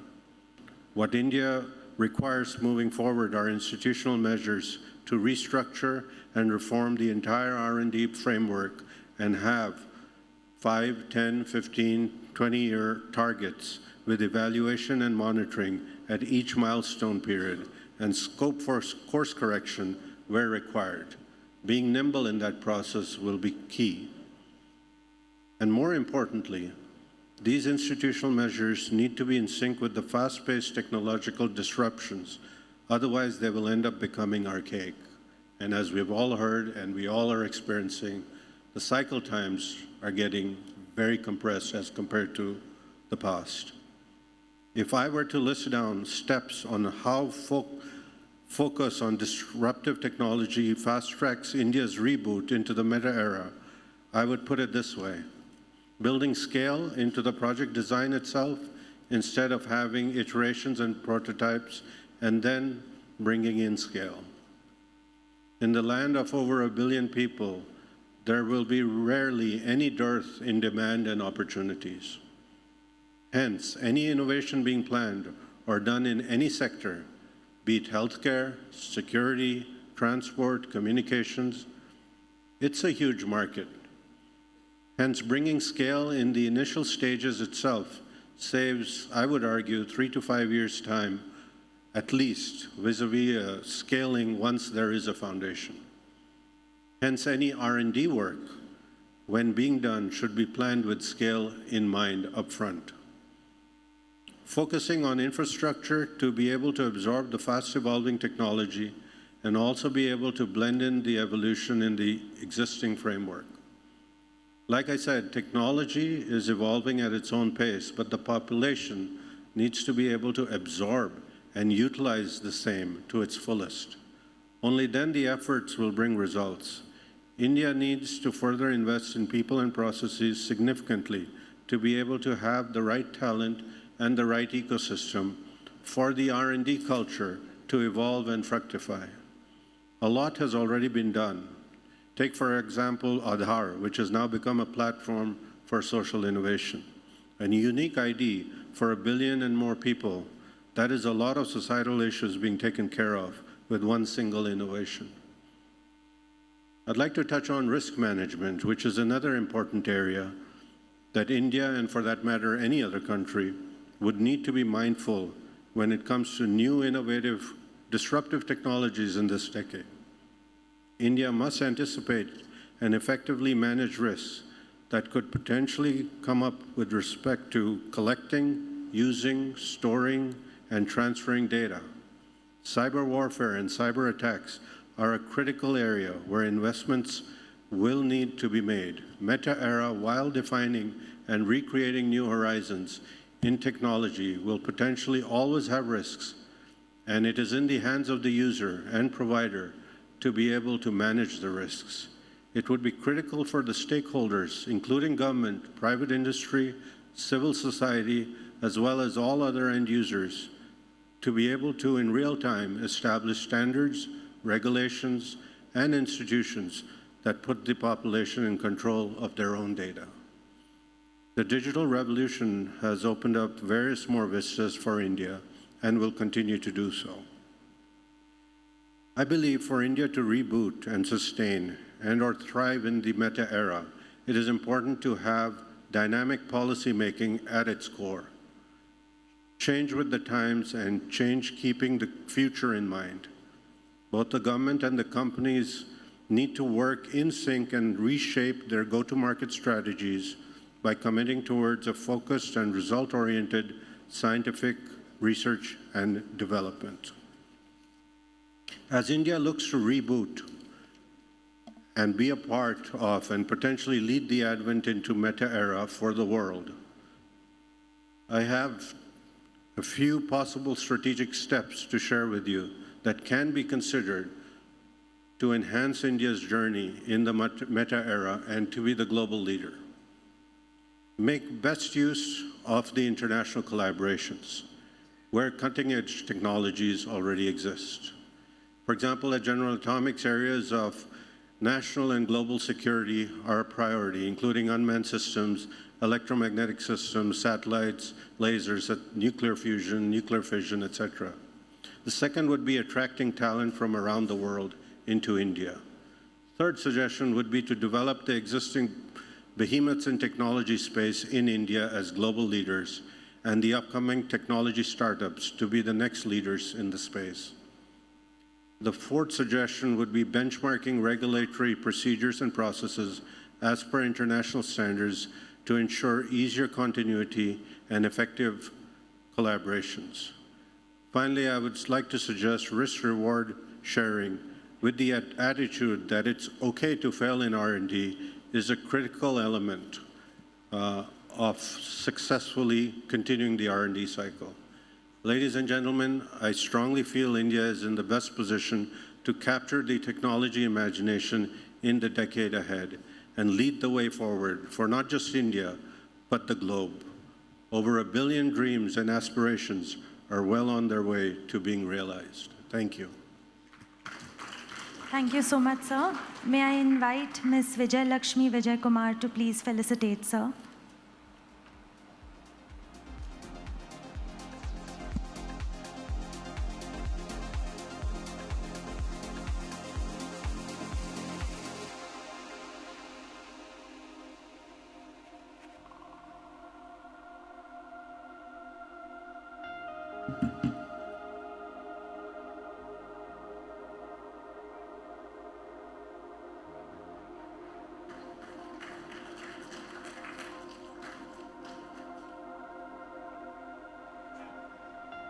Thank you so much, sir.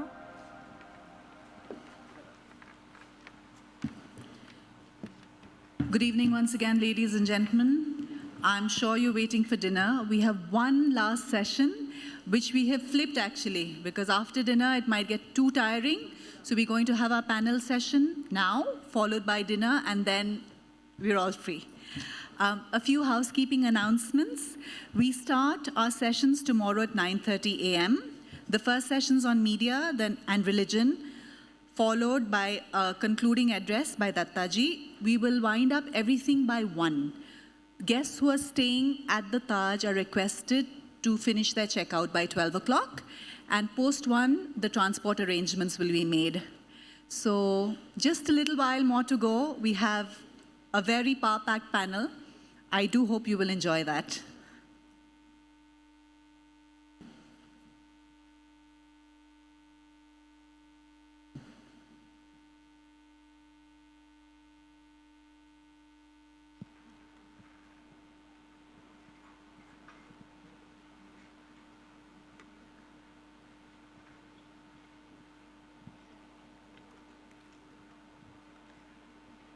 So in this last session, we've spoken about all the different aspects of what India 2.0 will look like. And now we're going to talk about the real beneficiaries of this India 2.0, the people at the bottom line, the last mile that we would hope to reach. And to cover this, we have a really illustrious panel from different spaces. First, I would like to invite on stage Mr. Riaz Iqbal. He is the Deputy Commissioner in the Madhya Pradesh Police Department. Welcome, sir. Next, I would like to invite Ms. Tejaswini Anant Kumar. She is the chairperson of the Adamya Chaitanya Foundation. And finally, we have Mr. Gopal Arya, who is the national convener of the Paryavaran Bharati. Can we have a louder round of applause? This is the final session, so let's give it all that we have. I congratulate you all for staying.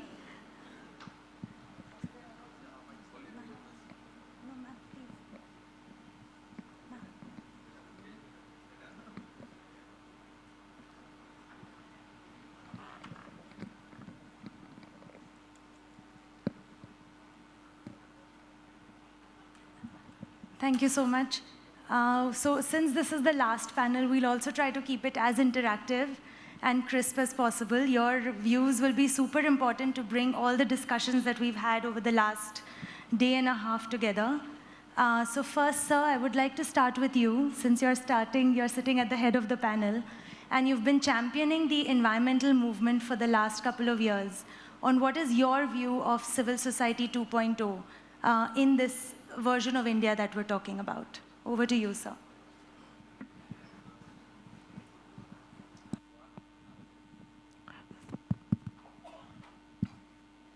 सभी को नमस्कार। मैं राम माधव जी को धन्यवाद देना चाहता हूं कि अभी तक के सभी स्पीकर्स में एक हिंदी का स्पीकर उन्होंने अभी रखा है, इसलिए बहुत बहुत धन्यवाद। आपको हिंदी सुनने को मिलेगी।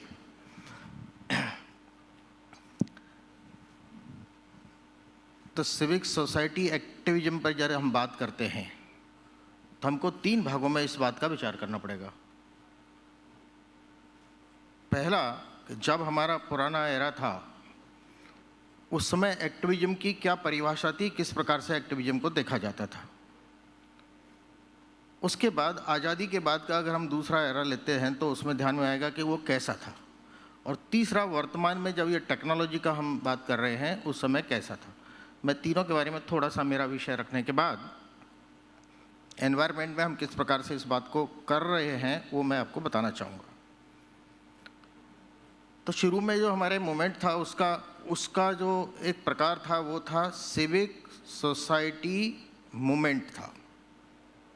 और उस मूवमेंट में कंस्ट्रक्टिव अप्रोच होती थी और इसलिए कोई भी मूवमेंट जब होता था तो उसके पीछे एक सकारात्मकता का भाव होता था, इसलिए वो एक कंस्ट्रक्टिव अप्रोच को लेकर चलता था।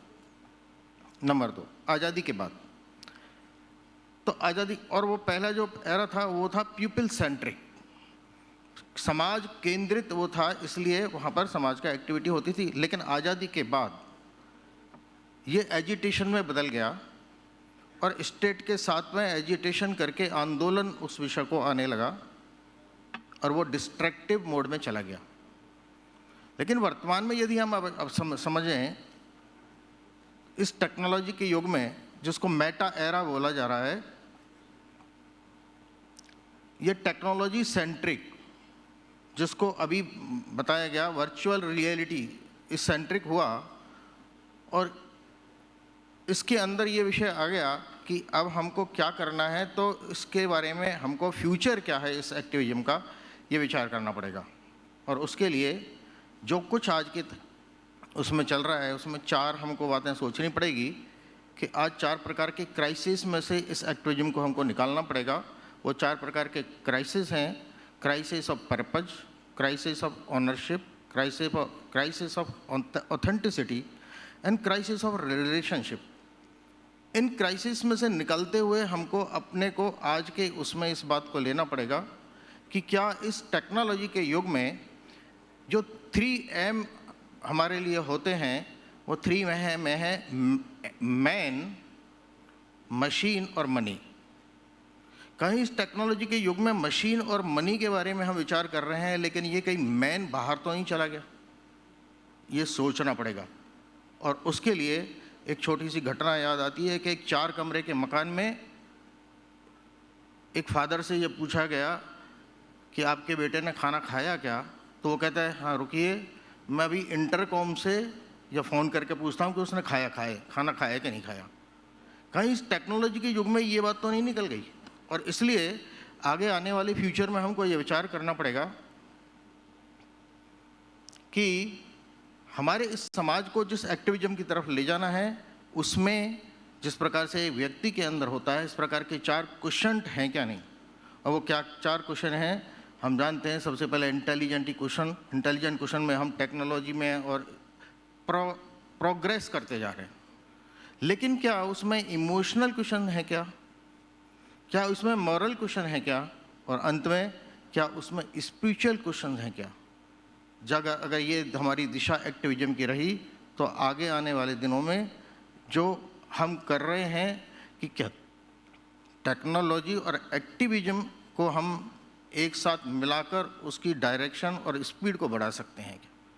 और उसके लिए अगर हमने टेक्नोलॉजी का सही यूज़ किया तो हमको पता है कि कोरोना में सोशल एक्टिविज्म का कितना बड़ा उदाहरण है कि इस सोसाइटी ने किसी को अपने एक्टिविज्म से खाने से भूखा नहीं मरने दिया। कोई दवाई के कारण मर सकता है, लेकिन ये सोसाइटी ने इतना अपना एक्टिविज्म कैसे हुआ वो, क्योंकि कहीं न कहीं इमोशनल क्वेश्चन था कि पूरा समाज मेरा है। ये कैसे आगे बढ़ेगा, उसके लिए मैं 2 उदाहरण दे के मेरी बात पूरी करता हूँ कि अभी हमने इस टेक्नोलॉजी का उपयोग करके इसी कोरोना में एनवायरनमेंट के लिए जो एक एक्टिविटी की, उसमें 2-3 बड़े इम्पोर्टेंट आए कि एनवायरनमेंट के बारे में हम सब लोग नहीं, एक छोटे से बच्चे से लेकर पूरा विश्व कितना चिंतित है। हमने एक छोटी सी एक एक्टिविटी की कि ऑनलाइन एक स्टूडेंट्स की एक क्वेश्चन एक क्विज किया था। उसमें 55,000 स्कूल्स से 8.5 लाख स्टूडेंट्स उसके अंदर बैठे।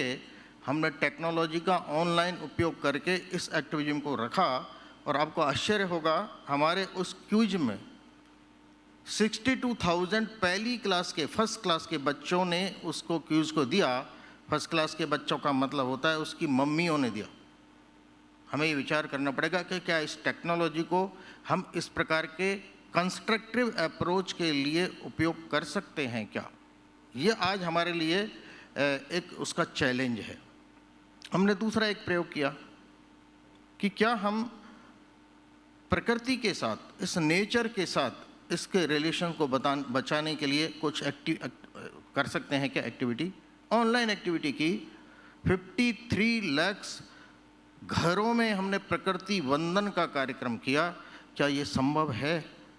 लेकिन हम जब इस एक्टिविज्म को सकारात्मक या पॉजिटिव डायरेक्शन में ले जाएंगे तो मुझे लगता है कि जो आगे का एरा जिसमें मैन कहीं एक तरफ हट रहा है क्या, इसको हमें आगे ले जाना होगा और उसके कई सारी बातें हैं, वो मेरे दूसरे वक्ता करेंगे। इतना ही मेरे को कहना है। धन्यवाद, नमस्कार।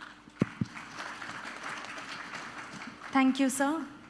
This actually is really important because in all the discussions we've had, the perspective of how it really impacts the users and the infrastructure that the users need, and to make sense of this disruption in technology that's happening, sir has very eloquently ascribed to that. Ma'am, your NGO works a lot on service delivery across sectors, with children on health, education. How do you see the role of technology supporting, enabling, or maybe disrupting the work that you do? Good evening. I thank Ram Madhavji and also respected Gopal Arya ji is with us, Riyaj Iqbal ji, and all the dignitaries assembled here. Today, I am really happy to share some of my experiences, my thoughts, especially in such a wonderful topic. What is the role of civil society in coming years in this meta era? As an engineer and also running an organization for 25 years, I really would like really passionate to share some of my experiences and also want to see how the whole society will change or look up to. Especially when it comes to civil society, as we all know, the three important pillars: governance, the business, and the civil society. And for the civil society, it is Sarve Janaha Sukhino Bhavantu. It's Antyodaya, reaching the unreached, the Antyodaya concept of Deen Dayal Upadhyay ji, the founder of Janasangh. And it is for the people, by the people. That has been the concept. And especially in India, for such a big population, a lot of organizations, lot of religious organizations, non-government organizations are putting their efforts to do their best. And when it comes to what do we see after 25 years, especially for me, we started our organization, Adamya Chetana, 25 years back, exactly in 1997.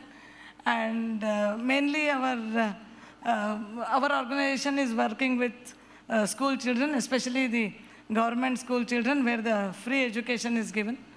And when we started our organization, the first thing, especially as an engineer probably, first thing what I did is visited around 100 schools. Our team, those volunteers who really wanted to do something, visited some around 100 schools, saw what is the requirement, what is the problem, what we can, how we can address some of them. And the journey has been, we organized few computer classes for these children. This is way back in 97, and then computers came to there. Now every school has a computer lab. Then we actually, initial days, we were carrying a computer.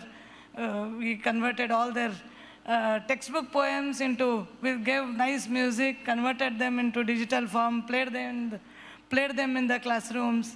And it was the whole learning experience. Teacher used to say the poem, to by heart that particular poem, they used to take months together. They could learn in 1 hour. And then later, that is the program, we called it as Ata Patha, play and learn. And then it graduated to Uta, and I'll come back to that thing again. So then we saw in the COVID time, especially when the whole of the country, whole world went for online education, I was really wondering what will happen to these children, where we are working with government school children, what will happen to them? And I was always under the impression that they are going to lag behind because probably all of them have no access to phones, no access to online teaching. But I was so happy to see just 2 days back, the SSLC results in Karnataka came, and this time the result was excellent. And one of the best performers, the best of the best performance, and the ratio increased, and the children from government schools are the toppers, and they have done fantastically well compared to earlier years. It is something phenomenal. And based on that, when I was asked to talk, I just visualized myself, especially after 25 years, how will be our school education. I can just what I am imagining, I am visualizing is a girl from a village near Kalburgi or a boy from Mandya, from Bangalore or maybe Delhi, and no need of this traffic jams, no need of traveling in buses, but still they can, with the meta era, with virtual reality, they can still play together, chat together, make fun and learn. It should be the possibility. No longer those big bags, no traffic jams, no traveling for hours together in buses. At the same time, not just the infrastructure, at the same time, use artificial intelligence, use the various blockchain technology or whatever, and make sure that every child, based on his environment, his parents, and his particular nature, technique, can we able to give him the right education? Can we pinpoint, give a specific education to every child so that he can really flourish instead of teaching the same thing to every child? That should be the vision, and that should be the target of civil society, to visualize the best of and what every human resource we can reach to. And the same way, I am also a trustee of Anant Kumar Foundation, Anant Kumar Pratishthan. And recently we organized a program for women Gram Panchayat leaders, elected women members of Gram Panchayat. And we did a program for 30 women, and it was a great learning experience, how to enable them to govern better, not just become robots or not to give the remote to their husbands or men. That was the whole intent. And then I realized there are 50,000 women, elected women members in Karnataka alone. And how do we reach them? I think probably this virtual reality classrooms, and not just the classrooms. I'm not just talking about the physical infrastructure or the classroom, and also can we look at the specific problems of their village, the history of their village, their mentality, their approach, and create projects, train them, enable them.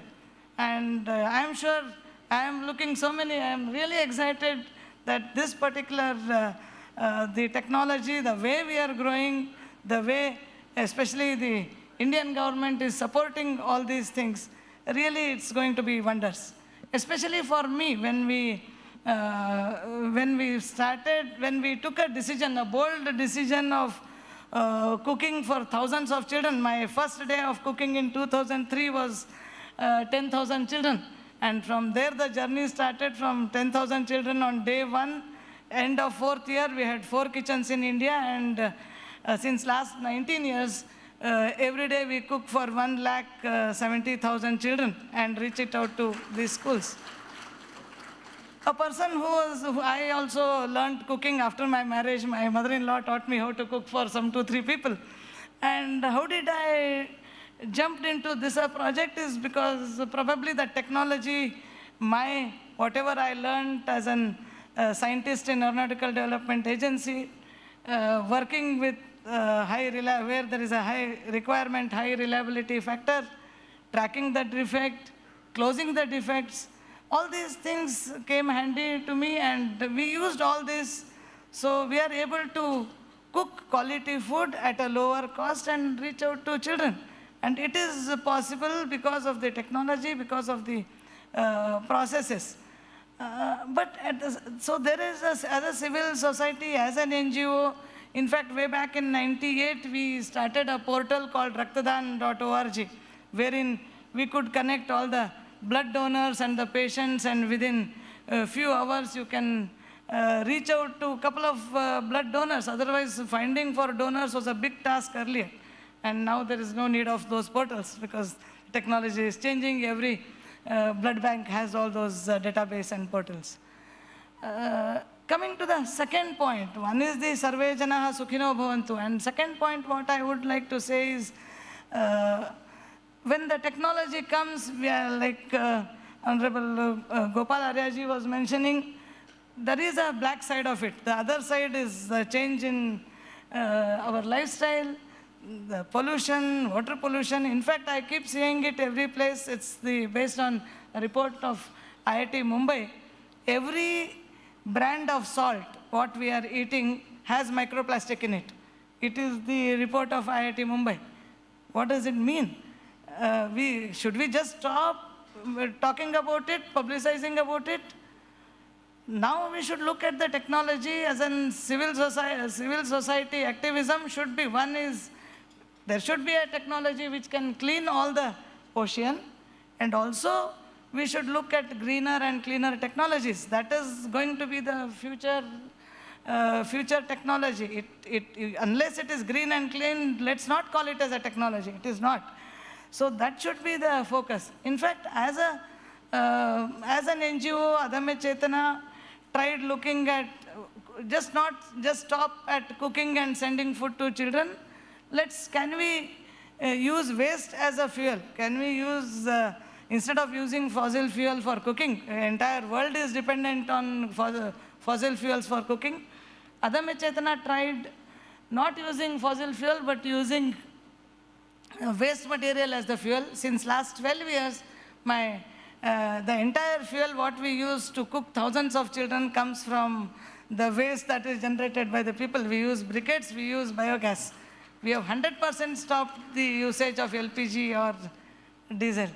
In the same way, concept of zero garbage cooking, concept of zero garbage dining, we have a small idea of, we have a huge set of cutleries, around 8,000 sets of cutleries, reusable cutleries, where any organization, any events, any seminar, they can take the cutleries, use it and return it back.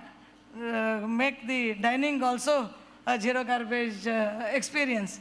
And such small projects, including, in fact, the technology and social media helped me in promoting it, is when you open the milk packet in the morning, just small message which I said every day in Bangalore, we open around 50 lakh milk packets per day.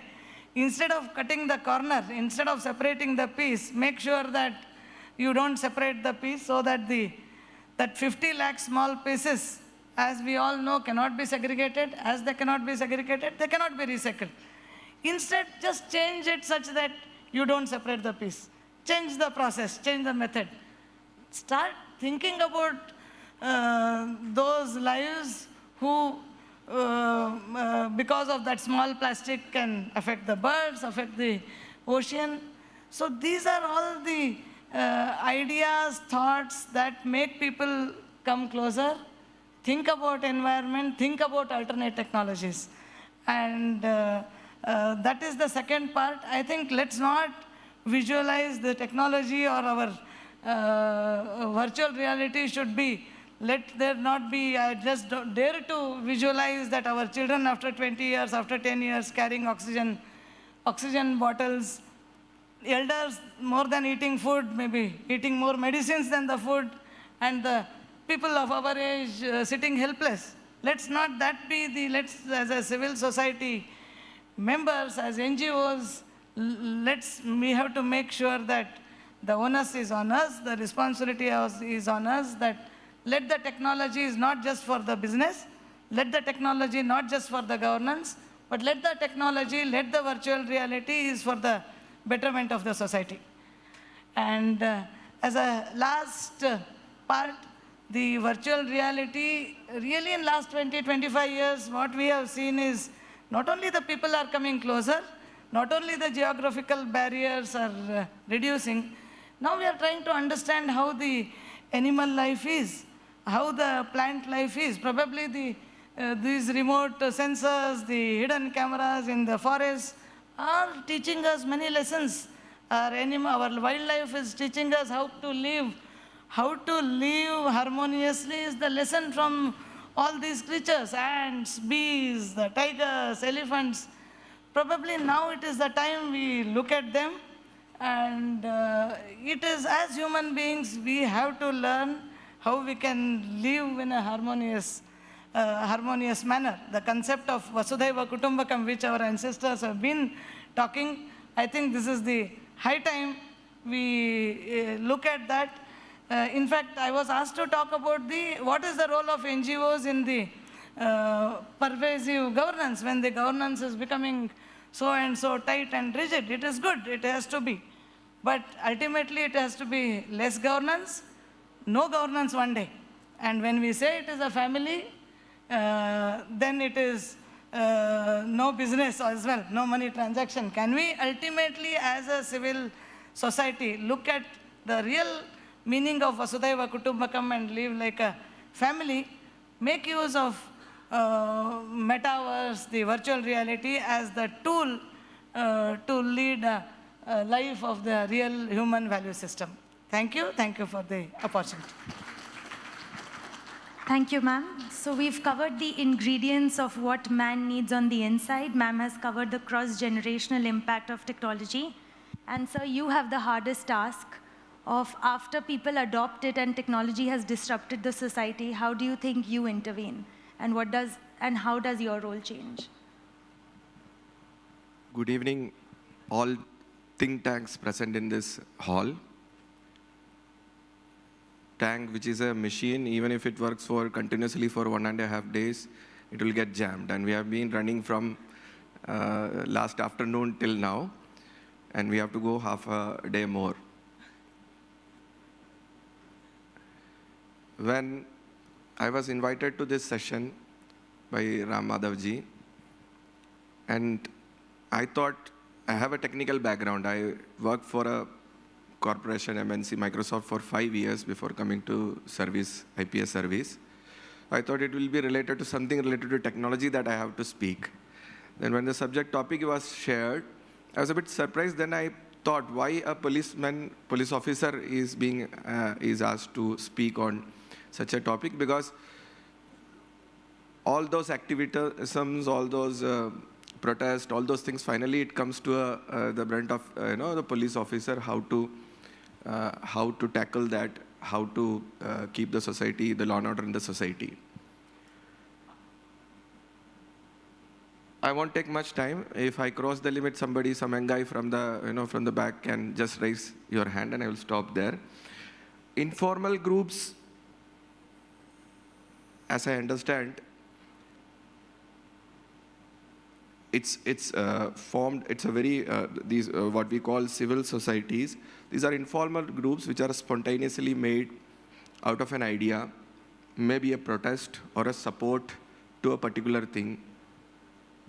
It may not be always negative, like we say, protest. It may be a positive thing also to support a good idea. A group of people combines and then more people get attracted to that idea, and then it goes on. Some people call it as the fifth pillar of the democracy also. I want to call it as the beams, connecting those four pillars, supporting the whole structure. I want to discuss a few points only. One thing is that what is the current status of civil society activism, what is happening now, what technology is adding to that, what the future may look like, and what are our expectations and solutions towards that future.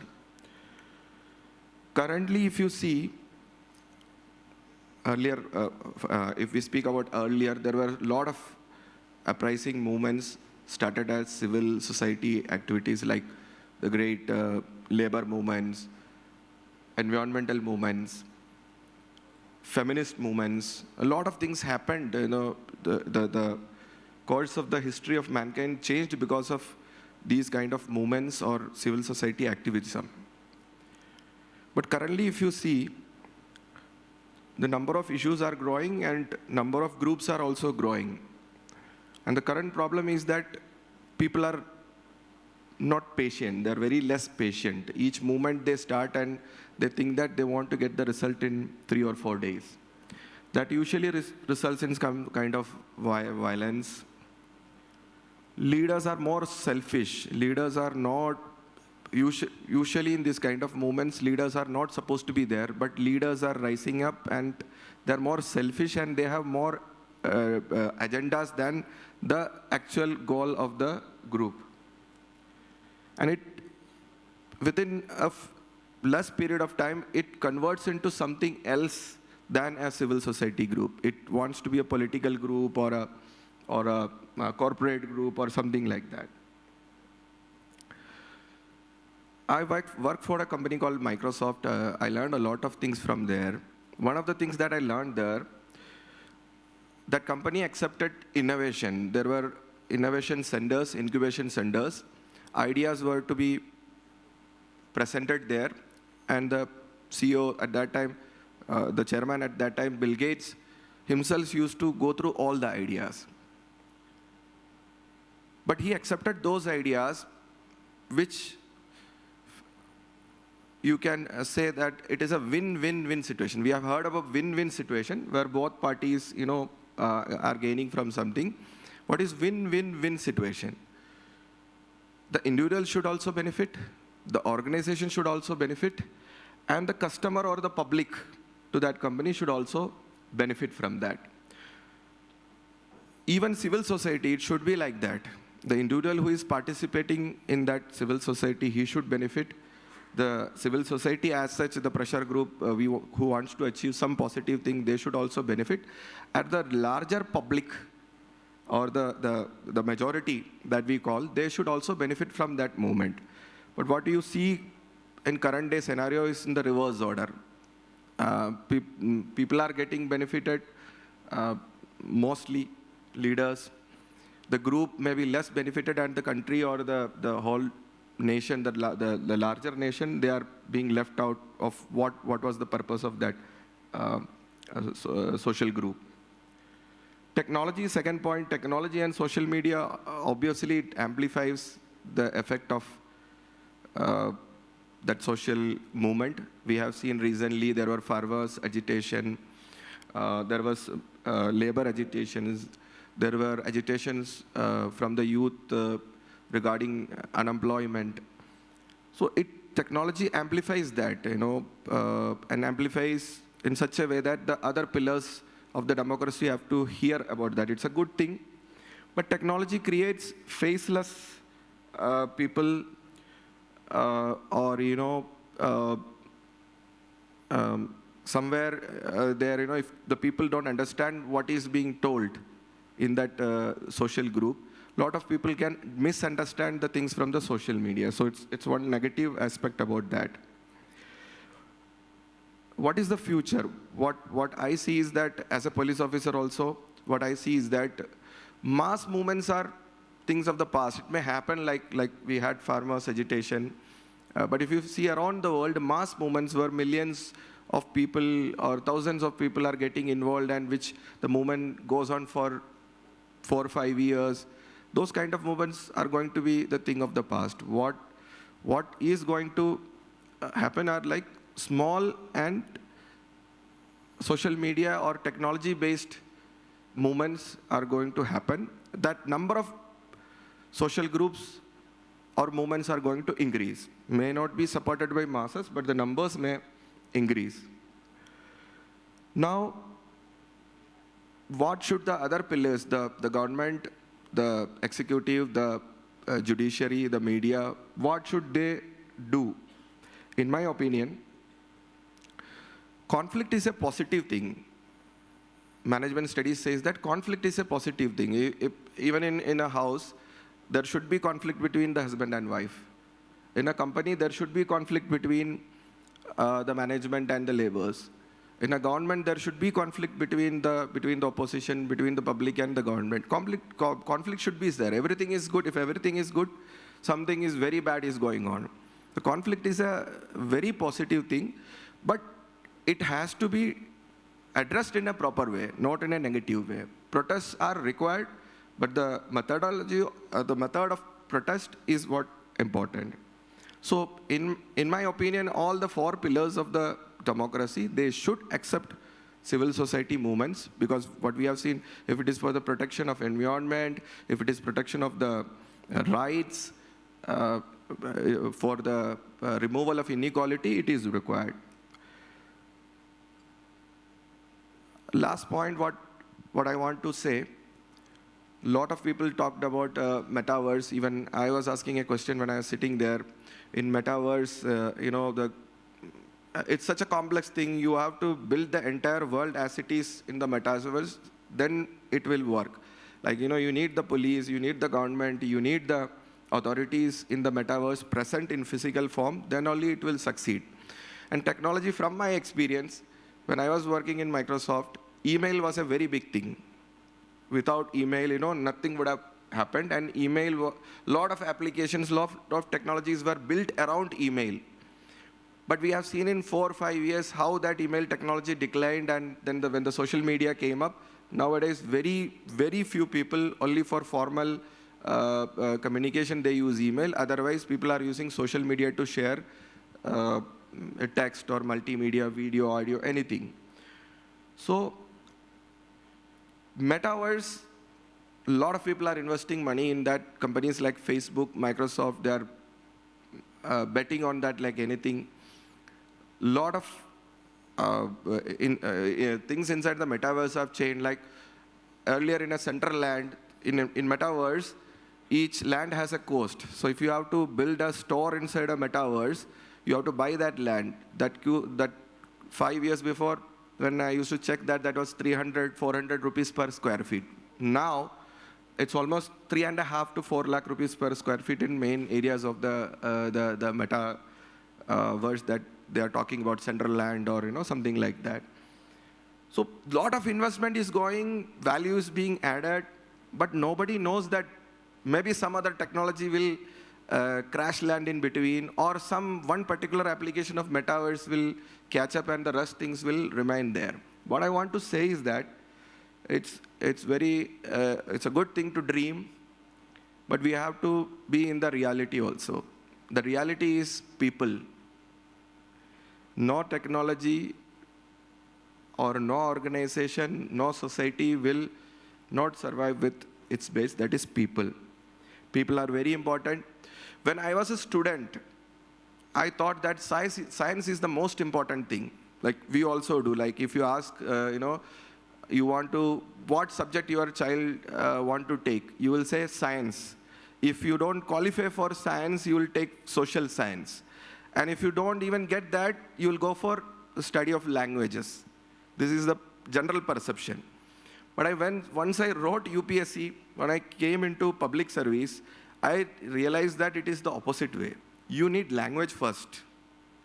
Then you need social sciences like economy, sociology, and then comes the science. For example, if Edison has invented lamp, it's a science. But inventing a incandescent lamp is not the big thing. It has to reach each and every house in the country. So you need marketing, you need economy, commerce in between. And finally, at the doorstep, you have to deliver that bulb, you need language to speak. So without the language or without the social science, that science is of no importance. So my point is that civil society, which is comprised of people, that should be there, that voice should be there. No government or no media or no any other authority force can't suppress that. It's the responsibility of the people who are running that civil society to do it in a proper manner. The conflict should be addressed in a proper manner. There is no doubt in anybody's mind that India is moving towards that place. India 2.0 is a big occasion. Next 20 years will define the future of India and the world, and India will define the future. And technologies like Metaverse will come, but people are important. Without people, nothing remains. So we should focus on the people of India. Every voice should be heard. We can call a majority, minority, weaker, stronger, but people are people. If people are not addressed, the problems will remain and the problems will become more complex, and that will be the only roadblock preventing India from reaching that goal in next 20 years. Thank you. Thank you so much, sir. I think it's really powerful that the panel has covered that people should not be an afterthought of technology, but at the basis of it. I hope everybody takes that message away from this day and a half. We have only 3 minutes, so we'll take 2 questions. We'll collect the questions from the audience. If you can say which panelist you would like to address it to, it'll be great. or a common question. Yes, sir, please.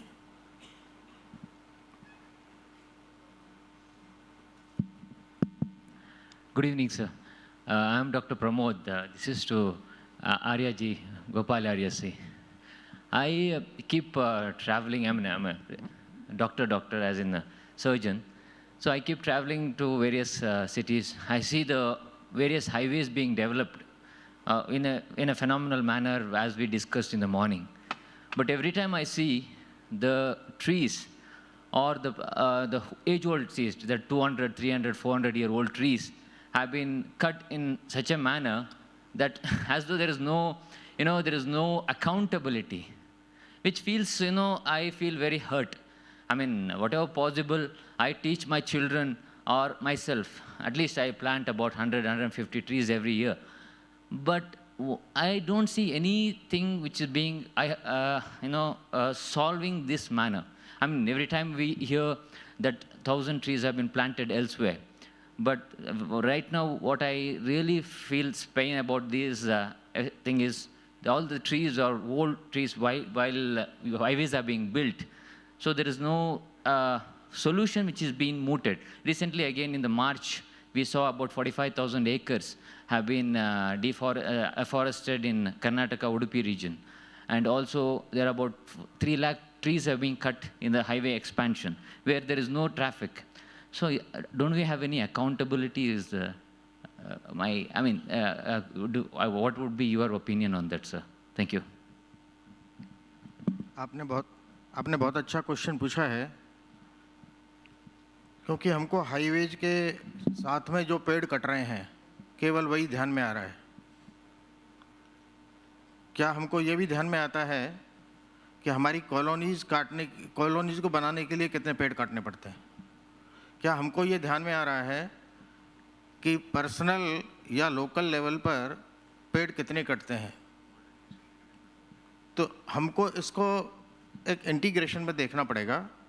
यही activist का जो agitation और अभियान के रूप की बात मैं जो कह रहा था, वो यही है कि जो एक्टिविस्ट होते हैं वो विरोध करते हैं,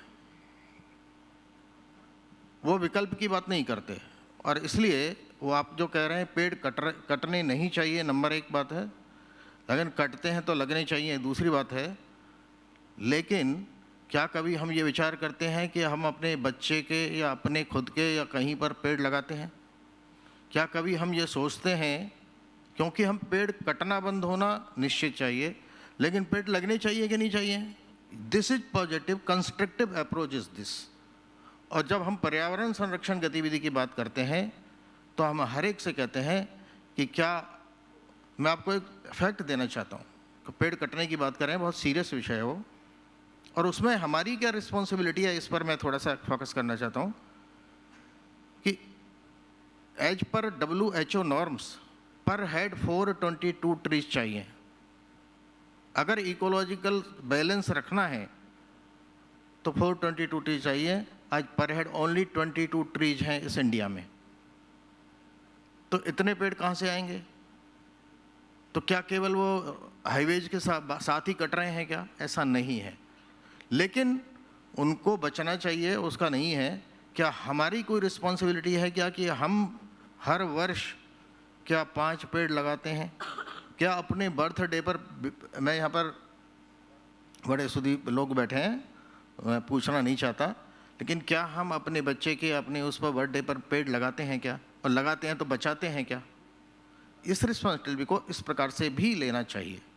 और हमने एक छोटा सा प्रयोग किया, मैं बताकर मेरी बात पूरी करता हूँ, कि जोधपुर राजस्थान के अंदर हमने 2 साल पहले, वही कोरोना के उस समय की बात है, ये किया कि ये एनवायरनमेंट डे आता है 5 जून को, सब जगह हमने एक आह्वान किया कि हर घर में 5 पेड़ की एक पंचवटी लगाएंगे घर में, और उनको बड़ा करेंगे 2 महीने, 3 महीने, 4 महीने तक, 5 महीने तक बड़ा करेंगे, और जब बरसात आएगी तो उसको प्लांट करेंगे। आपको आश्चर्य होगा, 93,000 घरों के अंदर 5-5 पेड़ लगाए गए, और 4 महीने के बाद जब वो बड़े हो गए, कुछ बाद में लगाए, उन्होंने बरसात होने के बाद वहाँ पर 3 लाख पेड़ लगाए, विदाउट सिंगल पेनी खर्च किए हुए। This is movement. हम एजुटेशन ठीक है, वो आवश्यक है, लेकिन मेरा ये रिक्वेस्ट है कि ये सब करने के साथ साथ क्या हमारा भी कर्तव्य है, क्या हम उसको लगाएं? तो ऐसे हम करेंगे तो आई थिंक सो कि जो प्रश्न है उसका उत्तर भी होगा और प्रश्न की जगह उसका समाधान भी मिल जाएगा. Thank you. Thank you so much, sir. So with that, we come to the end of the day. I think it's a really powerful note of people first to end on. And now may I request some of our guests to please come and felicitate our speakers. First, may I request Ms. Lalita Kumar Mangalam ji to come and felicitate Tejaswini ji. Thank you, ma'am.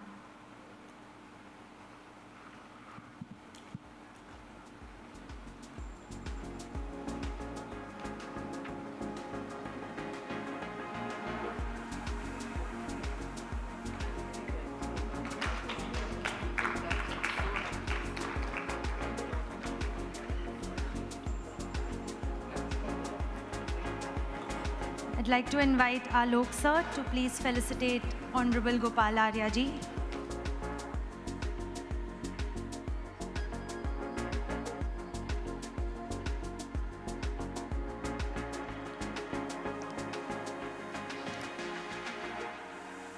And may I invite Chandra Vadva ji to please felicitate Mr. Riaz Iqbal.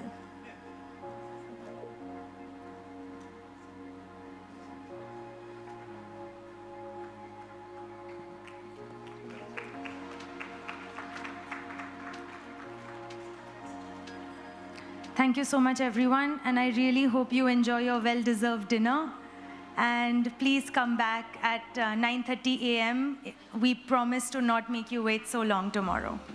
This is going to be the same place. We'll start sharp at 9:30. Thank you so much.